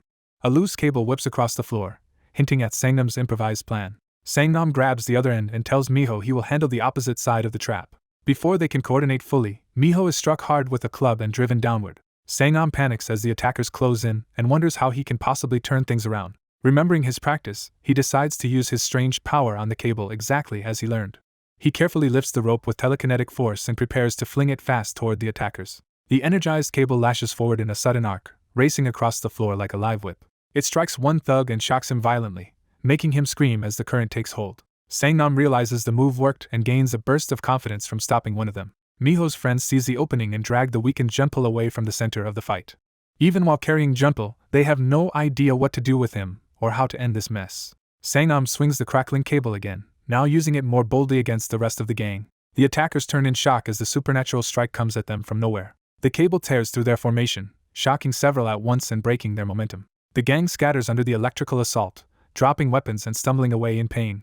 Minho collapses from accumulated injuries, and Sangnam immediately notices him go down. Sangnam rushes to Minho's side as Minho sprawls across the floor, barely able to move. Though hurt himself, Sangnam checks on Minho, and Minho answers weakly that they need to leave at once. Meanwhile, Junpil's companions shake him awake, desperate because their enemies are escaping with the advantage. Junpil slowly regains awareness, his silence turning into simmering rage. He rises unsteadily, each step showing that pain has not dulled his intent to retaliate. Outside, Minho and Sangnam limp away through the night, believing they have finally escaped the warehouse. Back inside, Junpil is steadied by his men as he forces himself upright to continue the chase. Seeing his prey gone, Junpil curses them as vermin and burns with humiliation. Far from the warehouse, Minho supports Sangnam along a forest path as they struggle to keep moving. Sangnam catches his breath and says they should be safe now, hoping the danger has passed. Minho explains that the men were just local thugs tied to trouble involving his grandmother. Still shaken, Sangnam asks how Minho even knew where to find him in time. Minho starts to answer that he was only out running errands for his mother when something happened. Before he can finish, both of them notice headlights bearing down on them from the darkness. Junpil appears behind the wheel, having caught up to them and chosen to finish things with his vehicle. The two friends freeze as the truck charges straight at them with murderous intent. Sangnam realizes too late that the attack is real and that they may not be able to dodge. From above, the truck closes the distance fast enough to trap them in its lights. Minho shoves Sangnam aside and throws himself into the path to shield him from the impact. He looks back in horror, understanding the cost of the choice he just made. Sangnam stumbles clear while the truck roars past him by inches. The vehicle tears through the path without slowing, committed to the hit. Minho is flung up and away by the collision as Junpil drives through with savage satisfaction. Sangnam crashes to the ground as the force of the moment leaves him helpless and stunned. When the dust settles, Sangnam and Minho lie separated on the road, both broken by the attack. Junpil mocks Sangnam from the truck, asking how he can save anyone in his current state. Still gripping the wheel, he declares that both boys are dead anyway and means to make sure of it. The truck screeches into a turn as Junpil lines up another deadly pass. Bleeding and crazed, he vows to crush them completely rather than leave survivors. A sudden obstacle appears in his path, and Junpil's confidence falters for the first time. A larger truck looms directly ahead, blocking his route with no room to escape. Junpil swears in shock as his vehicle hurtles toward the oncoming barrier. He jerks the wheel desperately, but the SUV skids out of control instead of recovering. The vehicle slams and flips violently, ending his pursuit in a catastrophic crash. Inside the wreck, Junpil is left crumpled amid shattered glass and twisted metal. Nearby, Sangnam lies face down and motionless, thrown aside by the earlier impact. Minho drags himself up and calls out to Sangnam in panic, terrified for his friend. Ignoring his own injuries, he forces himself to move towards Sangnam through sheer will. The overturned truck settles in the grass, its wreckage confirming how close they came to dying. From Minho's perspective, Sangnam's body looks frighteningly still beside the ruined vehicles. Minho screams Sangnam's name, fearing he has lost him after everything. The wreck gives one last violent jolt as the scene remains unstable and dangerous. Minho reaches the overturned truck and refuses to accept what may have happened. His face empties into shock as the reality of the night finally starts to hit him. Then grief breaks through, and Minho begins to cry openly in despair. He calls for Sangnam again, his voice turning desperate and raw in the dark. From the ground, Sangnam weakly grabs Minho's torn shirt, proving he is still alive. Minho feels the tug and turns back, hope returning through the pain. Sang-nam lies battered and muddy but conscious enough to reach for him. Minho trembles with relief, tears mixing with blood as he realizes Sang-nam survived. Later, Minho remembers advice that if someone saves your life, you should simply repay the kindness and make peace. Sang-nam jokes that Minho should reconcile with his rescuer because he envies having such a loyal friend. An ambulance races through the night, carrying the aftermath of the crash toward the hospital. Minho stands by in a daze as the sirens fade, still too shocked to process what happened. Junpil, somehow alive inside the wreck, groans and realizes he has not died either. He forces the damaged door open and crawls out of the ruined vehicle. Rather than face the authorities, Junpil staggers away into the forest and disappears. Emergency responders arrive and ask Minho if he made the call, and he begs them to help Sang-nam first. They demand the patient's location and injuries so they can begin treatment immediately. Minho explains that Sang-nam was hit by a truck, while the responders shift to securing the driver as well. He confirms the driver is probably still in the vehicle, and the responders split their attention between rescue and triage. Hidden among the trees, a green-haired girl watches the scene unfold without revealing herself. She decides it will be enough to erase Minho's memory of the supernatural powers he witnessed. For the moment, she chooses observation over intervention, while Minho stays focused on Sang-nam. She notes that the crash was not part of the plan, but it might unexpectedly awaken Minho, which intrigues her and would please the founder. By morning, the story shifts to the city and the hospital where the survivors have been taken. Sang-nam lies unconscious in a hospital bed, heavily bandaged from the crash. His family waits nearby in grief and exhaustion, fearing the worst. Minho stands in the room with his own injuries while another loved one breaks down beside him. He can only stare at Sang-nam with guilt and helpless concern. Sang-nam remains asleep, his condition serious enough to keep everyone on edge. Elsewhere at school, the green-haired girl meets the curly-haired boy who has been watching her closely. She notices he no longer needs crutches, and he dryly points out that the recovery is obvious. He presses her again about whether time loops can be combined, showing he has not abandoned the idea. She dodges his moralizing and admits that it might be possible to keep turning time back. But she warns that doing it wrong could trap him forever, and insists she has no intention of recruiting Minho. Privately, she decides she should redirect his interest away from Minho before it becomes dangerous. The scene shifts again to another part of the school where a different threat is gathering. Several students lie restrained on the floor, showing that a violent interrogation is already underway. A blonde, tattooed senior casually uses lotion while preparing to question them. Sitting on one captive, he asks over the phone who pushed Hyunkyul off the roof. When he hears the culprit is only a first year, he sounds amused rather than skeptical. The revelation delights him, and he laughs that the situation is unexpectedly entertaining. He demands the first year's name, while the pinned student can barely answer under the pressure. On the call, he confirms the boy is absent today and asks whether the missing student's friend is Dong-jin Kim. His men close in with heavy steps, ready to move the moment they have a target. A frightened student identifies Dong-jin Kim, pointing him out to the gang. Two large enforcers seize Dong-jin at once, leaving him no chance to resist. At his desk, Dong-jin curls in on himself, already sensing trouble before it fully reaches him. One of the enforcers orders that Dong-jin be woken up and brought to attention. The green-haired girl notices the disturbance and turns toward it with concern. A classmate nervously tells Dong-jin that some third years want him to get up. Before he can react, he is yanked from his seat and thrown to the floor. A heavy hand grabs his head and forces him up, establishing total control over him.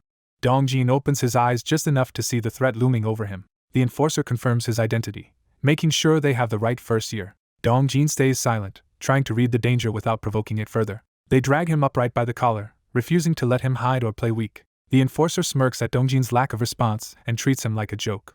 Another senior lunges in, furious at the perceived disrespect and ready to beat him. Dong-jin catches the incoming arm before the blow lands, shocking the attackers with his reflexes. The blonde leader recognizes the significance of that reaction and names Chokyu, realizing this boy is not ordinary. His subordinate nervously suggests they could have brought Dong-jin to him, but the blonde admits he came personally out of boredom. Still smiling, the blonde tells the first year they are going to have a talk.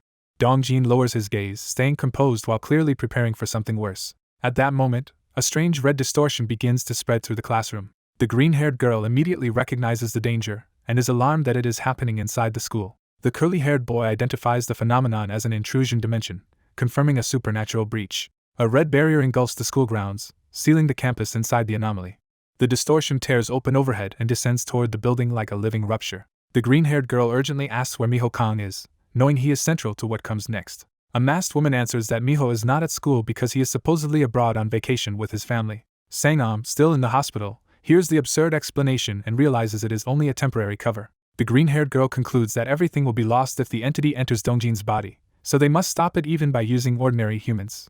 The red presence suddenly manifests inside the classroom, announcing that the real invasion has begun. It strikes the blonde leader first, slamming into him before anyone else can react. He goes still for a beat as the force settles into him and changes begin. Dark fluid drips from his mouth as his body starts to warp under possession. The blonde senior completes his transformation into a snarling monster, revealing the intrusion has found a host.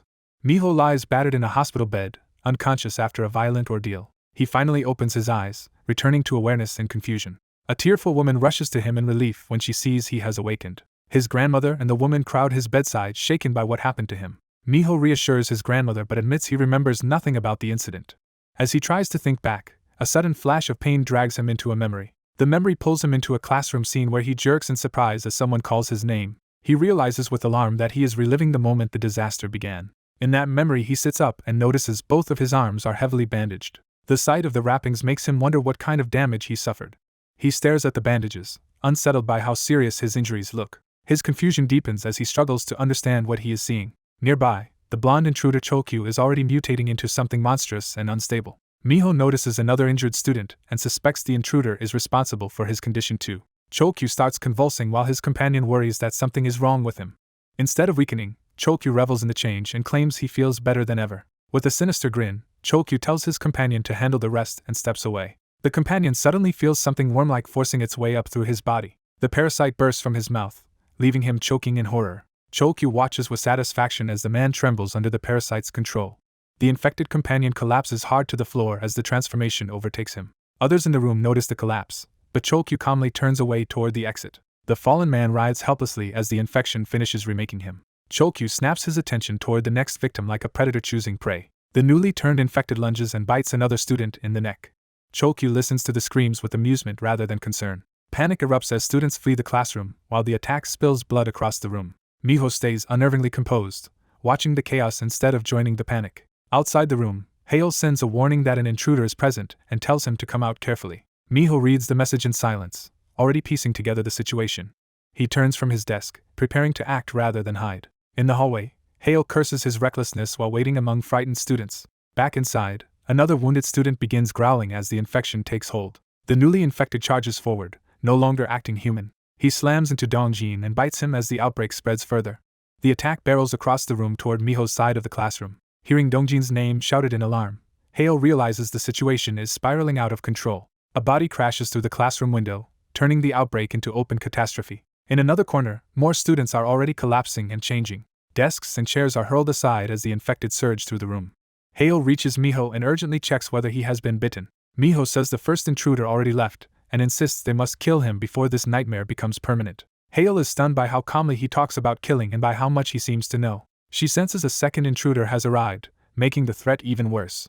Outside, Sangnam sits alone answering a call from his mother, unaware of the danger. He tells her he stepped out earlier but is heading back inside and not to worry. As he ends the call, distant screams from the school make him pause. He listens more carefully, trying to understand what he just heard. From the courtyard he sees someone being attacked and finally notices the violence unfolding. At first he mistakes the chaos for some kind of filming because it seems too absurd to be real. That disbelief ends when something fast and deadly streaks toward him. He is struck by a parasite and screams as it forces itself into his body. The pain overwhelms him as the invasion takes hold. He collapses face first onto the ground, helpless under the transformation. For a moment he lies still, his body overtaken from within.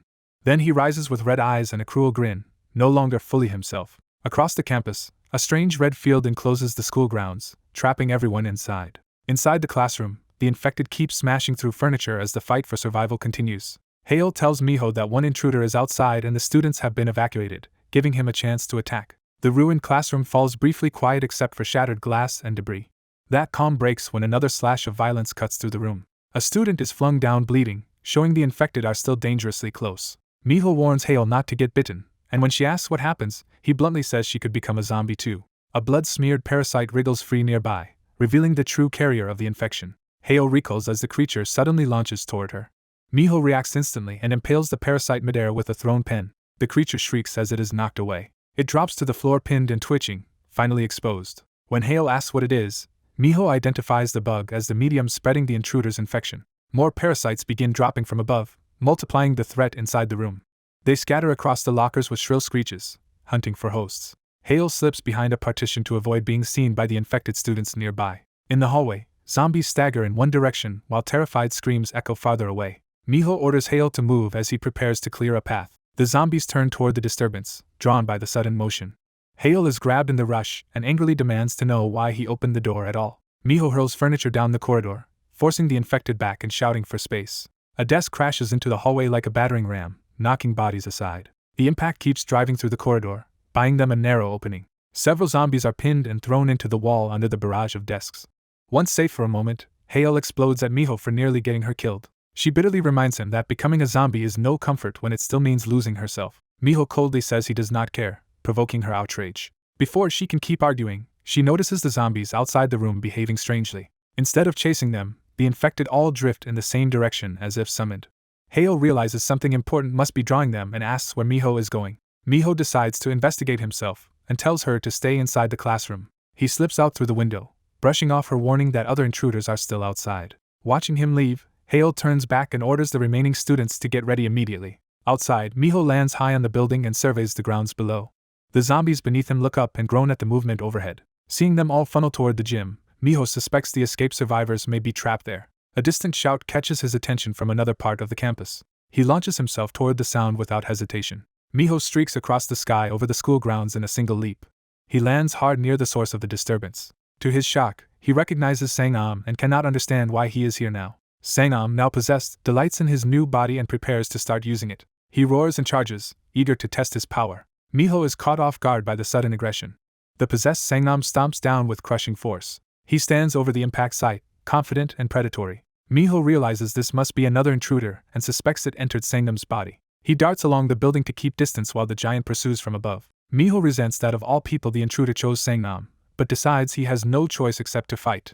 The intruder smashes through the rooftop structure and calls for the others to come out if they are ready. As he runs, Minho judges that a direct fight is too risky and decides to strike a vital point by surprise. A voice from inside the rooftop structure yells at the intruder to wait, making Minho pause. Inside, the blonde intruder counts another parasite into existence, reaching 249. He continues the count as more parasites are produced, passing 250 and 251. The count rises through 252, 253, and 254 as he sits before a crowd of zombies like a conductor before an army. Unsatisfied even with hundreds created, the blonde intruder demands still more zombies for whatever he is planning. The gym floor below is packed with a dense mass of infected under his control. A giant finger punches through the upper windows, showing the possessed Sang-nam is growing impatient. He shouts for the blonde intruder to hurry because they are running out of time. The blonde intruder scolds him for choosing such a complicated ability, and tells him to stop whining because only 50 more remain. Sang-nam demands to know what all those zombies are for, boasting that even 50 more will not make a difference against him. Bored of waiting, he pounds the building and orders the other intruder to come out already. Watching from hiding, Minho is baffled by what these intruders are and how they operate. Elsewhere on the grounds, a small group of surviving students runs together toward escape. One girl notices the zombies are no longer chasing them and suggests they head for the back gate. The group changes course and rushes toward that exit. One of the boys is suddenly slammed down by an unseen force near the gate. The red-haired girl regains her bearings and realizes something impossible is happening around them. When she tries to leave, an invisible barrier blocks the way and confirms they are trapped. The students bang on the gate and beg a nearby adult woman for help, shouting that zombies are inside the school. The woman stares back in confusion, unable to grasp what they mean. Parasites wriggle across the ground toward the trapped students, closing in. They suddenly launch forward in a coordinated rush. The red-haired girl turns in terror as the attack reaches them. The empty field nearby offers no shelter as the ambush unfolds. A heavy impact lands among the students, interrupting the parasite's charge. Sang-am drops onto the rooftop above them in giant form, still complaining that he is bored. Minho studies the enlarged body and reasons that despite its size, the vital points should remain the same. He spots metal pipes on the roof and decides they may serve as a weapon. Choosing the heart as his target, Minho prepares to end the fight before Sang-am notices him. He launches himself in a sudden ambush with the pipe aimed like a spear. The strike lands but only scrapes against Sang-nam's body instead of piercing it. Minho realizes in shock that the giant's body has become far tougher than expected. Sang-nam turns, amused, and recognizes Minho as a human with supernatural powers. Minho tears loose chunks of the rooftop, readying another attack. Sang-nam answers by sweeping his hand and sending a forceful counterattack across the roof. The flying debris and pressure smash into Minho's defense. The barrage shatters against Sang-nam's face without doing meaningful damage. Sang-nam follows with a brutal punch that knocks Minho away. He then swings an enormous hand to seize him outright. Minho strains to resist as the giant grip closes around him. The hand clamps shut, trapping him completely. Holding Minho in midair, Sang-nam identifies his power as telekinesis. Minho grimaces in pain but stays focused, still searching for a way out of the giant's grasp. A brutal attacker hurls the injured telekinetic boy across the school grounds. He slams into the building hard enough to shake the courtyard. blood spilling from his mouth, he barely stays conscious through the impact. His enemy realizes he survived by cushioning the blow with telekinesis and mocks him for it. The damaged wall and ground crack apart under the aftermath of the collision. The boy hangs battered in a crater of broken concrete, momentarily helpless. The red-eyed brute grows more excited, treating the fight as entertainment. He tears up chunks of debris and gathers them around himself to attack again. Drunk on violence, he declares he will crush everyone in sight. He launches the rubble in a sweeping barrage across the courtyard. For a moment he pauses, sensing something unexpected in the exchange. A huge mass of rubble suddenly forms overhead, turning the attack back on him. He dismisses it as a pointless trick and charges straight through. The telekinetic boy follows with a direct punch instead of relying only on powers. The brute bursts through the dust still grinning, barely slowed. Panting and bleeding, the boy realizes he is reaching his limit. He drops to one knee on the pavement, struggling to keep going. Coughing blood, he bitterly recalls that this infuriating monster has not changed since childhood. Before he can recover, a giant hand closes around him. The attacker sneers that supernatural humans are nothing special and prepares to finish him off. The boy is squeezed in the monster's fist as his body trembles under the pressure. The brute suddenly stiffens, startled by a new presence. A small figure rockets in from above at high speed. The captive boy looks up in shock as the rescue arrives. A compact, muscular ally appears overhead with perfect timing. He crashes into the giant fist and forces it open in an explosive strike. Without hesitation, he runs up the brute's massive body to keep attacking. He drives a heavy blow into the giant's head. The hit sends the brute skidding across the courtyard while the rescuer flips away. Watching the newcomer, the injured boy wonders if this man also has supernatural powers. The rescuer warns him not to freeze up because more danger is closing in. A crowd of zombie-like students rushes the wounded boy from behind. One of the infected lunges first with a feral scream. A sudden strike stops the zombie before it can reach him. The boy turns and sees another ally has stepped in. A sharp-eyed woman in a black jacket cuts through the zombies with practiced ease. Nearby, a long-haired man smashes another zombie's skull with a bat and jokes through the carnage. He turns the slaughter into a game, proposing a contest over who reaches 100 kills first. Still flirting in the middle of battle, he says his prize should be a drink with her. She accepts only by adding a penalty every time he dies and revives, making clear she expects him to fail often. He laughs off the handicap and boasts under the name Yunwoo Cha. A zombie interrupts by biting into him from behind. The woman snaps at him for being useless and orders him to stay out of her way. Even while bloodied, Yunwoo calmly insists he can handle the whole crowd himself. Something about the situation suddenly makes him tense and alert. Pinned and bleeding, he admits he is genuinely angry now. The woman asks his count, learns he is already at 30, and curses that he is ahead. From the sidelines, the wounded boy studies the fight and concludes one foe revives while either of these allies seems to control time. The giant enemy rumbles with amusement as he watches the chaos. He calls for reinforcements, warning that truly strong superpowered humans have appeared. A shirtless blonde controller arrives through the zombie crowd, annoyed at wasting effort on ordinary humans. He barks for the zombies to stop stalling and finish the job. The woman identifies him as the one creating the zombies and decides to go after him. The blonde man reacts by gathering his forces into a defensive formation. From above, the zombies compress into a tight living cluster while Yunwoo advances with his bat. Yunwoo is battered back by the strange formation and complains that the fight has become boring. At the same time, the giant takes another hit from the small muscular fighter. The compact fighter keeps hammering the giant with relentless close-range punches. The wounded boy watches the exchange and starts to grasp the giant's weakness. A green-haired girl asks why she was dragged here if the others seem in control, and he answers that they all have limits. He explains that Hoseok grows stronger over time but burns through that strength quickly, so a long fight turns against him. Realizing the giant only looked invincible at first, the boy decides the right timing could make him easy to kill. Hoseok lands another punishing blow on the giant. The giant notes that this particular strike actually hurt, confirming his decline. Hoseok himself is breathing hard, showing his power is running low. The giant laughs that exhaustion does not matter because he can simply get back up again. Hoseok realizes the enemy is not taking meaningful damage and that he must end this quickly. The wounded boy quietly tells the green-haired girl that it is time for Dongjin to intervene. Before that can happen, the giant lashes out at Hoseok with a furious punch. Hoseok is smashed into the ground and skids across the pavement. Pinned under the giant's weight, he jokingly surrenders to buy a moment. The giant panics and calls for help, complaining that Hoseok is too small and fast to hit properly. One of the controllers suddenly swings a bat toward the giant's head instead of helping him. The blonde controller freezes in confusion as his own side turns on itself. Hoseok realizes he has nearly spent all his built-up strength. The wounded boy orders the green-haired girl again to send help immediately. Hoseok gathers a blue glow in his fist, deciding to end the giant with one last blow. The giant sees the attack coming and desperately calls out for support. A grotesque worm-like projectile is launched into the air toward the battlefield. It slams into the giant's mouth and cuts off his cry for help. The boy and the green-haired girl stare, startled by the bizarre intervention. Another worm lashes out and strikes the blonde controller to stop him as well. The giant convulses as the parasite-like thing takes hold. Instead of weakening him, the intrusion floods him with new power and sends him into ecstatic laughter. Hoseok's tiny ally reveals he is inside the giant's body and orders him to stop playing around and finish the fight. The giant whips around, trying to shake the hidden attacker loose. He manages to catch the small fighter in one hand, but the captive ally instantly blasts free, mocking the giant for being too slow. The giant pounds the ground in frustration and taunts Hoseok to dodge if he can. The green-haired girl begs the wounded boy to act because the giant has grown far stronger than before. She warns that Hoseok will die if nothing changes, but the boy still watches and thinks. Yeonwoo charges back in from the side, refusing to let the giant dominate the field. His bat strike clips the giant's head and finally gets his attention. Yeonwoo jokes that Hoseok now owes him dinner for the save. Hoseok clings to Yeonwoo from behind and turns the rescue into another shameless joke about dating. The giant reaches down to crush them both in his hand. Hoseok drops away while Yeonwoo uses the opening to spring free. Even cornered and drenched in blood, Yeonwoo only mutters in irritation. The giant's hand slams down where they were a moment earlier. The wounded boy finally addresses the woman directly, asking her to leave the giant to others and clear out the zombies instead. He raises a hand to use telekinesis despite his injuries. With one forceful sweep, he blasts a mass of zombies away from the building. The woman accepts the division of labor and tells the others to handle cleanup. The giant immediately retaliates by swatting her aside with a massive backhand. As she is flung away, he sneers that yet another small pest has joined the game. A blonde speedster suddenly dashes in, fast enough that even the giant is impressed. The newcomer slices across the giant's leg in a rapid pass. The giant laughs off the wound, boasting that as a zombie he feels no pain. A bespectacled girl arrives with news that Yujin refused to come because she is still in class, and the green-haired girl insists Yujin must have a plan. The wounded boy notes that the zombie transformation boosted the giant's power and speed, but his damaged hands reveal a hidden flaw.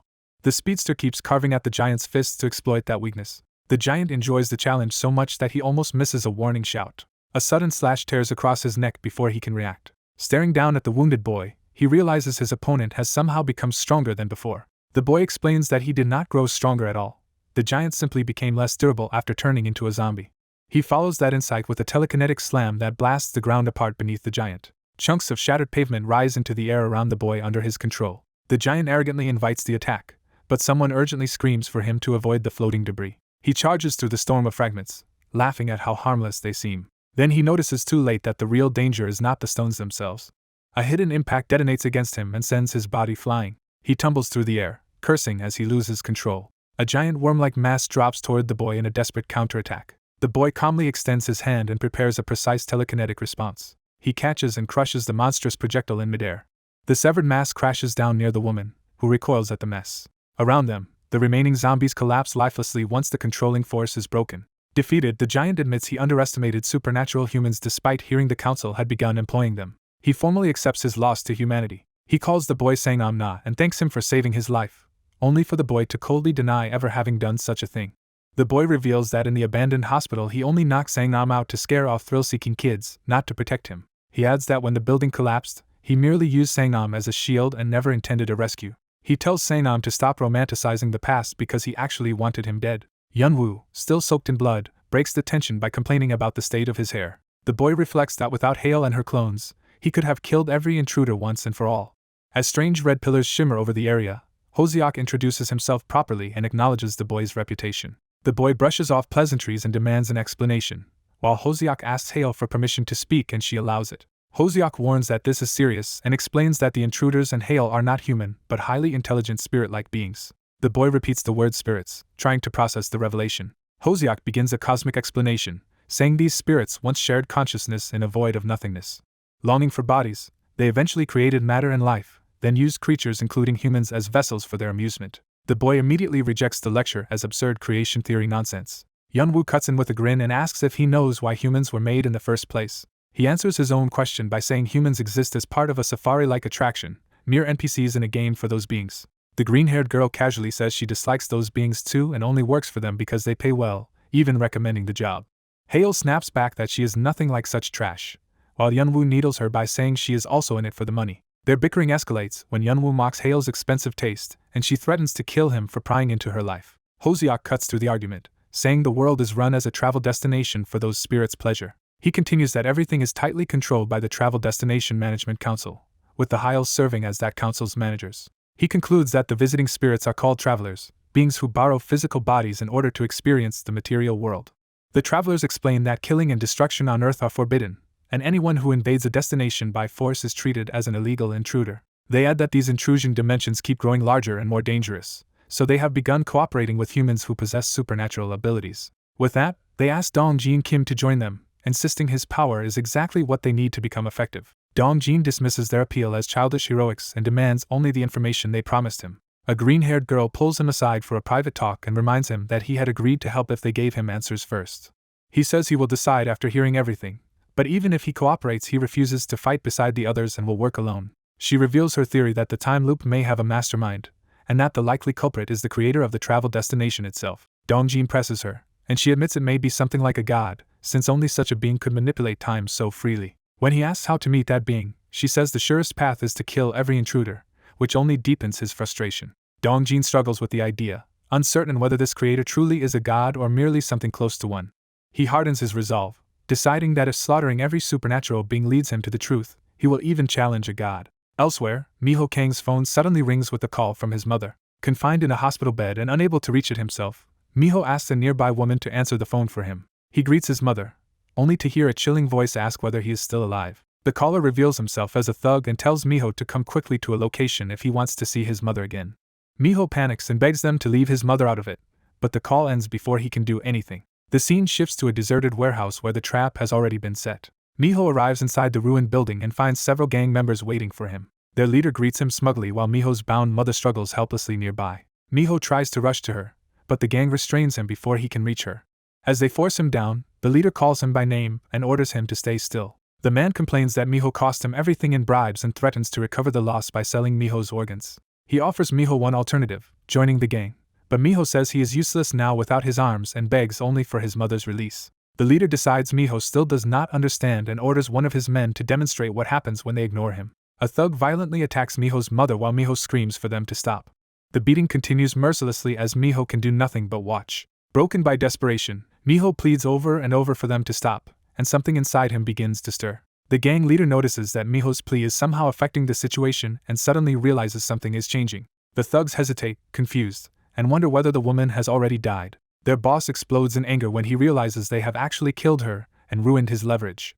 He curses his men for pushing too far and making the situation uncontrollable. Before he can recover, a sudden psychic slash tears through him. The unseen attack continues, carving through the warehouse as blood sprays across the floor. The leader freezes in shock, unable to understand what just struck him. Minho rises in a hooded, inhuman state, his severed arms replaced by crackling violet psychic blades and his face swallowed by darkness.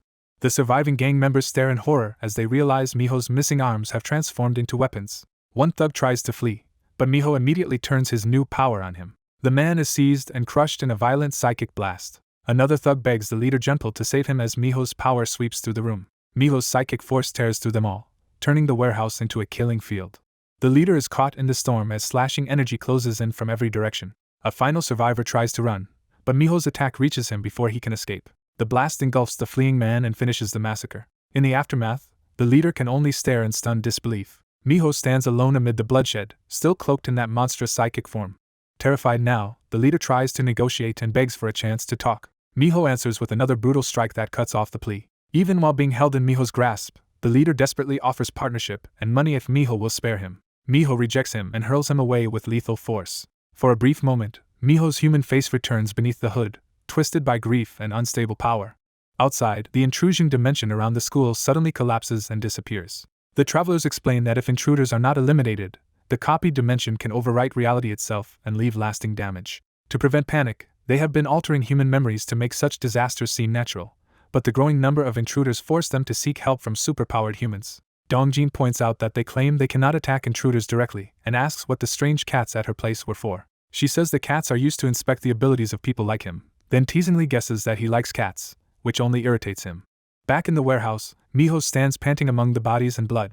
As the frenzy fades, he looks around in horror and realizes he may have killed everyone himself. Then he sees his mother's body and his shock turns into raw panic. He rushes to her, refusing to accept that she is gone. Desperate, he begs her to wake up and tries to use his power to save her. Violet energy pours from him into her body as he clings to the hope that he can reverse death. When nothing changes, he breaks down, asking why it is not working and blaming himself for everything. He collapses over her body, crying out for his mother in total despair. Then he senses another presence and slowly lifts his head. Watching from the doorway, The green-haired traveler smiles and reveals that she hypnotized him and had only meant to use him temporarily, though the outcome exceeded her expectations. Under her manipulation, Minho is shown lashing out in rage, vowing to kill those responsible. A shadowy figure with glowing eyes encourages that anger and offers to help him push it even further. Elsewhere, the green-haired traveler declares that she is finally ready and thrilled that the long-awaited moment has arrived. She abruptly collapses as if struck by an unseen force. At the same instant, a violent psychic surge erupts from the warehouse. Minho's transformed body falls from the air, apparently losing control for a moment. From outside, both Minho and his mother can be seen lying motionless inside the blood-soaked building. Minho rises again, his severed arms hanging like tendrils as the power gathers once more. The violet blades flare back to life around him. Now fully exultant, the possessing traveler praises Minho's power and declares that she can finally carry out their plan by restoring the travel destination to its true form. She blasts upward through the roof and escapes into the open sky. Outside, the travelers sense the disturbance and realize that the one assigned to Minho has died. When they try to connect to Minho's memory, they find the link severed and begin to fear that something has gone terribly wrong. Dongjin is told the problem concerns Minho, but he reacts only with cold recognition. He flatly says he has no interest in helping Minho and would rather kill him. The green-haired girl insists the dead administrator and the broken connection are probably tied directly to Minho's current state. A distant explosion interrupts them before the discussion can continue. They look up in confusion and realize the source of the disturbance is Minho himself. Another blast erupts nearby, confirming that the threat is already upon them. Elsewhere, two travelers fleeing toward an exit discuss Minho's terrifying ability and note that he seems to be targeting only travelers. Their escape route is destroyed in front of them by a sudden psychic impact. Minho lands above them like an executioner, towering over the trapped travelers. He condemns them as worthless traveler scum and orders them to disappear from this place at once. His psychic power surges outward, pinning them under overwhelming pressure. The trapped travelers scream as the force bears down on them. Minho dives after them laughing wildly, reveling in the hunt. Watching from a rooftop, the others ask if that really is Minho, and the answer comes back that it is not. Dongjin explains that the being in Minho's body used to be one of their administrators and had been responsible for him. He fixates on Minho's altered arms and realizes that whatever happened began there. The others reason that no one should have that much authority outside an intrusion dimension unless someone granted her a higher level of power.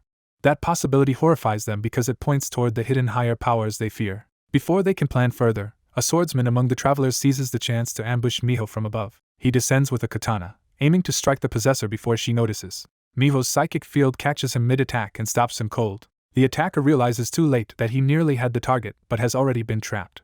Minho retaliates with a slicing psychic counterattack. One traveler warns that sunset is near and reminds the others that Yunwoo can only resurrect in sunlight, so death after dark will be permanent. Minho appears overhead again, cheerfully rejoining the confrontation as if it were a game. The travelers demand to know why she is attacking the very travelers they are meant to protect and how she entered Minho's body. She openly admits her betrayal, reveals that all the Minho memories she shared were fabricated, and says everything was arranged to awaken him.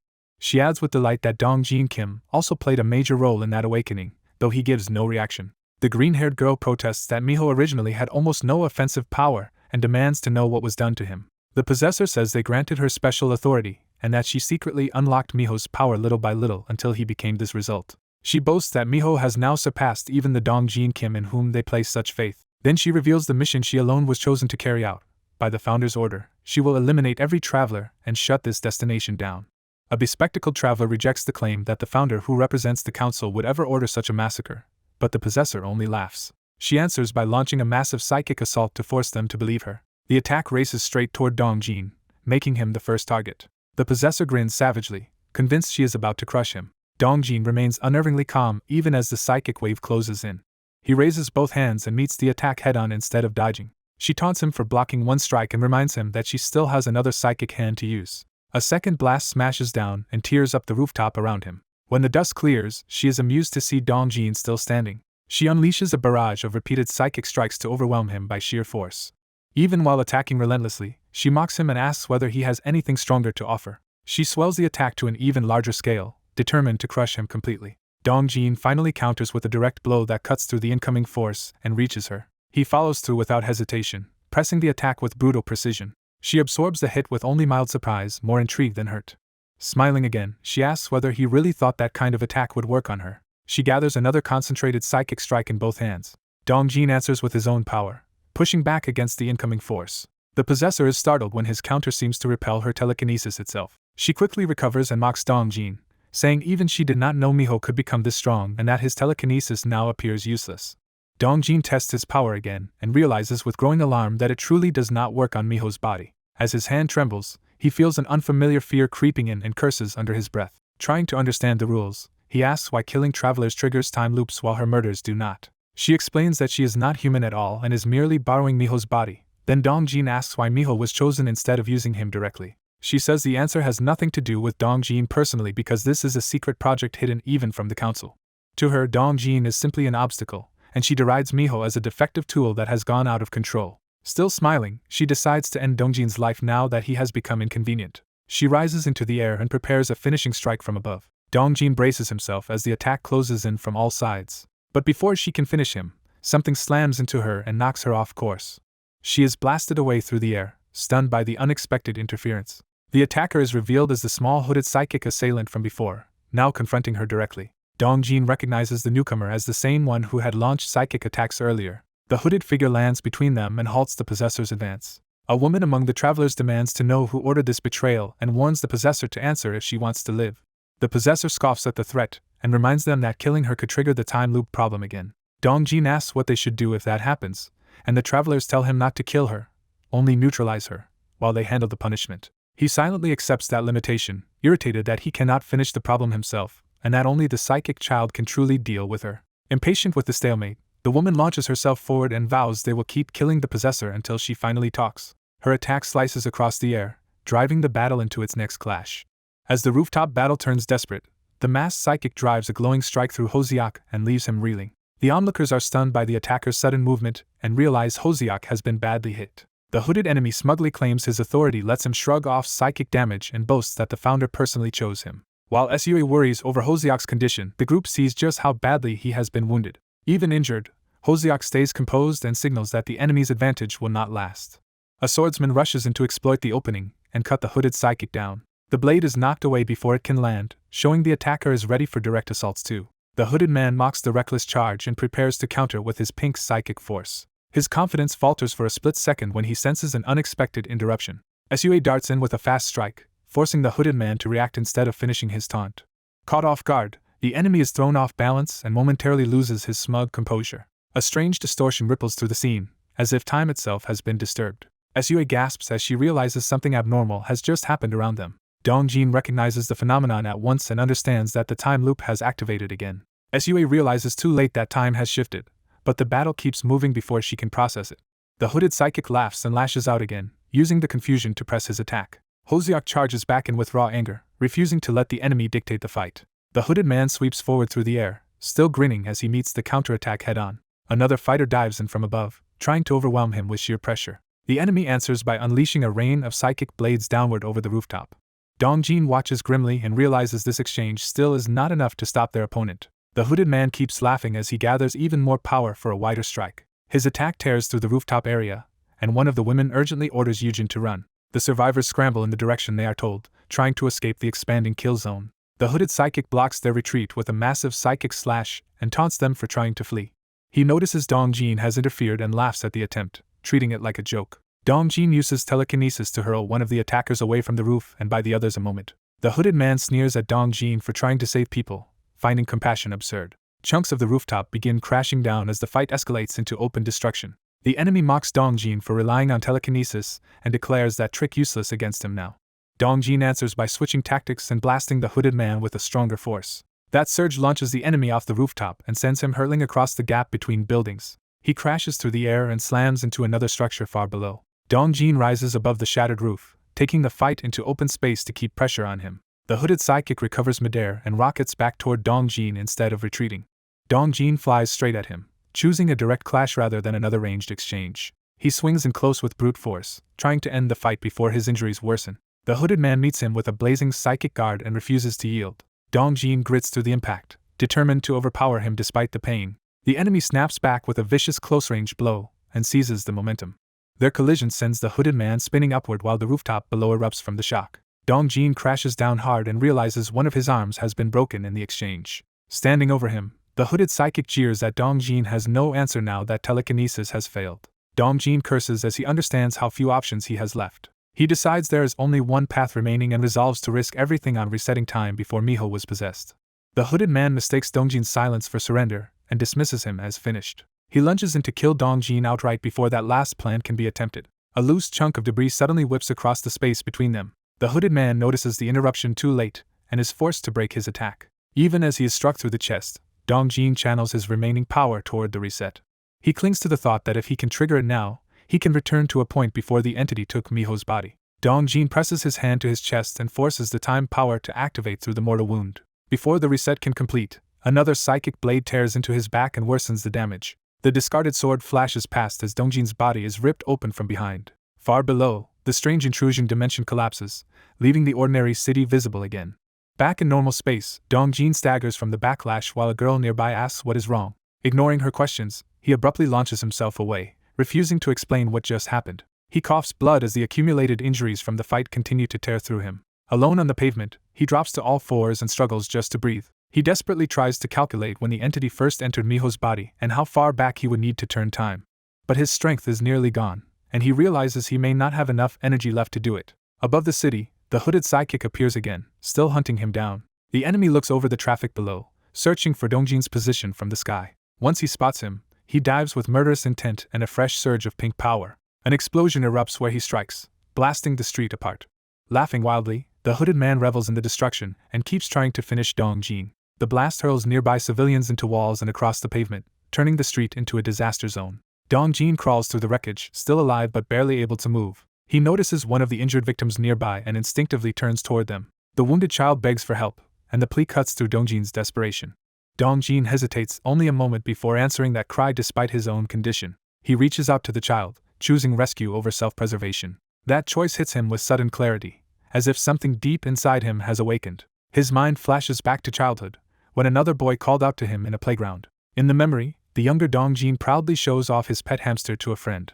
The friend warns that bringing the hamster outside is dangerous. Young Dongjin insists he only wanted to show something amazing. Then the friend's body begins to glow with an eerie power, and Dongjin realizes something is wrong. He rushes to grab the glowing boy, trying to stop whatever is happening. A violent burst of force erupts from the child at point-blank range. When the light clears, the boy stands alone in the playground, still surrounded by that strange aura. A crushing impact follows nearby, implying someone has been thrown away by the blast. The glowing child stares blankly, detached from the horror he has caused. Young Dongjin turns and begins to understand the terrible result. He sees his friend's body on the ground, twitching in a pool of blood. The child screams in panic as the playground becomes a scene of tragedy. Back in the present, Dongjin bitterly dismisses his own effort as useless. He doubles over coughing blood, his body failing under the strain. Still, he leans over the fallen victim, unable to ignore someone in need. He reaches toward a nearby building and cracks its structure with telekinesis. A massive slab breaks free and crashes down toward the street. Dongjin positions himself at the roof edge to guide the falling debris where it is needed. He coughs again but forces the move through, using the last of his control. Below, the child stands exposed while danger closes in from above and behind. The child is suddenly lifted away from the street and carried upward to safety. He lands on a rooftop instead of being caught in the destruction below. Dongjin grimly admits he is spending his final strength on something that will not save him. His body gives out, and he collapses onto the rooftop. As he lies dying, he mocks himself for always ending up helping others anyway and calls himself a fool. In the darkness of near death, a calm voice tells him he has endured a great deal and asks why he saved that child. Dongjin says he only wanted to do one good thing before dying, but the voice offers him another chance. When he questions that kindness, the unseen being explains that humans are not yet ready for transcendent power, yet his sacrifice revealed their potential. Dongjin demands a concrete offer, and the being promises to reverse time and undo the burdens he created for himself. He jolts awake back on the rooftop, shocked to find himself alive and restored to an earlier moment. Looking at his hand in silence, he confirms that the reversal truly happened. A small, relieved smile crosses his face as he accepts the second chance. The scene shifts to Minho pleading that he cannot do anything without his arms and begging for his mother's release. A man overseeing the captives orders the others to show Minho what happens when he resists. Minho cries out for his mother as one of the thugs strikes her down. His mother coldly urges the tormentors to push him harder, revealing she is complicit in breaking him. She suddenly senses something unexpected nearby and turns an alarm. Dongjin appears inside the facility, and Minho's mother is stunned that he reached a place he should never have found. Her shock deepens as she realizes he has bypassed all the precautions around the site. Dongjin immediately demands to know the founder's true objective. Trying to calm him, she claims everything was for humanity and says the founder is shutting down the tourist destination and freeing him. Dongjin presses her on why she handled this alone, and she admits she was ordered to hide it from the admins while watching the council members. She reveals she chose Minho Kong precisely because he was easy for everyone to overlook and says she unlocked his power, which caused Dongjin's defeat at the abandoned hospital. Dongjin cuts through the excuses and forces her to reveal the location of their headquarters, which she identifies as the Dina Hotel in Seoul, the entrance to the travel destination. She explains it functions like an airport, and when Dongjin asks about the council, she says they are not always there but sometimes gather for parties. Dongjin vows to destroy the whole place, and she eagerly offers an alliance because she never cared much for human life anyway. He rejects her without hesitation and tells her to die. Before she can react, a sudden force slices through the room and makes her cry out to the founder. The blow cuts across her face, leaving her terrified and bleeding. A childlike figure in a suit appears, and she realizes the founder has arrived in person. Relieved, she assumes she has been saved and nervously asks if she has done something wrong. The founder praises her contribution and says she fulfilled her role well, making it clear she was only ever a useful tool. When she protests that she acted on his orders, he calmly denies ever commanding this directly. He explains that someone who truly cared for humans must have been the one guiding her, not him. She panics and insists she followed exactly what she believed he wanted, unable to understand the contradiction. The founder turns away, and she desperately begs him not to leave her behind. He assures her there is no need to worry because she will come back to life. Then he kills her instantly, treating death as a temporary inconvenience. Her body drops while Dongjin watches the casual execution in silence. Elsewhere, the hooded Minho kneels over his mother's body, unable to understand why his power cannot save her and blaming himself. Hearing Minho's anguished cry for his mother, Dongjin turns toward him. Blood spreads across the floor beside the dead woman, confirming there is nothing left to save. Minho calls out into the empty warehouse, searching desperately for his mother. He looks up and finally notices Dongjin standing there. Seeing the body in the aftermath, Minho asks whether Dongjin was behind the thugs and the entire ordeal. Dongjin lands nearby and gently asks Minho to stop before things go any further. Broken and crying, Minho says he is nothing now without his arms and begs for the nightmare to end. Dongjin tells him he still has not realized his true potential and suggests he may one day surpass him. Minho stares up in confusion as Dongjin rises above him with calm certainty. Dongjin promises they will fight again when Minho is ready, addressing him by name instead of as a monster. Minho demands answers, but Dongjin leaves before explaining, crashing out through the damaged roof. Left behind in pain and confusion, Minho can only whisper Dongjin's name. From the shadows, another observer admits Dongjin has ruined the plan for now and withdraws. As Dongjin flies away, a subordinate asks the true master why a being like Minho was created only in this universe. The long-haired master answers that Minho possesses the toughest spirit in all universes and that this ordeal was the best way to rehabilitate him. When asked why he did not intervene personally, the master says he wanted to trust Minho's free will. The long-haired master confirms they have traced the origin of supernatural abilities to a mysterious energy found in the bodies of the dead. To explain further, he combines the recovered fragments of that energy into a single visible clue. When the pieces lock together, they reveal the image of an oak tree, giving the investigation a concrete target. Recognizing the implication at once, he orders his subordinate to check whether such a massive oak exists at the destination, and the command is accepted immediately. As the possibility sinks in, they wonder if the source has been hidden inside a tree all along, quietly granting power to humans, a suspicion colored by the remark that the second founder still cares for humanity. The scene abruptly shifts away from their deduction, carrying the story into a new, fast-moving confrontation elsewhere. There, a young man senses the unseen force observing and controlling him and openly acknowledges that surveillance. Instead of submitting, he vows to break free from that weak control and declares that this moment is the beginning of his resistance.